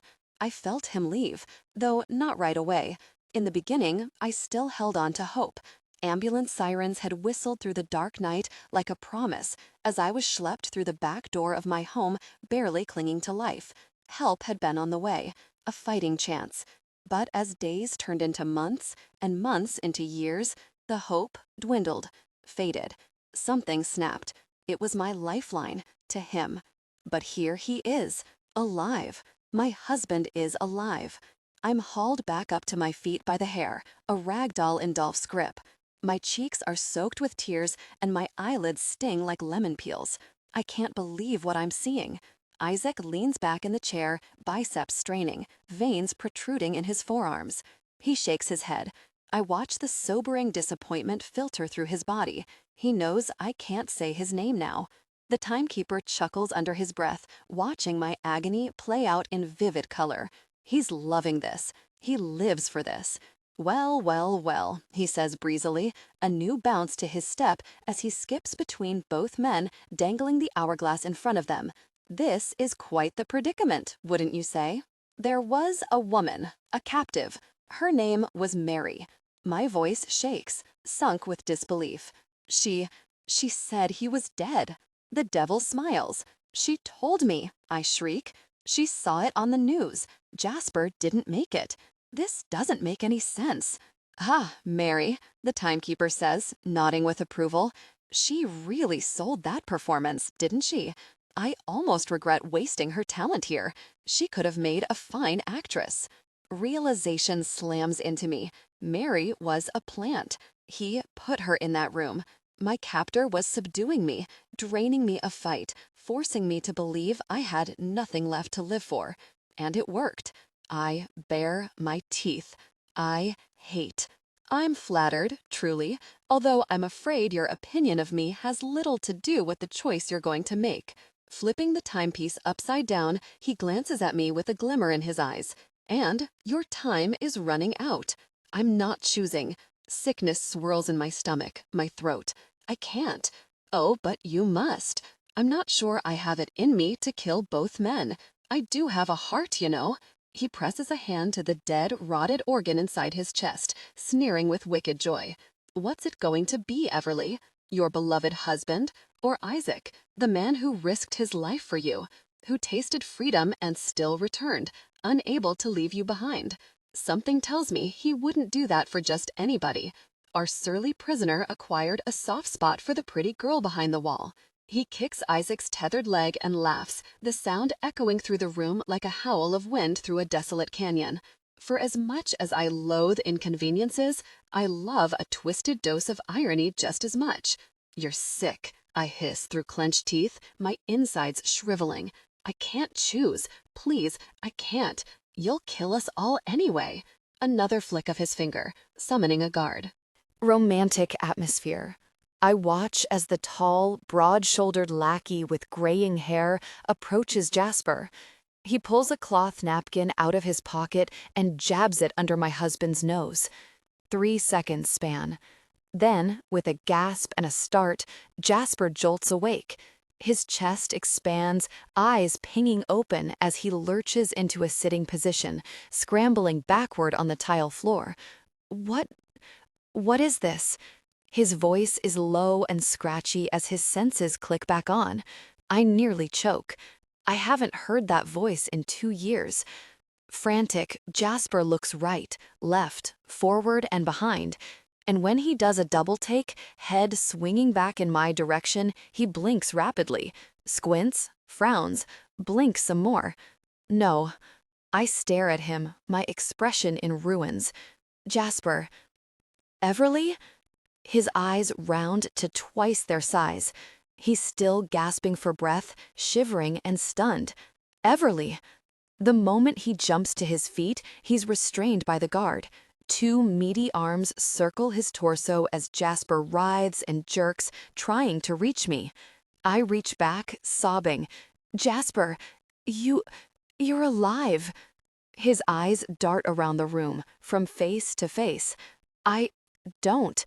The timekeeper sighs, giving the hourglass a slight shake. Boring. Let's get on with it, shall we? I growl, fighting Dolph's firm hold. Please, God, just let me touch him. Let me. That's your final choice, then? You're choosing your husband? I look over at Isaac, tied, shattered, and helpless. Tears fall like violent rain as I curl into myself. No, Isaac. So, you're choosing Isaac to be set free? He bends to place the hourglass in front of Jasper. Panic ripples through me. No. No? Another sigh, his cheeks puffing with a taxing breath. You're giving me whiplash. Don't make me do this. Send me on the hunt. I stomp on Dolph's boots with limp, bare feet. Send me. That's not an option. We've been over this. He points at Isaac, then Jasper. One of these men will be hunted, and the other will be let go. Make your choice, and pray you can live with it. I close my eyes. Images unfurl, brimming to the surface. I hear Isaac's voice, gritty and vulnerable. His words, "B, trust me, you matter." He's right in front of me, so close, and yet there's still a wall between us, the unbreakable kind. I think of Jasper, imagining our last moments together, lips locked, limbs tangled, as we swayed in the foyer to a silent song. All our life's memories careen through me like a warm wave. He's the love of my life, always, forever. When I open my eyes, Jasper's lips are moving, but all I hear are the thumps of my heart and a pitchy ringing sound howling in my ears. A dirge. No, I won't be able to live with myself after this moment. But it won't matter. I don't have much time left. My heartache will be short-lived, scattered to the wind in a few days' time. My chin wobbles as I glance between Isaac and Jasper. Sound whirs back to life, suffocating me. Noise, shouting, scuffing feet and haggard breaths. Time is ticking. 10 seconds. Everly, God, please. Jasper begs for his life as he fights against the guard. Fuck, please, what is this? No, no, let me go. 5 seconds. Isaac says nothing. He just sits there, already knowing the end of this story. 3, 2, Everly, Everly, God damn it. 1. My eyes land on Isaac as I give my final answer, knowing there's only one name I can say. Jasper. The timepiece is placed in front of Isaac just as the final grains of sand breach the bottom of the glass. Time is up. My vision goes white. Guilt eats away at everything vital. My stomach contracts, bile crawling up my throat in bitter waves. Isaac has no reaction. He just sits there, slumped over in the chair, breathing heavily through the bag. I turn away. I can't look at him. The timekeeper smirks, glancing at Isaac. Looks like she made her choice, and, as the kids say, no backsies. Then he turns and barks an order at the guard, snapping a hand at me and Jasper. Lock these two up. Tendrils of icy fear coil around my heart, pure dread. Jasper is hauled through the door first, calling my name, fighting and kicking. No! My feet slide every which way, panic climbing. Please, no! I'm flailing, failing. I'm carried out next, a hollow lump in my throat. Regret and horror turn everything around me black. The gravity of what comes next tears holes through my chest. Isaac! I shout, my voice shaking with grief. Please, please forgive me. I claw and scratch at the arms squeezing my midsection as they lift me off the ground like I weigh nothing. Keep fighting. You can do this. Don't give up. Hot tears burn my eyes, streaming down my face and neck. I feel sick, gutted. I'm so sorry. Please, don't give up. It's not over yet. I wail his name one last time as I'm dragged out of the room by the guard, arms outstretched, begging for forgiveness. Isaac! But he remains silent, gravely still. The image of his sagged shoulders and bowed head, his body a picture of defeat, is the last thing I see as I'm pulled through the doorway, a thrashing mess of limbs and screams. He's given up, and it's the saddest thing I've ever seen. Metal bars slam shut after I'm shoved inside a cage. My ass hits the dirty cement floor, the heels of my palms nicking on rocks and debris as I catch myself. It's a cage designed for animals, too small for me to even stand in. Scooting backward, I curl my knees to my chest and watch as the gray-haired guard inserts a key into the padlock. He locks me in. Jasper is tossed into his own enclosure at the same time, residing 2 cages to my left. I can see him through the slats of the one between us. He's on his knees, both hands wrapped around the bars, shaking them, shouting obscenities. He looks over at me, then at the other guard as the man steps away. Both guards retreat, whistling as they go, and then the main door closes with a bang, echoing through the industrial room. I'm in a daze. Part of me is numb. Part of me feels everything. I hear my heartbeat in my ears, my throat, my stomach. It's pounding like a sledgehammer against a steel door. Hysteria bubbles to the surface. I try to choke it down, but it's a relentless beast. Everly, my God, are you all right? Jasper twists toward me, gripping the bars that face my cage. Jesus Christ, where are we? What is this? My eyes are wide and glazed. I'm in shock, I know that. Whimpers crawl up my windpipe like tiny razor blades. Everly! He shakes his cage so hard it crashes against the one between us, ramming into mine. God damn it, tell me you're okay. I blink, my lips parting on a silent scream. I thought you were dead. He heaves in a breath. I slowly turn my head to look at him. I swallow. I wasn't. We stare at each other for a heavy beat. Jasper, my husband, the man I chose. Conflicting emotions are tearing me apart like a riptide, a seesaw of guilt and sweet relief.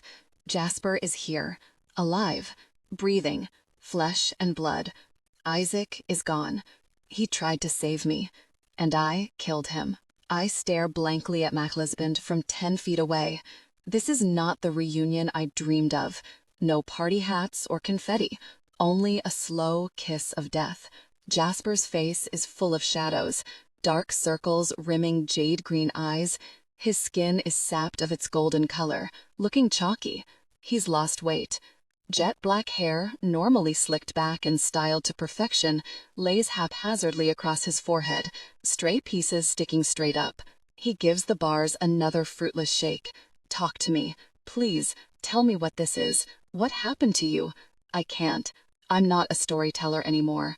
All my stories have dried up, turning to ashes on my tongue. He lets out a growl of frustration. Fuck, Everly, say something, please. Where were you? I demand on a sob, a hot wave of tears brewing behind my eyes. I waited for you. I waited for 2 years. Shaking his head, he gazes at me with tortured eyes. I tried, baby. I tried to find you. A frown bends, creasing his dark brows. I looked everywhere. Your case went cold. There was nothing more I could do. They said you were dead. The tears fall. All this time, I've been in here, and he's been out there living his life without me. I shouldn't blame him. It's not fair. He's been grieving too, and one man can only do so much. I was a needle in a haystack, a teardrop in the ocean. But these feelings are surging through me, ready to combust, and I don't know what to do with them. There was no evidence, he continues, his voice cracking on the words. Just me, my blood. The police had no leads, nothing to go on, and I didn't know what else to do. I look away and squeeze my eyes shut as more tears leak out. Everly, please. What did they mean when they said a hunt? Who was that other man tied to the chair? He was everything, and I let him slip through my fingers like water. Isaac, I croak out. His name was Isaac. His name is Isaac. He's not dead yet. Was? Jasper pauses. Your friend? I cup a hand over my mouth as my shoulders shake. Yes. God, I'm sorry. I should have fought harder for answers. I'll never forgive myself for this. I look back over at him when his voice trails off with mourning. Jasper's forehead falls to the slats, his grip loosening on the bars as he deflates. Empathy trickles its way inside me. Swiping at my tears, I crawl over to the side of the cage and lift to my knees facing him. It's okay, I whisper. I'm sorry. I don't blame you. My words quiver. I bite my lip, keeping more cries from spilling out. It's okay, Jasper. It's not. I should have torn the whole goddamn world apart until I found you. I rest my temple against the cool bar. How is Mom and Allison? He lifts his chin, his throat bobbing. They're coping. It hasn't been easy for any of us. His fingers curl around the metal wire. There's been a void, a gaping hole we can't fill. Are you taking care of them? Hesitating, he nods slowly. Of course. Then he reroutes back to our current predicament. Is this where they kept you? In this cage? I shake my head. No, I had a room, a mattress, toiletries, books. I was a product, so they treated me as such. He looks up at me. A product? My eggs. They were taking my eggs for some underground surrogacy business. They told you that? No, I figured it out. I lick my dry lips. After 2 years, it was easy to put the pieces together. Wild eyes gaze back at me. Are there others, like that man in the chair? Yes, many men and women have come and gone. Killed, I'm assuming. I guess I was the lucky one. Jesus. His head falls forward, shaking from side to side. This is a nightmare. It's been my nightmare for a long time, I tell him. I'm sorry it's become yours. Jasper doesn't respond for a while, but I'm too frazzled to count the seconds. Time spins in clipped movements, a blur. At least a minute or more passes before he blows out a breath and drops back to his butt, crossing his legs. We're going to get out of here, I promise. I won't let you go again. Tears sting and chafe. If I've learned anything in this place, it's that promises are destined to die here. They hold no weight and have no wings. A promise is nothing but a doomed whisper in the dark. But hope was the only thing that kept me going, so I won't take that from him. Yes, I reply, brokenly. We're going to get out of here. A sad smile pulls on his lips, unable to reach his eyes. He extends a hand through the opening. Slowly, painfully, I reach back. Our fingers dangle a few feet away, a mountain between us, too far apart to touch. Jasper exhales a shaky breath. I missed you, he says, his arms stretched out. So much. Little rivers glide down my cheeks. I curl my fingers in and pull my arm back, sagging forward against the bars. I missed you too. I imagine a life outside of this place, a new life. Difficult, at first, an uphill climb, but life nonetheless. A real bed to sleep in, my husband by my side, his strong arms curled around me, a ceiling fan spinning overhead, lulling me away to kinder dreams. Allison, I can't wait to hug her, to see her pretty face, to stroke my fingers through her dark red hair, and tell her how much I've missed our talks and laughter-filled sleepovers. My mother, I need to hear her voice, feel her arms around me. She's my comfort, my home. Even my pet tarantula seeps into my thoughts, my quirky little arachnid, always a steadfast friend. Jasper. Delving back into married life won't be easy, but it'll be worth it. We can get through anything together. We promised each other that, as we stood beneath a floral arch, our smiles glimmering in the midday sun. White tulle and lace fluttered in the breeze as sacred vows warmed us with unconditional love. And yet, the ghost of someone else compromises the sweetness. The man behind the wall. The man I sentenced to death. My crime soils the tendrils of hope blooming within me, and I know the weight of my guilt will haunt me forever.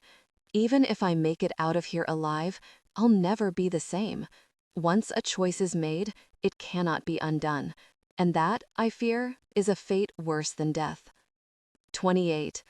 This damn bag clings to my nose and mouth with every shallow breath, limiting my oxygen, stealing my sense of time and place. The suffocating darkness is just one more reminder of my impending death. Claustrophobia is no joke when your head is covered, and the restraints only make it worse. Vertigo hits, spinning me around until I'm nauseous. Sweat runs down my neck and forehead, gathering beneath the straps on my chest. It should be noted that hiding in a dumpster before being restrained to a chair with no way to wash off the stench was a terrible idea. Not that one plans for these things. Combined, it might be enough to break my spirit were I less enraged, but I have my hate to keep me alive. Good thing too, because I'm about to lose my damn mind. Every minute is an exercise in mental discipline, in restraint, my limbs itching to thrash, desperate to break the bonds, to rip the bag off my head and breathe, and breathe, and breathe. Fuck, I just need some air. A metal object clangs against the bars, but I don't jump, don't react. Hey, you in there, no sleeping. Your buyers will be here soon. Dolph's derisive amusement goads me, but I refuse to engage. He's been taunting incessantly since they tossed me back in this cage, still pissed that I got the best of him a few years ago. Now he thinks the tables are turned. There's one thing he's forgetting. I'm not dead yet. I may be bound and virtually helpless now, but if this is to be a game, if I'm to be a challenger, I figured they'll have to let me loose. Not much sport otherwise. That's when things will turn back in my favor. That's when I kill them all. It's been hours, an endless stretch of anticipation, sitting here alone. All I can do is wait for the next step, the one that brings me closer to my fate. Prey. That's what I'm meant to be. A challenge for some asshole with so much money and so little empathy, he can't think of anything better to do with it than use it to purchase the most dangerous adversary of all. I should be using the time I have left to center myself, to plan. Hell, some would say I should make amends with whatever higher power might be willing to work a miracle on my behalf. But right now, there's only one thing in my head. Everly's goddamned voice. Isaac, please forgive me. Daring to beg for my forgiveness just after she gave the order for my execution? Well, fuck that. Fuck her. Fuck them all. If I could take more than a small sip of air, I'd scream. If I had the use of my hands, I'd throw things. I'd tear this building apart, brick by brick. But I'm trapped, and not just physically. Mentally, I'm caught in a place between fury, demoralization, and logic. It's turning me inside out. On one hand, why the hell would this woman pick me? Why pick a stranger over the man she married? She wouldn't. I'm pissed, but I'm not an idiot. I know better. And to be honest, it would kind of make her a shitty person if she didn't choose him. On the other hand, I'd stopped thinking of her as a stranger a while ago. I told her everything and sensed her acceptance. I fucking came back for this woman. I couldn't leave her, even though I knew I should, and she thanked me by practically tossing me into the incinerator herself. I'm livid, and I know how utterly stupid that is. I also knew none of us were ever going to be set free, no matter what choice she made. But still, she sentenced me to death. This is what I get for letting myself care about someone. I was so much better off when I cared about nothing. This whole no-win situation is shit. My chest heaves with more than labored breaths. If the long stretch of silence is to be believed, Dolph has gone off to torment someone else, though I'm his obvious favorite, and I'm left to simmer for what could easily be a year, or 2, or 10. Maybe I'll die here, tied to this chair. Maybe I don't care. No, a nudge of conscience whispers, you still owe them, and they owe me. They owe me for Sarah's life, and they will pay. To keep my sanity, I allow myself to drift through daydreams ranging from impaling my captors on the cattle prod to locking them in their own rooms and throwing away the key, flirting with a dozen possibilities of ways to make them suffer. But the mumble of distant voices hurtles me into the bleak reality. I open my eyes to the cloying darkness. I can't see a damned thing, but I can hear them. People, a group of them from the sound of it. Thank you for being willing to meet at this hour. The unfamiliar voice of an older man rumbles somewhere above, growing closer by the second. Between me and the boys, our schedule is difficult to coordinate, as you can imagine, but we've been anxious to see this acquisition of yours in person for a long time. Naturally, I'm at your service, day or night. That voice I know all too well. My fists clench, tingling from their awkward position behind my head. The mere reminder of the motherfucking timekeeper makes my teeth grind, and he's coming this way. Footsteps thunder on the stairs. Of course, we're happy to have him shipped to the location you're planning to hold the expedition. For the price you've so generously offered, I'll even have him gift-wrapped if you like. The hourglass-wielding psychopath panders to his clients like a pathetic kiss-ass. My body tenses. I guess it's that time. "Delightful that you've made this a family affair," he says. "I wasn't aware you had more than one son. Yes, Langford is my oldest from my first marriage. The billionaire, I assume? He spends most of his time managing my businesses in Asia, but since he shares the family affinity for big game, he made time to fly in for this occasion." Another man responds in a low voice I can't make out. The air in the room changes as a handful of people crowd in. I feel them there, evaluating me from a safe distance. "Come a little closer, motherfuckers. I dare you." Well, here he is. Excitement practically oozes from the voice of my seller. It makes me wonder how much money he's getting from this deal. I stay quiet, assessing what I can from beneath the bag. Then he has the audacity to address me. "What do you say, Mr. Porter? Are you ready to meet your new master?" I don't know. Are you ready to die today? The threat oozes from my raw throat. Because mark my words, I'm coming after every last one of you. The timekeeper chuckles. "You did say you were looking for a worthy challenger," he tells the gathered men. "I'm afraid this one comes with an attitude to match." "All the better," amusement laces through the buyer's words. "We aren't looking for someone to roll over and play dead without a fight." I open my mouth to promise more violence than he can handle, but are we just going to stand around and chat for a while, or will we be seeing what we paid for someday? A voice that hasn't spoken until now interjects. Stagnant air catches in my throat. For a moment, the world goes completely still. "I'm afraid patience isn't Langford's strong suit," his father explains. Langford, the older son, the one my captor had never heard of? Because holy fucking shit, this changes everything. My battered heart races inside my chest. Tension coils in my muscles, ready to spring at the first chance I get. Because the tables have just been turned. I'm not alone, praying to the powers that be for an unlikely miracle. It's already here. The bag is ripped off my head, and my blurry eyes land on a tall blonde man standing several feet away. "You smell like shit," Tanner grimaces. I nearly weep. But there's no time for a reunion. Instead, our eyes slide to the man who has tortured and tormented me, who has taken untold numbers of people, who killed my sister. The man who is about to fucking go down. He's too busy pandering to his guests, apologizing for the unkempt condition of their purchase, promising I will be cleaned up before delivery, to realize that Langford and I aren't strangers. He doesn't catch the shadow of movement in the doorway or notice the billionaire's entourage reaching for their guns. Tanner goes for his. Hands in the air.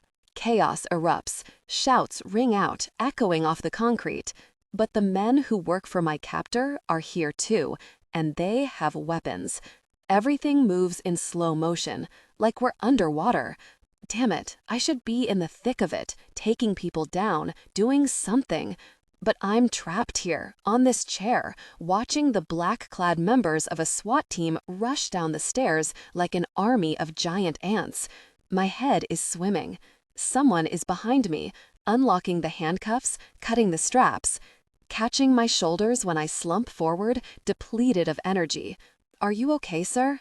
It's a young guy, a kid, I don't know, propping me up. I open my mouth, but nothing comes out. All I can do is breathe, and breathe, and breathe. There are more shouts, gunshots, resistance. My ears ring. Barely able to keep my head up, I look around for the man himself, hoping someone secured him first. Where is he?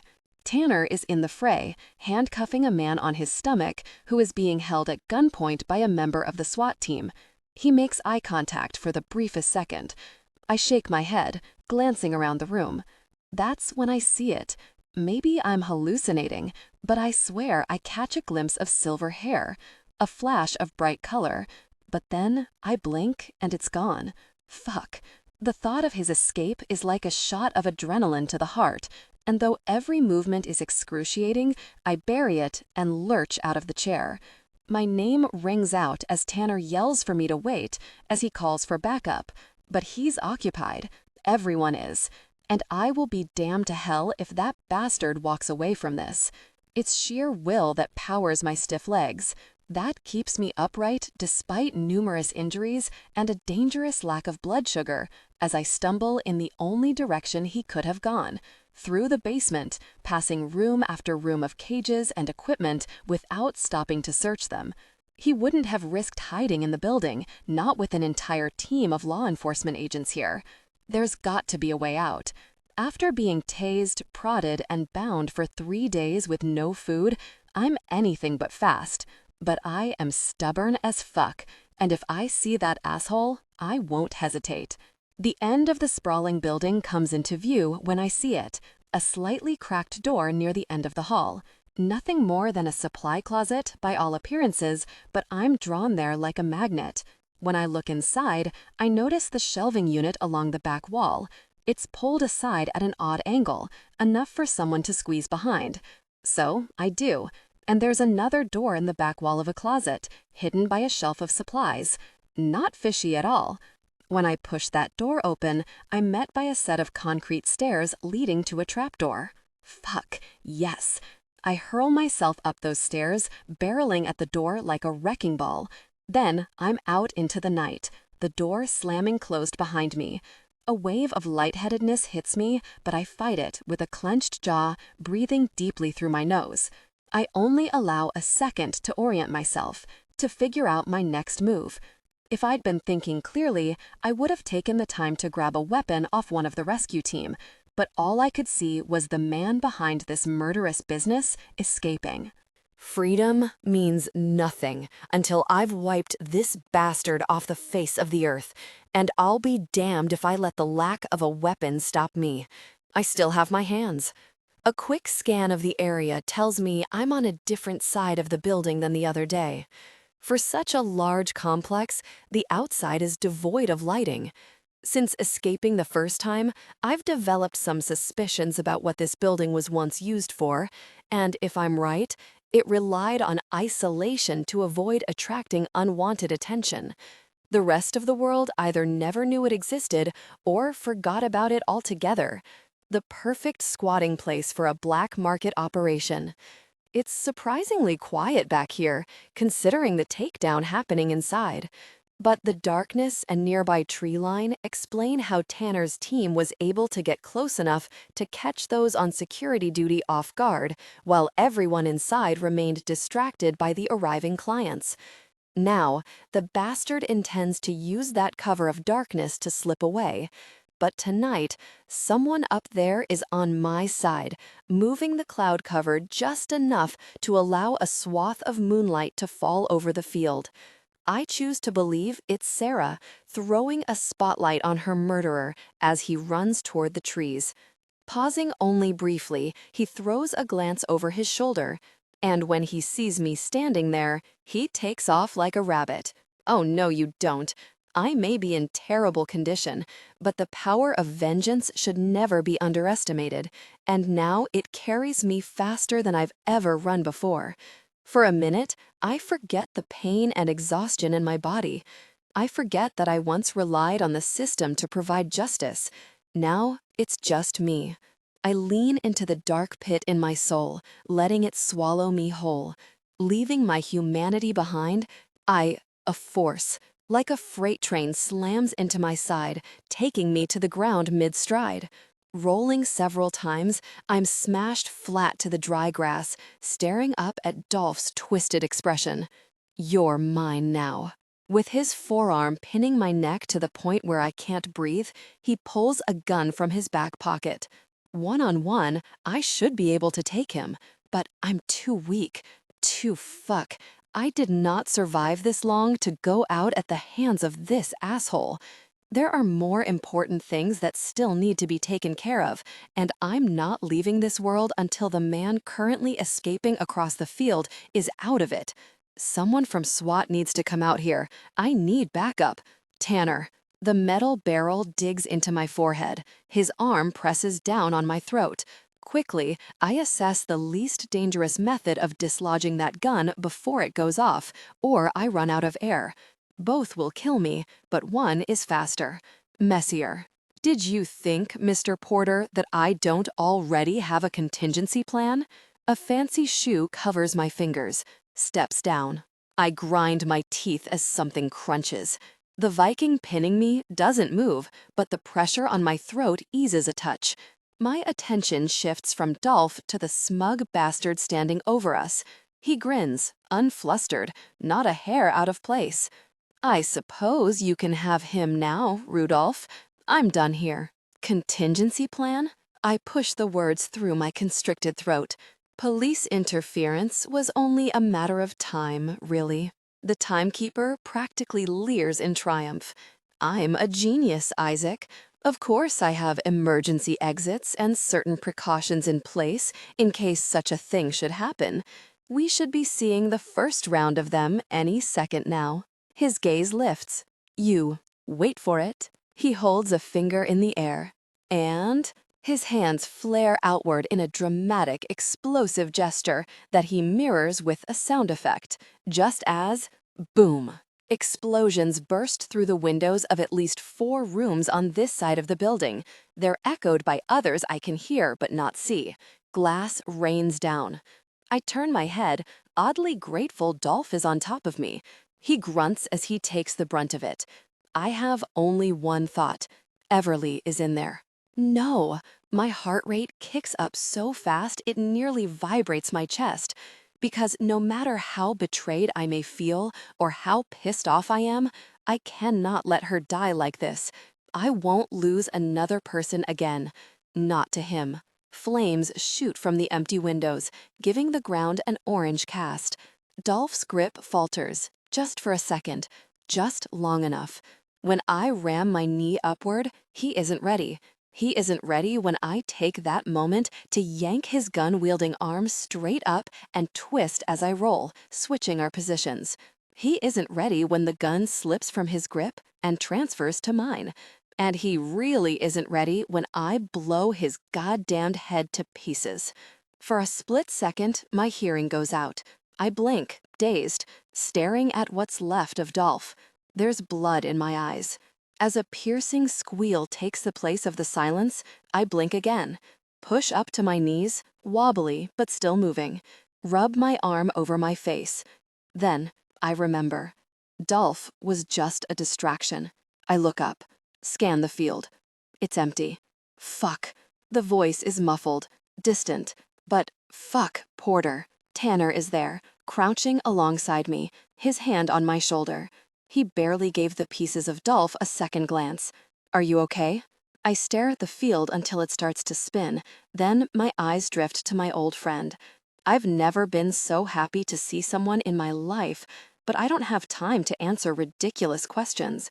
If I don't keep moving, I'll crash, and if that happens, it can't. I'm not done. As long as he breathes, I'll never be done. I force my shaky legs to stand.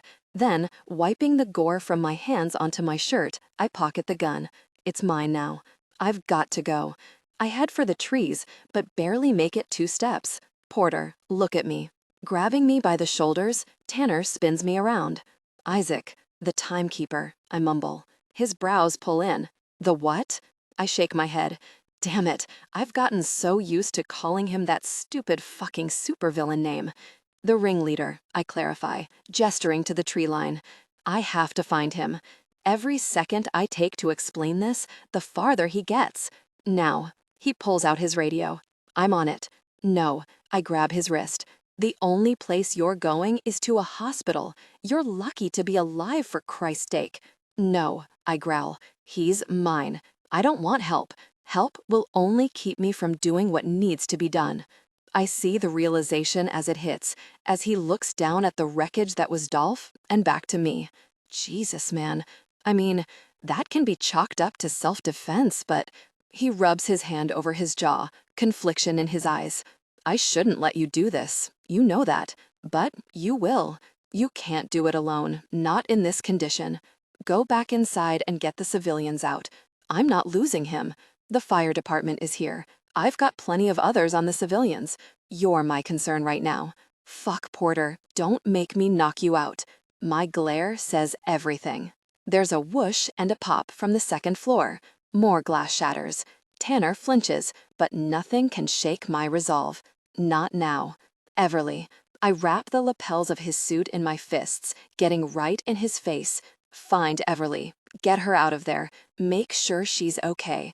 Everly, cross. I give him a shake that almost takes my balance with it. That model that disappeared 2 years ago? I need to get moving before I collapse. 2 years? The fuck? His eyes go wide. Shit. Is Sarah? I shake my head, cursing the pressure behind my eyes.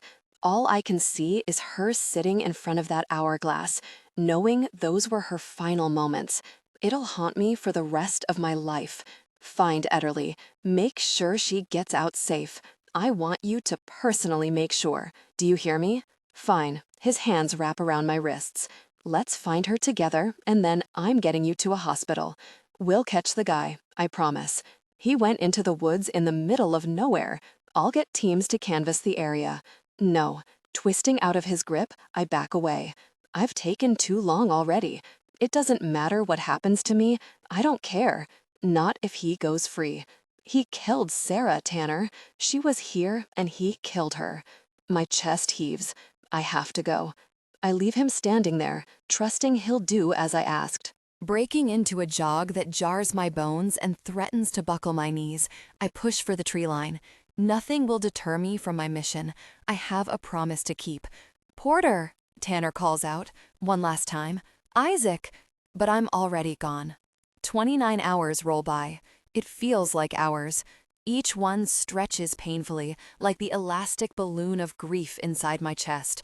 I stare at Jasper through the bars. He slumped sideways, his shoulder pressed to the right side of his cage as his chest slowly heaves in and out. What do you think they'll do to us? He asks, as I aimlessly draw patterns on the dusty floor with my big toe. Torture? Dismemberment? He tilts his face toward me and frowns. That man in the silver suit strikes me as the creative type. A satanic ritual, acid baths, medieval torture methods. Something twisted like that. Cringing, Jasper adds, scaphism. Do they still do scaphism? My nose scrunches. I don't think so. Maybe they'll sell us to the highest bidder, and we'll become circus entertainers. I've spent the last hour filling him in on the details of my captivity. The injections, the blackouts, Roger. Books, mementos, evil nurses, and the doctor with beady eyes and rat ears. Screams. Terror. The other victims. I dodge the subject of Isaac to the best of my ability, only giving him minor details. I don't know why, but Isaac feels too personal, like a cherished secret. All I tell him is that he was the last prisoner on the other side of my wall. I don't tell him I never got to see his face, and I don't tell him his face is the one thing I wanted to see most over the past couple of months, more than I craved fresh air in my lungs and sunlight on my skin. But I realize it's for the best that I never got to memorize the color of his eyes, or the texture of his hair, or the angles of his jaw. If I had a face to put to the name, I'd be eaten alive, gutted from the inside out, and then there would be nothing left of me. Jasper needs me right now. He needs me to be strong, capable, and vigilant. I've had practice with this kind of pain, 2 harrowing years of it. His words register as I lean back against the cage. The unknowns of my future play out in morbid color, but I can't imagine a fate worse than this, worse than my own self-inflicted guilt. I don't know, I murmur. I never thought about becoming circus entertainers. Sounds like the most palatable option. I doubt that. I never know what comes next. This place is unpredictable. He looks over at me, a mix of longing and despair dulling his green eyes. How have you managed to cope? Mentally? A reasonable question. The truth is, I just did. Human beings have no idea what they're capable of until they're thrown into the pits of hell with no armor, no reinforcements, and no way out. When your back is against the wall, you use that wall to stay standing. When your life flashes before your eyes, you turn those flickers into light, a light at the end of the tunnel. You take each day as it comes, knowing it's another chance to make your way to the other side. Nobody ever prepares for the worst-case scenario, but our survival instincts are our greatest weapon, a weapon that remains dormant until we're faced with the unimaginable, and then we fight. My breathing steadies as I close my eyes and whisper, I had no other choice. Time presses on. 57 seconds. Jasper's voice sounds farther away with every second that ticks by, until eventually I doze. Exhaustion carries me into fire-drenched nightmares, and I hear Isaac calling my name as flames lick the walls and charred beams crumble from the ceiling. I'm trapped. My skin melts, my hair singes. Everly, he calls out, a garbled jumble of syllables. He sings my name like the opening chords to a bleak overture. You're looking in the wrong place. I search for him, pushing through the wall of thick smoke. I'm moving in slow motion, fiery streaks blurring past me, everything ablaze. I can't find him. I can't. There, a shadow moves. It's him. I can't see his face, but I feel him. Comfort, reprieve. Isaac! An arm extends through the flickering heat. His hand reaching for mine, our fingers finally about to touch. No more walls, no more barriers. I reach and reach and reach, but his hand disintegrates, turns to ashes the moment we clasp. I open my mouth to scream, but nothing comes out. My words are ashes too.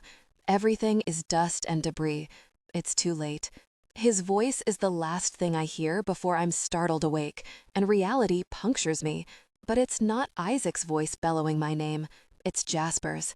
And I don't feel fire, I smell it. My eyelids flutter as the scent of smoke wafts underneath my nose, and everything comes whirling back to me in a cloud of fear. Everly, wake up. Jasper is frantic. Everly! I jolt upright, my eyes flaring all the way open. Jasper scrambles to his knees, both hands curled around the bars as he gapes at the doorway. Following his stare, I nearly choke when I see a chalky plume of gray filtering into the room. Alarms go off, blaring and shrieking. Oh my God. I crawl on my hands and knees and start yanking on the bars. Help! Somebody help us! Nobody can hear us. No one is coming. This is the worst-case scenario, one I never truly considered, as I burn alive with the echo of my husband's screams haunting me as I take my last breath. No, no! Panic washes over me. I pull and tug on the bars to no avail. Reaching through the opening, I jerk the padlock until my fingers nearly bleed. The Timekeeper. He wouldn't let me die in here like this. I'm his product. He still needs me. Help! I shriek, heaving in a smoke-laced breath. Help us! Christ Jesus! Everly, what do we do? Jasper mimics my movements, trying to get his padlock to release. It won't. It's useless. Fuck. There's a small window shaped like a rectangle, giving me a narrow view of the hallway. Orange firelight flickers on the other side of it. The building is going up in flames, and we're trapped, doomed to die in these cages. Tears burst from my eyes. I turn to Jasper, crawling toward him as close as I can get. Jasper, Everly. His eyes glisten with terror and remorse. I just got you back. I can't lose you again. I refuse. Jasper, my voice trembles through a moan of despair. I clutch the bars in two tight fists as salt pours down my cheeks. Tell me a story. He parts his lips, hesitating. A quick shake of his head tells me he's all out of words. Jasper glances at the doorway, expression steeped in shock. Please, I beg, a fraught whisper. I bounce on my knees. Talk to me. Heaving a long breath, he presses his forehead to the bars and closes his eyes. Once upon a time, there was a woman, sitting in a wine bar with a stack of papers and notebooks strewn across the table, a pencil between her teeth. I noticed her right away. Her blue eyes, big hair, pretty face. I had to know her name. He swallows a moan. I had to know her. I nod, my eyes squeezing shut as more tears leak out. Keep going. She didn't want to talk to me at first. She was busy working on an essay about beetles, the bombardier beetle. I force a tear-filled laugh as alarm bells explode throughout the hallways. When threatened, it can eject a boiling, noxious chemical spray from its abdomen with startling accuracy. That's right. Smoke fills the room in a thickening cloud. Jasper coughs before continuing. I said, a girl as pretty as yourself should be on billboards, not hiding away in a wine bar researching the defense mechanisms of bugs. I said I liked bugs. I said I liked you. He sends me a sad smile, his eyes watering with grief and fumes. I gave you my business card. A month later, you gave me your heart.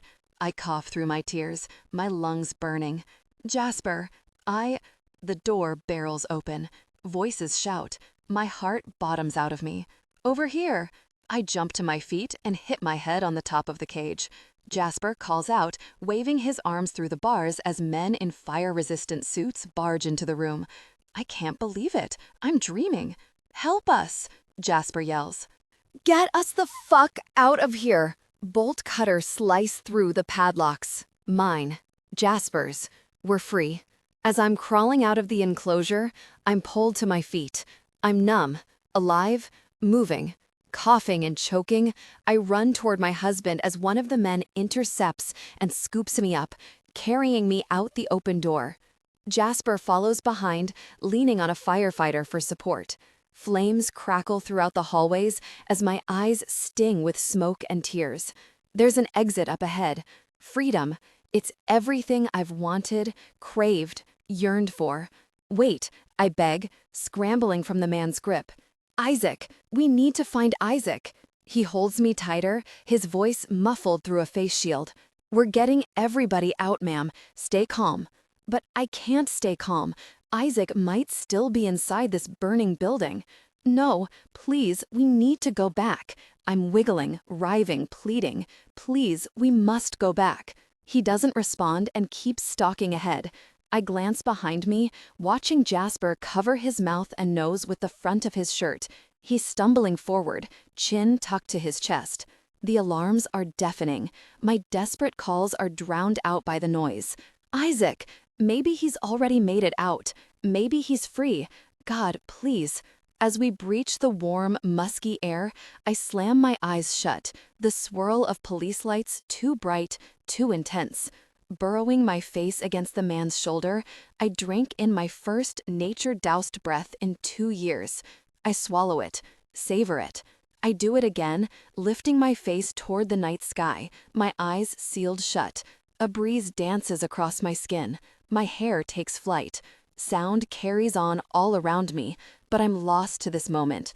Something so simple, so ordinary, so pure. Something I'll never take for granted again. I'm set on my feet, still gripping the arm of the firefighter as I fight for balance. I squint one eye open through the flashing police lights, but it hurts. It's too much. Intrusive.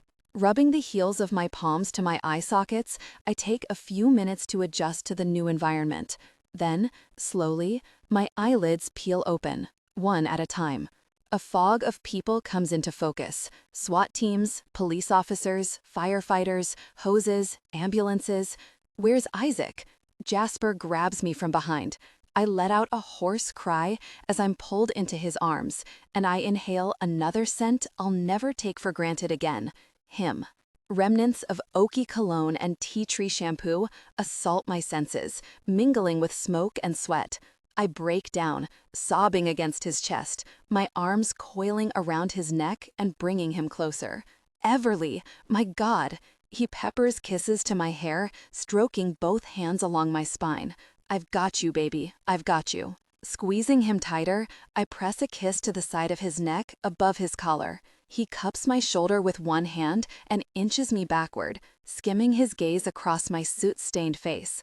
A look of pure awe spills across his features, furrowing his brow, parting his lips. I stare back at him, dumbstruck. He's aged. His eyes don't look the same.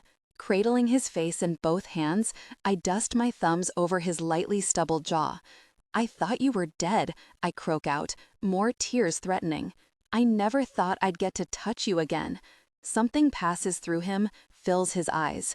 Anguish. He swallows hard. I thought you were dead." Long fingers grazed through my knotted hair. I believed it. "Everly, His words are cut short when an officer approaches, gripping me by the elbow. "Miss, we need to get you both to a hospital. The ambulance is waiting." I'm pried away from Jasper as I glance around. The expansive stretch of grass and weeds is fenced by a lush tree line. No other buildings to be seen. We're in the middle of nowhere. My eyes search, desperate. I'm looking for someone. A faceless man, a voice. There are two men in handcuffs being led to a police cruiser. Behind me, a woman is wailing in an officer's arms, her nightgown in tatters, soot and blood coating her skin. The officer pulls me away, guiding us to the ambulance. I keep looking around with urgency, hoping I spot a man with dark hair wearing jeans and a navy t-shirt, but I don't see him. As my feet catch up to the officer, I peer up at the man in uniform. "Did you rescue a man named Isaac?" I try to pull away, but he holds on to my wrist. He was a prisoner, like me. I can't find him. "Everyone made it out, miss." Lies. Not everyone. "Please, I can't find him." A second man approaches, who looks like a detective. Dark blonde hair and warm brown eyes come into view as he cuts in front of us, stopping me with an extended hand. "Can I get your name?" he prompts. My mind is in a daze, a dream world. Everly Cross. Recognition lights up his gaze for a beat. He knows me, from the news reports, the media, but he doesn't say anything else, only giving me a short nod before his attention is pulled away. Wait, no, please, I'm looking for someone." I call to his retreating back. "I need to find Isaac." "Right this way, please," an officer interrupts. The detective disappears into the chaos. Hopelessness slams into me as the ambulance doors open and a gurney is rolled out. I don't need a gurney. I just need to know he survived. I can't leave him behind. I can't. Jasper takes my hand in his, twining our fingers together. "It's okay." He gives my palm a comforting squeeze, watching the agony splay across my face. "They'll find your friend." "I can't leave him. Jasper, you don't understand. It'll be okay. Your mother will meet us at the hospital. Everything's okay now." Our fingers unlink as I'm pulled away from him. "You're going home. Home." Tears moisten my cheeks as I look over Jasper's shoulder at the flame-engulfed building. Smoke billows up to the sky, warping the star-studded canvas with graphite spirals. I feel the heat on my skin. Fire. People. Jasper. Warmth. But a chill snakes down the back of my neck. My teeth chatter. I wrap both arms around my body as shivers encompass me from toes to top. I've dreamt of this moment every day for years. Years. Every second counted, I manifested this very scene. Freedom, safety, rescue. The bad guys lose, I win. But as I'm placed into the ambulance with my husband at my side and my whole life ahead of me, I can't help but feel defeat. 30. I squint through the myriad of flashing lights. Cameras snap and click. But I'm not on a runway. I'm not in a studio with professional photographers and made-up models. No galas, no champagne, no expensive gowns and glitzy high heels. I'm being carted up a sidewalk in a wheelchair toward a hospital door, while reporters ambush me. Cupping a hand over my forehead, I glance left and right. They're everywhere. It's blinding. "Everly Cross, how do you feel? Mrs. Cross, what happened to you? Where have you been? Was this a media stunt?" The last question has me jumping out of my chair.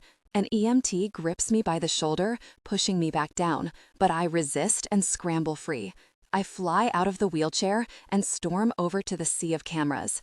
"Ma'am, let's get you inside," the EMT calls over to me. I ignore him. Indignation burns my blood as I drink in the eager faces. Microphones are shoved at me. "A statement, please," says a brunette with a prim bun, red lips, and black glasses. I blink slowly, processing. My stomach cramps, my body weak. A fever threatens, but my fury is louder. This wasn't a stunt. Everyone goes silent, save for the clicking cameras. I was held captive, used and operated on by horrible people. Monsters. A slew of follow-up questions pour out. Who were they? How did you survive? Are there other victims? Before I can respond, Jasper is by my side, tugging me away from the overzealous crowd. Everly, let's go. You look like you're about to collapse. He ushers me away, using his body to shield me from dizzying camera flashes.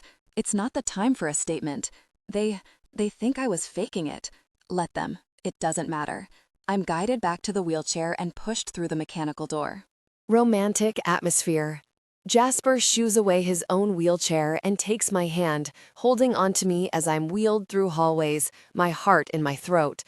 He swipes a hand over his dirt-smudged face, then flicks his attention to me. I'm sure you have questions too. My eyes water as I squeeze his hand. I saw you get shot. You weren't moving, barely breathing. I was told you were dead. Felt like I was. I barely survived. Shaking his head, he stares down at his staggering feet, his throat rolling. And for a long time, I wished the bullet had taken my life because I couldn't fathom living a life without you. Our eyes meet for a hollow beat as I'm trekked through the hallway.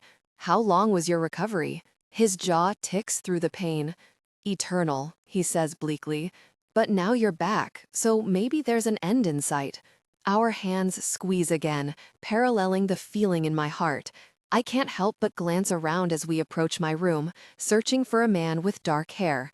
I spot someone, late 30s, with inky black hair long enough to tease his shoulders. My eyes flare as I jolt upright, twisting my neck to get a better view. He looks at me, and I know it's not him. He's too skinny, too short. His eyes aren't brown. I deflate. Soon, I'm pushed through a powder blue curtain and deposited in a small room. My gown is replaced by a new gown made of itchy cotton and translucent buttons. Jasper pulls a chair over to my cot as I dive underneath the covers, my teeth chattering. The adrenaline peters out, leaving me boneless, and I feel the fever raging in my bloodstream. Pain commandeers my lower abdomen, causing me to hiss as I curl my knees to my chest. Everly. My husband's voice is soothing as the sound of my name pitches with a raspy hitch. He cradles my palm in two hands and leans over, pressing his chin to his clasped fist. My eyelids flutter as I try to center myself, try to overcome the pain. A nurse floats over to my bedside, fiddling with machines and wires. I hardly feel the needles slide into the back of my hand. I missed you so much. I feel myself fading. I don't want to go. Don't leave me. I'm not going anywhere. Did you miss me too? Exhaustion waters down my words, carrying me away. I hold Jasper's hand, my anchor. More than you know. His words are a backdrop to better dreams. I'm alive. I'm here. I'm free. I drift awake sometime later, thinking I'm in my white-walled cell. Fluorescent overhead lights tickle my eyes as I rub away the fog, fighting for a full breath. I hear a beeping noise, rustling sounds, faraway whispers. A voice. Sweetheart? My eyes ping open, my heart doing cartwheels between my ribs. A paneled ceiling comes into view, and I'm scared to look left. I'm terrified this bubble will pop, and I'll be there. Warm fingers tangle with mine. Everything comes rushing back to me. It's real. She's real. Mom? My head turns, and my gaze lands on my mother, my beautiful, teary-eyed mother. Golden hair is peppered with silver, pulled up in a loose twist. Crow's feet frame her sunken-in eyes as she stares at me in dumbstruck wonder. Mom! She launches herself at me, draping her body over mine. We cry together, 2 years' worth of bottled-up tears. My frail arms encompass her larger body as she shakes above me, her grief and love dampening the curve of my neck. She's put on weight. She's stunning. Oh, Everly. She presses a kiss to my collarbone before lifting off me. Am I hurting you?